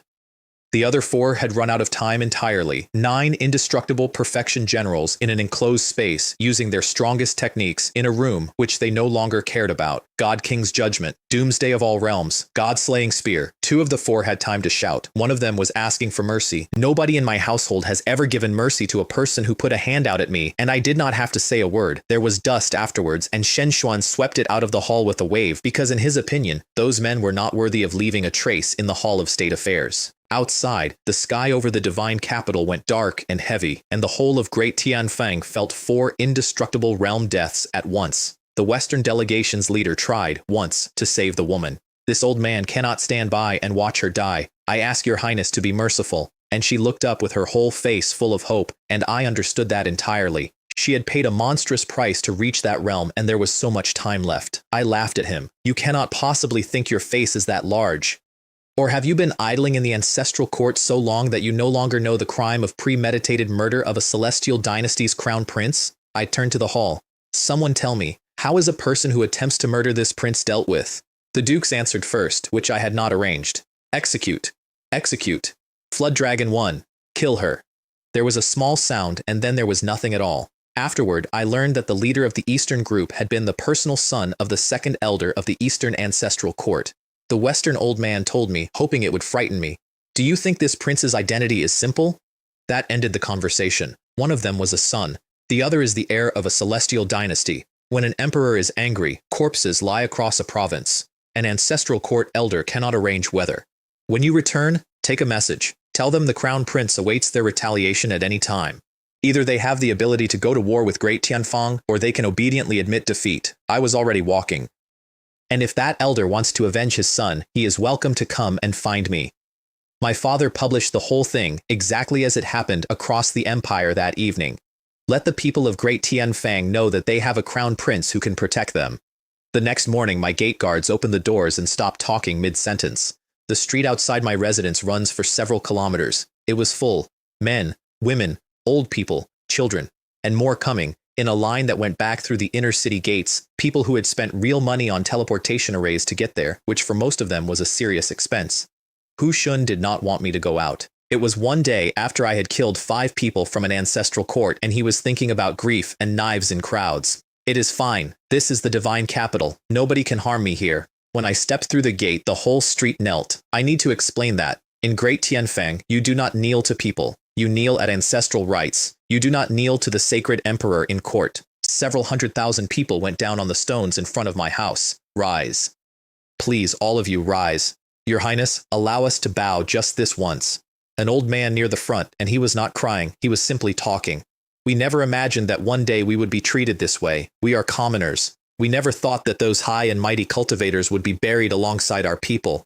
Then the whole street. Thank you, Your Highness, for upholding justice for us. It went across the inner city, and then across the whole divine capital, and up on the walls the experts of every faction stood watching it and understood that something had changed that they could not undo. And I stood at my own gate and had a thought that I had genuinely never had before. For 22 years, I had been an outsider in this world, not hiding, just never quite in it. I had a family that was an arrangement, an empire that was a project, and a private conviction that my real parents were in another life and had no idea where I had gone. I looked down a street of kneeling strangers. They are all citizens of Great Tianfeng. They are my subjects. They are beings of the same race as me. It turns out I am also a native of this world. The second elder of the Eastern Ancestral Court called a vote to demand my extradition, and it failed in the most humiliating way available. He argued well. He kept his face composed the whole time, which everyone noticed, because his son had been dead for 9 days. Someone answered him. Did those few not bring it on themselves? Did they truly think a celestial dynasty was something they could offend at will? And the murderer is the crown prince of Great Tianfeng. If the second elder feels so strongly, why does he not go and arrest the murderer himself? Then half the hall abstained, not opposed, abstained, which in that room is worse because opposition is a position and abstention is a shrug. The man who had spoken first walked out and turned at the door. A reminder, everyone. The murderer is the crown prince of Great Tianfeng, and you all know that family's reputation. Their grand ancestor is alive and well. If anyone intends to go, arrange your own funeral in advance. He was laughing when the door shut. His own clan elders talked him down that evening, and their reasoning was the only reasoning that works in this world. There was a longevity method on the table. They were old. They would like to not die, which brings me to what I did with it, and I am not going to pretend it was anything other than what it was. I sold the longevity method to the human forces first, and I did not take resources for it. I took techniques, their techniques, the core methods every one of those houses has kept sealed since its founding. Great Tianfeng's own officials nearly applauded in open court. A cultivation technique tells you how a man is built, and how a man is built tells you where to hit him, and beyond that, techniques compared against techniques produce new techniques. The Great Yu Celestial Dynasty broke first and agreed, because they had several dozen ancestors with less than a century left. Then I went to my family with the second half of the idea. I want to sell it to the foreign races as well. Hu Taishan objected immediately and correctly. The technique strengthens whoever holds it, and the human race is a whole, so I laid it out. The technique requires luck to repair the injuries it causes. Where does luck come from? From the size of a force. Once a force has too many cultivators using it, its own luck is not enough. I let them get there. Then there is exactly one option available to them. Expand. Somebody understood and sat back. 1 or 2 forces expanding become a target for the whole continent. But if dozens expand, if hundreds do, if thousands do. A duke said it out loud, and his voice was not steady. That will be an age of great suffering, countless souls. Yes, I said. And for Great Tianfeng, it is a chance that comes once in an epoch. Because here is the truth I had been circling for a year. Great Tianfeng cannot transcend on this territory. Not with this population, and not with these resources. I had never once believed we could. We need the continent, all of it. And we cannot take the continent while it is peaceful, because a peaceful continent unites against a conqueror. We can only take it while it is burning, because a burning continent does not look up. The grand ancestor thought about it for a short time, and then decided it for everyone. Good. We will do as Howard says. The foreign races came within days. Every one of them, including races who had blood feuds with us that predate the dynasty, transformed into human shape and queuing in my capital, because compared to longevity, what is a little face? And they all had to change their spirit crystals to buy things while they were here. Tens of billions of Great Tianfeng Yuan Bao went out in 3 days. They liked the coins. That is the part I did not plan for and could not have. The human race is regarded across this continent as the peak of craftsmanship in everything from clothing to architecture. These were beautiful objects that held as much energy as a crystal. Every visiting envoy took a bag home as a matter of course. Zheng Bo came to report the number and could barely keep his face straight. Increase production, I told him. They will be back. Every coin in a foreign hand is a thread that runs home. Hu Chen finished the laws that season and presented 2 jade tablets in open court. I read one in an instant, and my father read the other, and then he put the contents up in the air over the hall so that 1,000 officials could read what was about to happen to them. The old unwritten rules were gone, all of them. An official who breaks the law is now punished more severely than a commoner, not less. The principle that punishment does not extend to high officials had been the load-bearing wall of that court for 8 epochs, and Hu Chen had taken it out with a sentence. Nobody objected, because objecting meant objecting to legal reform in public. He also mentioned, with excellent timing, that the local judicial investigation departments were short of mid- and lower-ranking staff. Every official in that hall knew exactly what was happening and kept their eyes down. I requested that the shortfall be filled from the army, plus 1 ghost-suppressing pavilion officer per department. My father granted it without pretending to think about it. The judiciary of the great Tianfang Celestial Dynasty, top to bottom, now belonged to soldiers. Then I built the law net, and it is the single largest thing I have ever done. The Heavenly Emperor scripture describes it, and the requirement is Yin Spirit Realm, which I reached 3 weeks earlier by using one of my own cultivation cards. I was not proud of that. It is cheating, and I said so out loud to Hu Shun at the time. They sealed the space around the Destiny Cauldron with every ancestor available. I sat above it and formed the seals, and the crowned phantom came up behind me and formed them with me, and the Destiny Divine Dragon came out of the cauldron and circled. Then it roared, and its clones roared over every city in the empire at once. Every person in Great Tianfang looked up that afternoon and saw a Tenshi dragon over their own rooftops with a thread of gold running from its horn toward the capital, and every one of them understood without being told what they were looking at. Then the dragons opened their mouths and a golden net came out and covered everything. Here is what it does. Any crime, anywhere in Great Tianfang, is known the instant it is committed. Any outsider inside our borders is tracked from the moment they enter, and space itself is sealed. Ancestor Hu Hengshan punched the void at full strength as a test in front of everyone, and nothing happened at all. Not because the space had hardened. Because breaking it now requires outmuscling the accumulated luck of the entire Great Tianfang Celestial Dynasty, which means being stronger by yourself than several 100 billion people. The Grand Ancestor tested it afterward and said quietly that he could still break it with everything he had. Everyone in that chamber understood the sentence under the sentence. Only he could. And an outsider inside our borders can no longer travel through space at all. They can enter, they cannot move. Their surrounding key is locked, so their consumption does not replenish, and their combat power drops by 2 or 3/10 just by standing there. My father walked in a circle around the cauldron for some time. Say it again. In time, as our luck grows, the law net can replace the heavenly Tao, and the heavenly punishment inside Great Tianfang will be ours. He looked at me the way you look at a child who has said something you will have to think about for a year. The net was up for 11 days before it saved my life, and I did not know that at the time. What I knew was that on the 12th day, it screamed. Somewhere on the western border, in a town of 10,000 people, a few hundred Green Wolf Clan cultivators had appeared out of nowhere inside a place they could not possibly have reached, and had begun killing everyone in it. The law net locked onto the town in an instant and put the whole thing in front of me while I was still sitting down. I came out of that room with something coming off me that took the door with it. Hu Shun and the guards ran toward it, expecting to find me hurt. They found me watching a small city die, and here's the part that mattered and that nobody noticed for 3 weeks. The 2 men who had delivered those wolves tried to leave afterward, and could not. They were Law Realm. They had walked in through space that morning without difficulty, and when they tried to tear it open on the way out, it did not move, and the 2 of them stood in the air over a burning town, discovering that they were going to have to fly. Something is wrong here. Go. Go now. Great Tianfang has great terror. Down below them, a dozen ghost-suppressing pavilion men were forming up to die. Their commander was one of the earliest Jinyue I ever summoned. Divine sense perfection. Barely, which in that fight meant nothing at all. He got the message out. He knew no relief was coming. His men told me afterward what he said, and there was only one thing in it. He was sorry he would not get to see me take the throne. Then he said the only sentence I have ever wanted on a memorial tablet. I have no regrets following you in this life. The court wanted to exterminate the Azure Wolf Celestial Dynasty within 11 minutes of seeing the recording, and I was the only person in that hall who did not say anything. My father noticed and asked. So I said the part everyone was too angry to reach. Those Green Wolf cultivators were yin spirit at best. Our western border is sealed by millions of troops and their divine thought. Wolves at that realm cannot cross it. They cannot hide from it either. The military officials started to stand up and I waved them down. I am not accusing the border army. I am telling you that somebody with enormous power tore space and delivered them. Silence. And I would like someone to explain to me why the Green Wolf Clan, who are not stupid, would provoke Great Tianfang 4 months after we ate the northern barbarians. Everyone in that hall reached it at the same time and looked ashamed of themselves. Investigate it, I said. Thoroughly. I want to know who on this continent has that much audacity. Then I turned to the throne.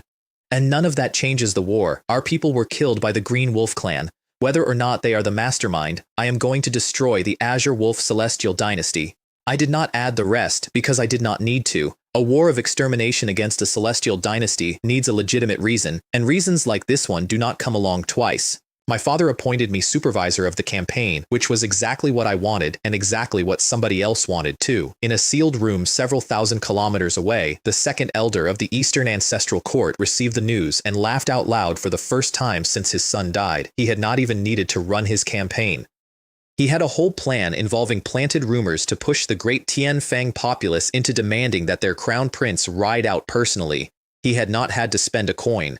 His subordinate mentioned, as an afterthought, that great Tianfang had become strange. Outsiders could no longer travel through space inside it. The second elder frowned at that for a moment. Then he decided it did not matter because he was not planning to go into Great Tianfang. He was planning to meet me on a battlefield outside it. I emptied the altar before I went north. Everything, every drop of life force I had been saving it for an emergency, and I had finally understood that the emergency does not send a letter first. Hu Mu. Half-step transcendence, middle stage, standing in my courtyard in black armor that seemed to absorb the light around it. The general who took Chu with 600,000 men after everyone at court called him a coward for asking. The man who, with his son, ended 4 of the 6 kingdoms. Every book I ever read as a child about the unification of the Qin has his name on nearly every page. I got to him before he could kneel and held his arms up. General, rise. He was the highest cultivation I had ever owned, by an enormous margin, and I told him so, and I told him the other thing as well. You have come too early. Someone like you should have arrived at Transcendence Realm. He laughed at me. Your Highness, within the half-step Transcendence Realm, your subject is invincible. Unless it is someone on the order of your imperial ancestor Hu Tianfang, there is nobody in this cosmos I need to think about. Junyu arrived with him at indestructible late. Yu at undying late. 50,000 great Qin border troops. And a white jade card with a Taoist carved on the front of it, wreathed in immortal qi. The Guo Jing clone card. I asked the altar what it was worth because the last clone card I owned had been Hu Yun and had erased an ancestral court. Host, it is recommended that you use this clone card with caution. Its combat power has reached transcendent first realm perfection. Then it added something it had never added before. That is Earth immortal perfection. If used improperly, it will bring uncontrollable effects to this world. I read that 4 times. Transcendent first realm perfection. The same tier as the Grand Ancestor. And possibly, in practical terms, a step above him, because a native Transcendence Realm cultivator in this cosmos has the realm but not the fuel. This universe cannot feed them. They are permanently starving, all of them, at the top of the world. A clone card carries its own energy in. I put it away and told nobody it existed. Uncontrollable effects to this world. I had not even unified a continent yet. Whatever that card does, it does it once, and I intended to be extremely certain about the day. The war started before I arrived, and half of it was over by the time I got there. The Western Legion swept the Green Wolf Border Army aside in a morning. They took half the Azure Wolf Celestial Dynasty in a day. By the time my chariot came over the front, they were slowing down, only because the enemy had finally begun to concentrate. The thing in front of us was a prefecture city, with a wall 100 qi high, 5 billion people inside it, and 100 million soldiers. Hu Jian, the Western Marshal, recommended surrounding it and taking everything else first. Hu Mu looked at it for about 4 seconds. Take it, Your Highness. Their formations are ordinary. A sustained bombardment will bring those walls down, and surrounding it wastes our soldiers. He was correct, and the demonstration was almost embarrassing. 20,000 divine martial cannons and 20,000 crossbows opened up, and the city's protective formation lasted 2 volleys. 2. I actually complained about it out loud. I used to think the rumors were exaggerated. A defensive formation this poor in Great Tianfang would be unimaginable. A town of 1 million of our people has better. Hu Jian and the others smiled at that, and there was something in the smile I had not seen before, which was pride in a specific thing. Your Highness, the alien races are poor at every auxiliary art, formations, weapons, magic treasures, all of it. Why?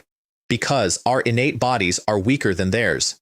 At the mortal realm, any foreign race is stronger than a human, 1 to 1. We could not close that gap with muscle, so we closed it with everything else. Insufficient strength compensated with production. I have heard that sentence in another life about another species. Then Hu Mu asked permission to do something and the room did not understand it. Military strategy says, when besieging an army, leave an opening. Feign a path of escape. Blank faces all around the tent. At the Battle of Changping, General Bai used this and annihilated the enemy in one action. Blanker faces. Nobody in that tent had heard of Changping or Yu or a battle fought 2,500 years ago in a world that does not exist here. I had. I did not say anything because I was enjoying it. Our army is mobile, Hu Mu said. Fighting inside a city we lose our advantage. Surround the east, north, and south. Leave the west open. Their morale is already failing. Once they see a road they will take it, and we ambush the road. And the great Tianfang generals looked at him like men who had just been shown fire. I want to be honest about the ambush because it is the most efficient piece of butchery I have ever authorized. The Green Wolf commander, given an open west gate, put his civilians on the road first, deliberately, to clear any trap with their bodies. His own subordinate praised him for it. Humu had already given the order to let the civilians through untouched, for a reason that had nothing to do with mercy. Let them run. They will spread through the rear and describe us. That is worth more than killing them. So a few million terrified wolves streamed past our ambush in the dark, and every one of them arrived somewhere and told the story, and morale collapsed across 3 domains before we ever got there. Then the army came, 70 or 80 million, marching carefully because the road had been clear. At 3,000 kilometers from the city, a light curtain fell, and 4 legions were standing in the road. Xiongtingbi opened with a crescent of true qi several kilometers wide, and then everything happened at once. The Great Han, Great Qin, Great Song, and Heavenly Soldier legions went in as 4 arrowheads with 1,000,000 men behind them. Divine martial bows first. Hundreds of thousands of arrows per volley, no aiming required because the entire horizon was a target. Each volley took 1,000,000. One Iron Eagle swordsman, riding, drawing, releasing, watching a single shaft take more than a dozen men off their feet, said, to nobody, not bad. And then when the ranges closed, they put the bows away and drew. Here is the detail that broke the Green Wolf army's spirit before it broke their line. My soldiers could not be cut. Full armor, head to foot, mounts armored as well, formations running inside the plates. A mortal realm wolf with a good weapon could stand there hitting one of my men all afternoon and achieve nothing. They started shouting about devils. I have the reports. Wolf God above, these people cannot be killed. Why can we not kill them? Then the rest of Great Tianfang's western army came up behind them, and the pincer closed, and the Green Wolf commander looked back for the experts who were supposed to be watching his rear. A voice answered him from a long way off. Oh, do you mean these? More than a dozen heads came over the ranks and stopped in the air. None of them below Undying Realm. 8 of them Law Realm. The entire high-end foundation of that army, delivered by post. Then 9 figures appeared, and the night went out of the sky around them. The commander looked at his men and at his officers, and did the arithmetic, and then he did something I respected. He stopped panicking and asked a question instead. Both our sides know the border incident was arranged by someone else. Why do you not pursue the mastermind? Why insist on a great war with us? Shenli answered him conversationally because he had time. No reason. You were unlucky enough to be our neighbors. The wolf took that. Free news, Shenli added. Not only will the Azure Wolf Celestial Dynasty be annihilated, the White Ape behind you will follow shortly. Why? Because of the Alliance Treaty? Your 4-family treaty is nothing. Even without it, Great Tianfang would destroy you. You are simply the first obstacle to our expansion. The commander shouted something about the Myriad Race's non-aggression treaty, sworn under the Heavenly Tao itself, and asked whether we feared it, and Shen Li gave him the line that I want carved somewhere. To use our crown prince's words, what does a treaty signed by the human race have to do with Great Tianfang? Then, almost kindly, besides, do you really think the myriad races on this continent can stay peaceful now? You have heard about the God-Demon clan's longevity method, I assume. I watched that wolf understand the entire architecture of the last 8 months in about 2 seconds. It is an open conspiracy. That is what makes it work. Every single force on this continent is walking into it with their eyes open and their hands out because the alternative is dying on schedule. He was the first person outside my own family to see it whole, and he had about 4 minutes left to appreciate it. They came for me the next afternoon. I was standing in front of a map with Hu Jian, looking at 2 golden regions out of 10, feeling extremely pleased with myself. Hu Mu's head came up. Your Highness, several unfamiliar auras are approaching.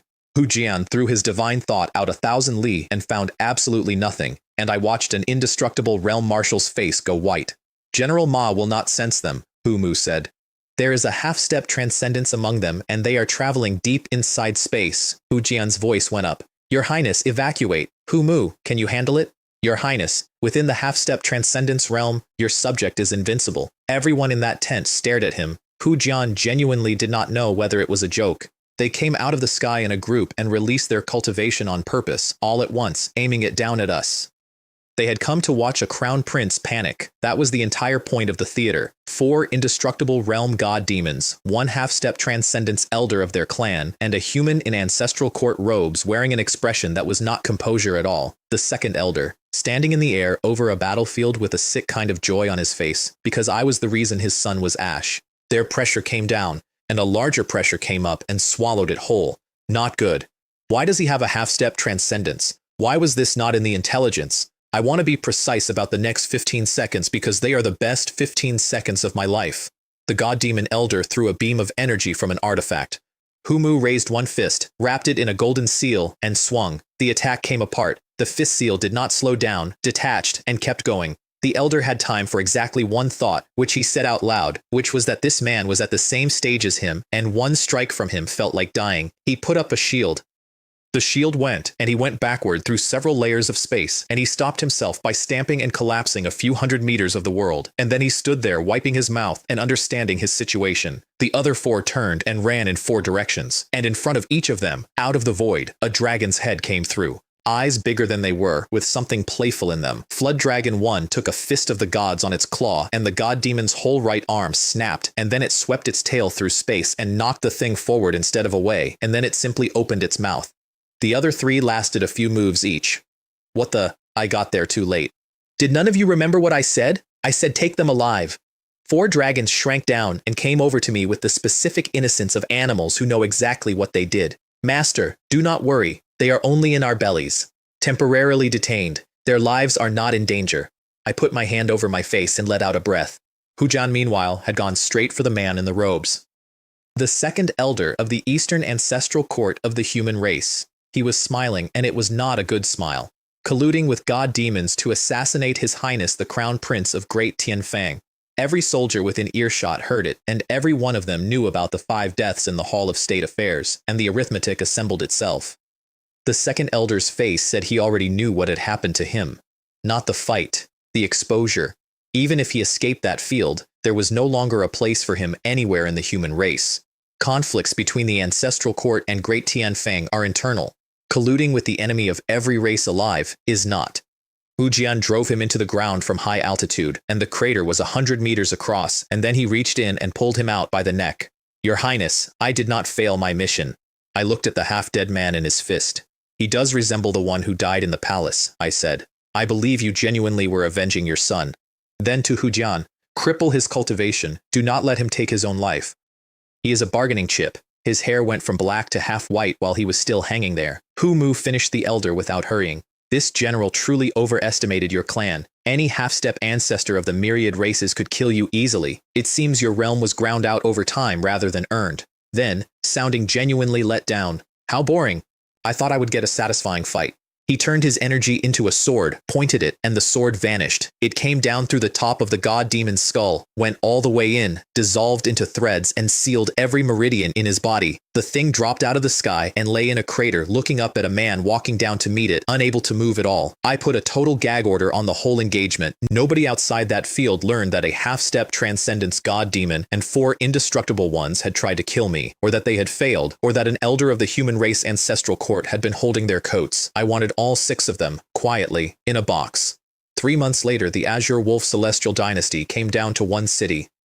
The Azure Wolf Holy Emperor did not flee, which surprised me until Hu Taishan explained that the imperial ancestors had closed his roads 2 months earlier while I was busy. I went to the wall personally and offered him terms, and I meant them.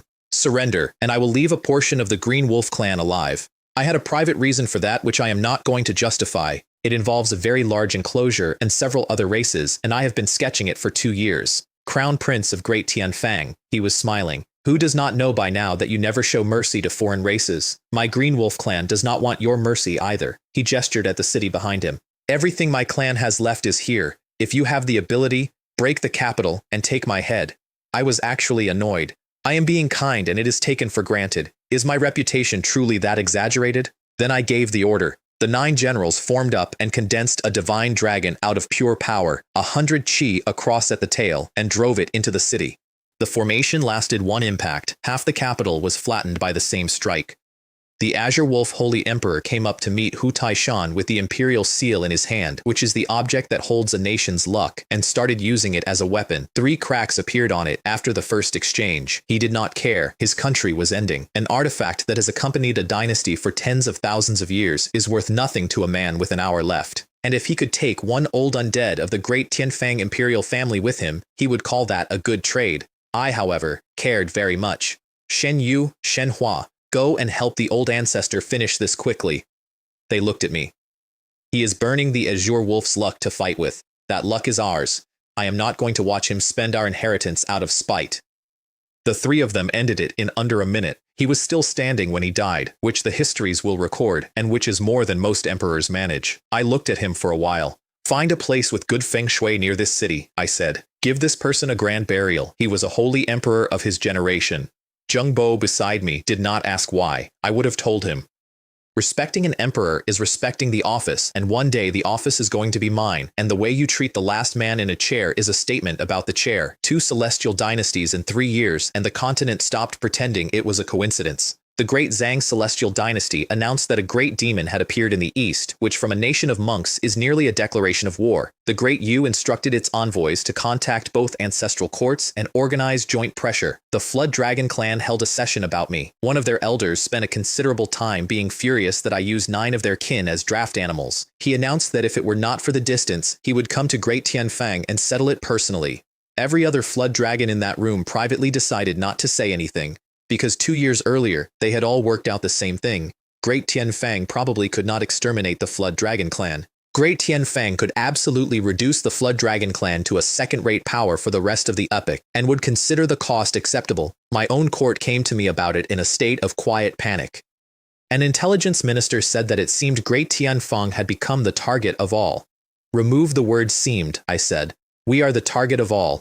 Have some confidence. Nobody laughed. Several elderly dukes developed lines on their foreheads, so I gave them the arithmetic instead. They will issue warnings. They will apply joint pressure. How long can that last? 1 year? 2? 3? I looked around the hall. And in the meantime, not one of their forces has anyone cultivating the god-demon longevity method. Which of you believes those old men will resist the temptation when the price is only some other force's luck? They were still nervous, which was correct, so I gave them the other half. Restrict us how? Great Tianfang could shut its gates and stop trading with the continent entirely tomorrow and be completely unaffected. We have 2 celestial dynasties worth of territory to develop. Tell this prince how they intend to restrict that. I did not mention the netherworld, not in a hall with 1,000 people in it. Then I did something reckless, and I did it deliberately to see what would come out. If the human race truly does this to us collectively, then Great Tianfang may as well withdraw from the human race. We will call ourselves the Orthodox line and let the ancestral courts do as they please. The reaction was immediate, and it was horror. Your Highness, those words must not be spoken. The hundreds of millions of people of Great Tianfang would never agree. Good. That is what I wanted to know. There are still men in that court who would refuse to be part of a human civil war, and I would rather know their names now than find out later. I have no intention of leaving the human race. That would be idiotic. What I intend is to unify it, which will eventually require moving against other human forces and the people who cannot stomach that need to be somewhere else when it starts. Then I asked the altar to sacrifice everything I had again, and the altar hesitated. It had never done that. Not once in 3 years. I chant, it answers. I sat in my own garden with the silence in my head for long enough that I started to sweat, because if that thing ever simply stopped, I do not know what I would be. Host. Your development is a bit slow. I actually laughed out loud in relief before the sentence registered. Slow? In 3 years, I had gone from an average talent 30-second son to the crown prince of a celestial dynasty with 2 dead nations behind me, in a world where time is counted in millennia. You should understand that with my help, time is no longer your main issue. Then, let me tell you something. This world will face a major problem. According to the time here, this epoch may not even finish before it enters the age of Dharma decline. I knew enough to know that was impossible. Cultivation runs on spiritual qi. Spiritual qi is refined from chaos yu, and there is an ocean of chaos yu pouring out of every shattered space in every major battle. You cannot run out. The idea is absurd. The reason is simple. The abyss is preparing to destroy the chaos root of this world. I stopped moving. They no longer intend to occupy it. You should be glad that this world and the abyss are not in the same dimension. They can only open the passage every 120,000 years. I asked what the abyss actually is, because I had been fighting its overflow on our borders my entire life and had been treating it as a hostile country. The abyss is a world. It has invaded more worlds than you can count, and it is one of the most powerful existences in the high dimensions. Your world is insignificant to it. Since they cannot take it, they will simply destroy it in passing. I said something about a race spanning multiple universes. Any force capable of transcending out of this world is a force spanning multiple universes. That is not impressive. The abyss occupies an entire highest dimension world. The multiverse is only the projections of the highest dimension. And then the last part, which I have not repeated to anyone in this world, including my father. You may understand it this way. The highest dimension holds two worlds, good and evil. If either devours the other, that world becomes truly immortal. I sat in my garden for a while. Therefore your time is limited. If you cannot unify this continent and transcend out before the late stage of this epoch, you will never have another chance. Then briskly, now, you wish to sacrifice everything? I did. Lan Yu and 50,000 imperial guards, Hu Weiyong, Liang Quan, Hua Guangxiao, Han Xin, Peng Han, Geng Bingwen, Yu Jiguang, Shun Gong, Yu Jiguang and 50,000 of the Yu family army, 100,000 Jinyue, 1 million Great Han border troops, Cao Jun and 50,000 imperial guards, Cao Jun, Fan Zhongyan, Ouyang Xu, Shun Juling, Han Shizhong and 50,000 of the Han family army, 1 million elite troops of the two Song dynasties, 500 Cloud Tower ships, 3 million Earth Wolf beasts, 50,000 more heavenly soldiers, 100 cultivation cards for minor realms, and 50 for major ones. I had expected this sacrifice to be large. I had not expected it to be a table of contents. Lan Yu came out first, and I could not read him at all. Completely calm, no aura. He looked like a man with no cultivation whatsoever, and he started to kneel, and I put a hand of power under his arms and stopped him. Tiande. There is no need. Hu Shun, standing beside me, could not help himself. General Lan, forgive this humble one. Why do you appear to have no cultivation? Lan Yu cupped his hands to him properly, which I noticed, because Hu Shun's cultivation was ordinary, and his seniority was not. Lord Hu misunderstands. My cultivation is simply high enough that I restrain it to avoid trouble. He paused. By His Highness's fortune, I am at transcendent first realm perfection. I watched Hu Shun forget to breathe. That is the ceiling, not of a man, of the universe. It is the highest state this cosmos can physically contain, and it is the grand ancestor's realm, and it had just walked into my garden and apologized for taking up space. Han Shizhong came next, and I will admit to something. I was a boy in another world once, and I read about that man, and I have carried a specific feeling about him since I was about 9 years old. Every child of that civilization does. Also, transcendent first realm perfection. Also 50,000 of his own men. By the end of the afternoon, I had 4 cultivators at transcendent first realm perfection. Lan Yu, Han Shizhong, Cao Jun, Yu Jiguang.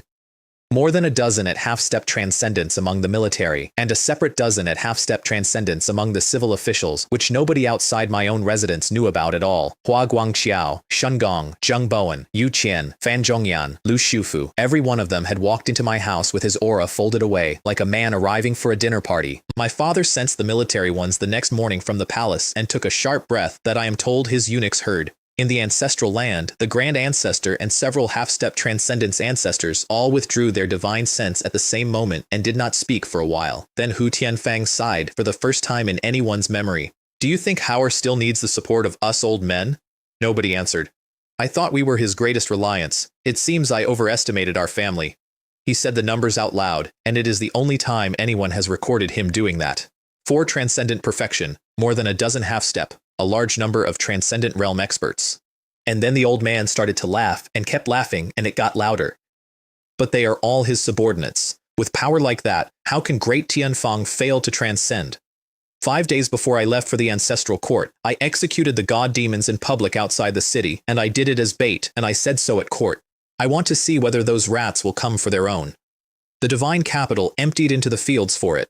Ordinary people had never seen a god demon. Most of the upper class never had either. Everyone came, including about 20 half-step transcendence experts from foreign forces, hidden, whom the lawnet counted the moment they crossed the border and reported to me and my father with a polite vibration. I let them watch. Watching is free, interfering is not.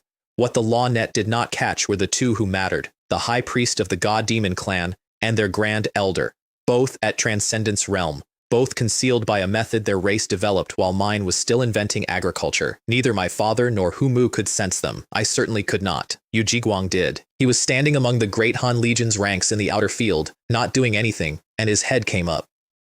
Who dares to trespass on the execution ground? Then he punched, and a patch of the void several li away folded in on itself, and the whole capital found out at once that great Tianfang had a second transcendence realm expert. I had 3 more standing in that crowd, and I sent all of them a single thought. Do not act. Leave it to General Yu. I do not want your existence exposed yet. That was a hard order to give, and an easy one to justify. Once the opening strike had failed to kill, those 2 were leaving no matter what. A prepared transcendence realm cultivator with an escape route does not get caught by force. All I could do by revealing 3 more was to inform the entire continent of my hand. Yu Jiguang chased them anyway. He named them out loud while he did it, so the entire capital would know who had come. Sneaking about. Do not imagine I cannot find you because you are hiding inside space. Then, with what I can only describe as relish. How grand. 2 transcendent First Realm experts. You would not happen to be the high priest of the god-demon clan and their grand elder? Half of Great Tianfang gasped in one breath. He shattered the high priest's barrier, and when they turned to run through a passage they had prepared in advance, he put a saber glow through the grand elder's chest. The grand elder actually stopped. Not from the wound. From confusion. He is a transcendence realm cultivator of the god-demon clan, and no living being had injured him since he crossed that threshold.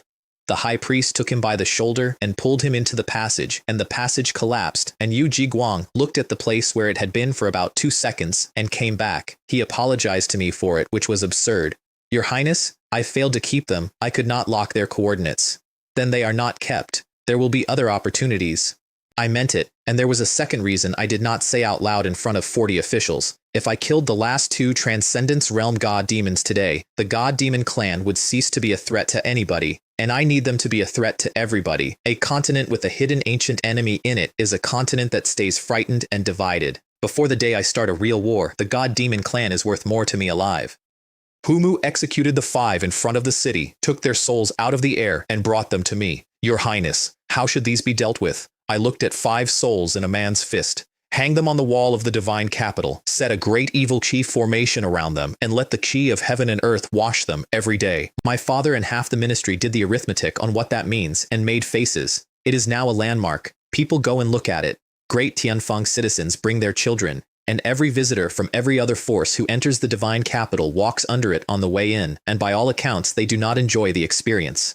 Then I introduced my civil officials to the court, and my father stood up off the sacred throne. The hall had been arguing about the Millennium Conference, which had been moved forward 50 years specifically to deal with Great Tianfang. The officials were frightened, with reason. Both ancestral courts have 4 openly acknowledged Transcendence Realm experts, and certainly more hidden. The Great Yu has 2. Every other Celestial Dynasty has 1. Against any single one of them, Great Tianfang fears nothing. Against all of them together, we were not their match, and I said so, and I do not lie to my own court about arithmetic. Then I asked permission to recommend some officials. Hua Guangqiao and Zheng Baowen came in first and stopped restraining themselves at the door. Then Fan Zhongyan, then Sima Xiangru, then Yu Qian, then the rest. Over a dozen half-step transcendence auras opened inside Chaotian Hall at once. My father came off the throne, not ceremonially. He stood up the way a man stands up when something happens. Officials at Hu Spirit Realm nearly went off their chairs. Commoner Hua Guangqiao greets His Majesty. Fan Zhongyan greets His Majesty. My father sat back down slowly and had chairs brought, and then he looked at me with an expression that said, extremely clearly, that we were going to have a conversation later about being told things. Imperial Father, do you think these people meet the standard for officials of the Great Tianfang Court? He gave me a look. Then, because he decided the room had absorbed enough and might as well absorb the rest, all my esteemed officials, you may not know this. In the Crown Prince's legions outside the city, there are 3 more experts at Transcendent First Realm Perfection, in addition to General Yu. Somebody dropped something. And more than a dozen half-step Transcendence generals. The Great Tianfang Court sat there and recalculated the balance of power on the continent. I let it settle, and then I put the conclusion on it. With the exception of a few powerful clans, Great Tianfang can now destroy any race on this continent alone, and if we fight a powerful clan to the death, we can leave them crippled for the rest of the epoch. I looked around the hall. So, do you still think we should endure this meeting? Nobody thought so anymore. My father took me aside afterward and told me he intended to abdicate early. I started to object, and he waved me down. Originally, I planned to support you for several decades, perhaps a century. Some of these officials served 2 dynasties before yours, and you would need that time. He nodded toward the door the civil officials had gone through. But every one of those men is a talent for governing a world. With them, you do not need me holding the court together. Then the honest part, which is the only part he actually cared about. And with my cultivation, a few decades of real seclusion would give me a very good chance at the tribulation. He has been sacred emperor of a continent for a long time. He has never once had a clear year to cultivate. I did not agree that day, but I stopped arguing, which he correctly read as the same thing. I distributed 50 major realm cards among the named historical figures since there were fewer than 50 of them. The characters from novels got minor realm cards, and I want to be honest about the reason instead of dressing it up. After Chiyu City, I stopped valuing fictional figures as highly. A man out of a story is a construction from one author's head. A man out of history was shaped by an entire world for a whole lifetime, and it shows in how they handle anything unexpected. Once the altar had equalized everyone's strength, the difference that remained was judgment, and the gap was not subtle. I kept one card and used it on myself, and I felt genuinely bad about it. Yin spirit to Hu spirit, purchased, not earned. Hu Shun congratulated me on the breakthrough the next morning. Congratulate me for what? I said. I did not cultivate to this. I cheated. I took a small delegation to the ancestral court. 1,000 heavenly soldiers, all at Hu spirit, purely for the look of it. The 9 generals, 2 ancestors, a few ministers, and Yu Jiguang, Lan Yu, Chao Jun, and Han Shizhong, 3 of whom had their auras folded away and had no intention of unfolding them. The Grand Ancestor came to see us off, which he does not do. When you arrive, if anyone disrespects you or Great Tianfeng, teach them on the spot. Even if you overturn the ancestral court of the human race, we old men will carry it for you. Then, to the officials standing behind me, with visible contempt, they still want to pressure Great Tianfeng. They are dreaming. He said something else to my father after I left, which I only learned much later. There is no avoiding a falling out, because there is no time left. He had been traveling outside the domains. He had put what he saw there next to the heavenly Tao's recent behavior. This world, he said, is in trouble. The ancestral city is beautiful, and I would have liked to look at it properly. I did not get the chance, because the ancestral court sent 1 steward and 4 subordinates to greet the delegation of a celestial dynasty. The senior man among them was Law Realm. I want to be clear about why that matters, because it is not vanity. Protocol is a message. A celestial dynasty delegation is met by an elder, at indestructible perfection, minimum, and everyone in the ancestral court knows that, and the elder responsible for receptions had chosen not to come. He was, at that moment, sitting in a garden with envoys from the other 8 celestial dynasties, complaining that Great Tianfeng puts on airs and has not arrived. They were planning the meeting agenda while they waited. Great Tianfeng should bear half of all resource tributes to both ancestral courts for the next 1,000 years. Great Tianfeng should cap the size of its army, and since 5 ancestral court clansmen had died in the divine capital, Great Tianfeng should hand over 5 experts of equivalent rank as compensation. The crown prince of the great Hu celestial dynasty proposed that last one, and the elder responsible for receptions was still laughing at how clever it was when the messenger ran in to say we had arrived. Outside the gates, my ancestor Hu Feilong stopped restraining himself. Half-step transcendence aura fell on 5 men and put all 5 on their knees in the road, holding their own throats, and then it kept going and covered the entire ancestral city. A defensive formation that had stood for dozens of epochs lit up over the whole capital of the human race. I looked at it and had a small, unworthy thought, which was, so the ancestral city runs on formations too. Half-step transcendence experts started arriving from inside. One of them recognized my ancestor and called him by name and asked what had angered him. So it is Brother Rongguang. It seems your ancestral court still knows what respect is. I had begun to think our delegation was not worth the trouble. Then Elder Zheng arrived at speed with the envoys of 8 celestial dynasties behind him. Old ancestor, I apologize, I am late. I was having a pleasant conversation with the envoys and lost track. And the envoys of 8 celestial dynasties, one after another, confirmed it. Yes, he was with us. We delayed him. Everyone present knew it was a lie. It was a good lie, delivered by enough people, and the ancestral court ancestor let it go. Elder Jing, having survived, looked over at my delegation with an expression he did not manage to control. I was watching him, so I saw it. Fellow Taoists of Great Tianfeng, he said, this is the ancestral court of our human race. Even if I was slightly late, you should not be so presumptuous, releasing your aura wherever you please. How will others view our ancestral court? I stepped forward, and my people opened a lane, and I answered him. Oh, were you a step late? I rather think you did not intend to come at all. Everyone looked at me, and then the ancestral court began working out who I was, and I watched it move across their faces one by one. A mere indestructible realm elder, I said, trying to give my great Tianfeng a display of authority. The ancestral court is arrogant beyond measure. Shenli's killing intent went out and locked onto him, and an indestructible realm elder in the capital of his own race went pale. Who are you? Elder Zheng said, aiming for indifference and missing. This prince is the crown prince of Great Tianfeng. Everyone had already known. Hearing it said out loud is still different. There was a young man in brocade at the edge of the crowd, guarded by experts, who was so excited he was bouncing. His guards later reported that he told them I was his #1 idol. He was apparently the crown prince of an imperial dynasty somewhere, and his guards found the whole situation extremely awkward. The ancestral court's half-step transcendence ancestor looked me over with genuine curiosity. I heard your name in seclusion. I will say this. Among the human race, you are the foremost person of the younger generation. That is an extraordinary thing for an ancestor of the ancestral court to say out loud.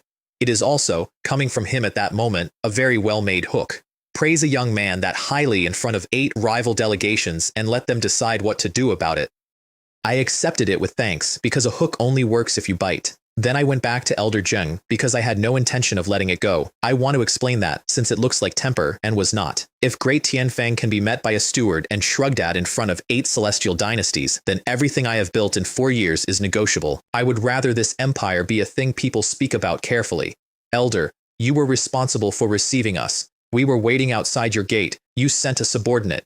He started to speak. Am I to understand that the status of the Great Tianfang Celestial Dynasty in your eyes merits a law realm greeting? Faces changed across the whole square. Even the 8 delegations who despise me could see where this was going, and Elder Zheng's heart, by his own later reputation, gave a hard double beat that he absolutely refused to admit was fear. A Hu spirit boy had frightened an indestructible realm cultivator. He could not accept that about himself, so he lost his temper. As a person of the ancestral court and not of your Great Tianfang, do I need you to tell me what to do? Remember, this is the ancestral court, not your divine capital. Stop showing off your authority as crown prince to me. Then, at the very end, in the tone of a man who has decided to commit. Besides, others care about your status. This old man does not. So what can you do? I have rarely enjoyed a sentence more. The square went cold, and not on my behalf. The envoys of 8 celestial dynasties had gone still. An elder of the ancestral court had just called himself this old man in front of a celestial dynasty's heir. That is a slap delivered to every man of rank in that square. Elder Zheng understood what he had done about half a second after saying it, and his face told everyone. Their ancestor turned on him. Presumptuous. Apologized to Crown Prince Hu immediately. And Elder Zheng, deeply relieved to have been given an exit, began to bow. I am sorry. I was confused. I hope Crown Prince Hu and the people of Great Tianfang will not take it to. Wait. He stopped bending. From childhood to adulthood, I said. Only my imperial father has ever referred to himself as this old man in front of me. I walked toward him. And I come to the ancestral court and find somebody willing to be my old man. How wonderful. I stopped a few paces away. We are all adults. If you say the wrong thing, you accept the consequence. Then, to my people, kill him. Yu Jiguang released a transcendence realm aura across the whole square. Nobody moved. Not the 8 delegations, not the ancestral court's own half-step transcendence ancestor, who found himself standing in something like tar with his eyes working and nothing else. Every person in that square had exactly one thought, and it was that Great Tianfang had brought a transcendence realm expert to a conference. Shen Li had been waiting all afternoon. He was in front of Elder Zheng in a flicker, and the spear went in through the front of his skull and out the back, and then his power went down the shaft and erased the soul inside. Then Yu Jiguang let the aura go, and several hundred of the most powerful beings on the continent found out what breathing feels like. I walked forward, applauding, and I made sure everyone could hear it. That is right. An apology should look like an apology. I stopped over the body. I am a very easygoing person. If someone offends me, there is no need to apologize personally. I will handle it for you. Nobody said a word. An elder of the ancestral court had died at the gate of the ancestral city on ancestral court ground, over a sentence in front of the assembled representatives of 9 celestial dynasties and 81 imperial dynasties. I turned to their ancestor. Let me explain the laws of Great Tianfang, since we will all be discussing law this week. Those who speak wildly are executed. Those who insult this prince, especially so. Then I gave them a concession, and I made it sound like one. Considering that we are all of the human race, and considering that he was an elder, this prince will not implicate his 9 clans this time. Anywhere else, a man who spoke to me like that would have his entire lineage erased. I looked up at the half-step transcendence ancestor. Do you find this resolution inappropriate? His face went through several stages. He was angry. I could see it, and it was real, and it was also complicated, because Elder Zheng had done it entirely to himself in front of 200 witnesses. As Crown Prince of Great Tianfang, he said finally, your every action represents Great Tianfang. Are you not afraid that today will ignite a war between the ancestral court and Great Tianfang? I laughed at him. I did not intend to, and I did not stop. Ignite it then. If you dare. That was the sentence that ended the argument, and his face told the whole square why. The ancestral court is not a nation. It is a building full of factions with an accounting department. Nobody in that structure was going to propose a war with the strongest force beneath the ancestral courts over one indestructible realm elder who had insulted a crown prince to his face. Good, I said. Since you do not dare, the matter is concluded. Then, to Shen Li, nail this person to the wall. He picked the corpse up on the end of the spear, took it over the wall of the ancestral city, and drove the shaft into the void so that it hung there, visible from every angle, above the gate of the capital of the human race. Their ancestor vanished without saying goodbye, which I considered fair. Then I called down the chariot, and 9 dragons came out of the sky over the ancestral city, and I rode into the capital of my own race standing on a carriage of white jade. I passed the 8 delegations on the way in. I did not greet them. I looked at them, and I let one corner of my mouth do the work, and I watched the crown princes of 8 celestial dynasties discover that they could not hold my eye. I know exactly what they had been doing in that garden. I knew the terms they had drafted, and every one of them had just watched a man die for being rude to me. The strong walk alone. The weak gather in groups. That night my ancestor came back from a walk around the city with the final agenda confirmed. Great Tianfang is to bear half of all resource tribute to both ancestral courts, for 1,000 years. I listened to the whole thing and then gave him my answer. I will not agree, and I intend to go further. Great Tianfang will stop paying tribute to the ancestral court entirely. He did not look surprised. Look at what those tributes have made, I said. Nobody in that ancestral city has to strive for anything. They sit, and they are fed by everyone else's children. Is there one person in that place with the spirit our commoners have? I have been in their streets now. There is not. If something ever comes for the human race, they will be useless. And how did the human race rise in the first place? By fighting, by carving a reputation out of the myriad races with our own hands. I put it down flat. If they want resources, let them go and take resources. The continent is enormous, and it is full of people who are not us. Hu Feilong thought about it for a while. Then we will not provide. This decayed-old rule should have gone long ago. The hall was full when we arrived the next morning, and I made sure we were last. Elders of both ancestral courts. Several ancestors whose auras I could not read at all. Envoys of 9 celestial dynasties in the seats. Envoys of 81 imperial dynasties along the sides, where they are always put. Everyone waiting, in silence, staring at one empty space in the middle. I came in talking. For such a meaningless meeting, I did not expect you all to arrive so early. The crown prince of the great Yu Celestial Dynasty took the bait immediately. How presumptuous. This is the ancestral court of our human race, not your divine capital. This millennium meeting has continued for dozens of epochs. How is it meaningless? I looked at him and remembered his dynasty's file. You are the crown prince of Great Yu. He waited. Has Great Yu declined so far that it now follows the ancestral court's lead and cheers from the back? 10,000 years ago, Great Yu was the first power of the human race. Look at you now. Why not simply merge into the ancestral court and save the paperwork? Somebody at the side of the hall gasped. The crown prince of Great Yu came out of his seat with his whole face working, and an ancestor's voice put him back into it. Enough. This is a meeting of the human race, not a place for your squabbling. Then the elder chairing it stood and put a scene into the air over the hall. Signatures. Hundreds of them. Every foreign race on the continent, jointly, formally, pressing the human race about us. Fellow Taoists of Great Tianfang, these are the signatures of the foreign races. They are pressuring our entire race, and the reason is your reckless expansion. The human race is one body, and the whole body carries what you do. He turned to the hall. Therefore, the principal item of business at this meeting is what is to be done about Great Tianfang. Wait. I did not stand up. I leaned back in my chair. Every ancestor in that hall who had been sitting with their eyes closed opened them, and divine light came out, and all of it landed on me at once. Yu Jiguang, standing behind my chair, made a small sound, just a cold snort, nothing else.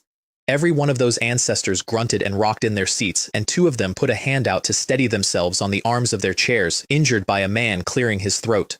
The hall got very quiet. I did not come to this boring meeting to listen to you, I said. I came here to accuse. I let them have a full breath. I am accusing the Eastern Ancestral Court of the human race.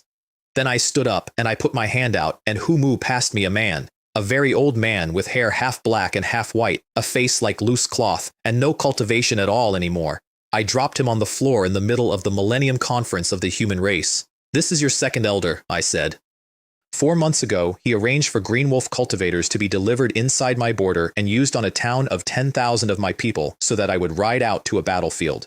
Nobody in that hall was breathing. And then he stood in the sky over that battlefield alongside a half-step transcendence god demon and 4 indestructible realm god demons, and he waited for me to be killed. I looked at the elder who had been chairing. Which of those two would you like to discuss first? The human race is one body, I quite agree, so let us establish which part of the body was working with the god demon clan. The second elder tried to speak. He had no cultivation and very little voice, and nothing came out that anybody could use. And 200 of the most powerful beings of the human race sat in a hall that had been assembled specifically to punish me, and discovered that the agenda had changed. I did not get everything I wanted at that meeting. Nobody ever does. I got Great Ten Fang's tribute cancelled permanently, and I got it in writing, and neither ancestral court has ever asked again. I got the joint pressure item struck before it was read out. And I got what I actually came for, which was that from that morning, every force on this continent understands exactly what happens to people who touch what belongs to me. 4 years earlier, a eunuch read my name off a scroll in a throne hall and gave a 32nd son a department that did not exist, and 1,000 officials laughed, and I bowed low so nobody would see my face. My mother did not attend that ceremony. She has never once come to a thing of mine, except the day she came to my house to ask me to spare a family I had never met. I have stopped waiting for that.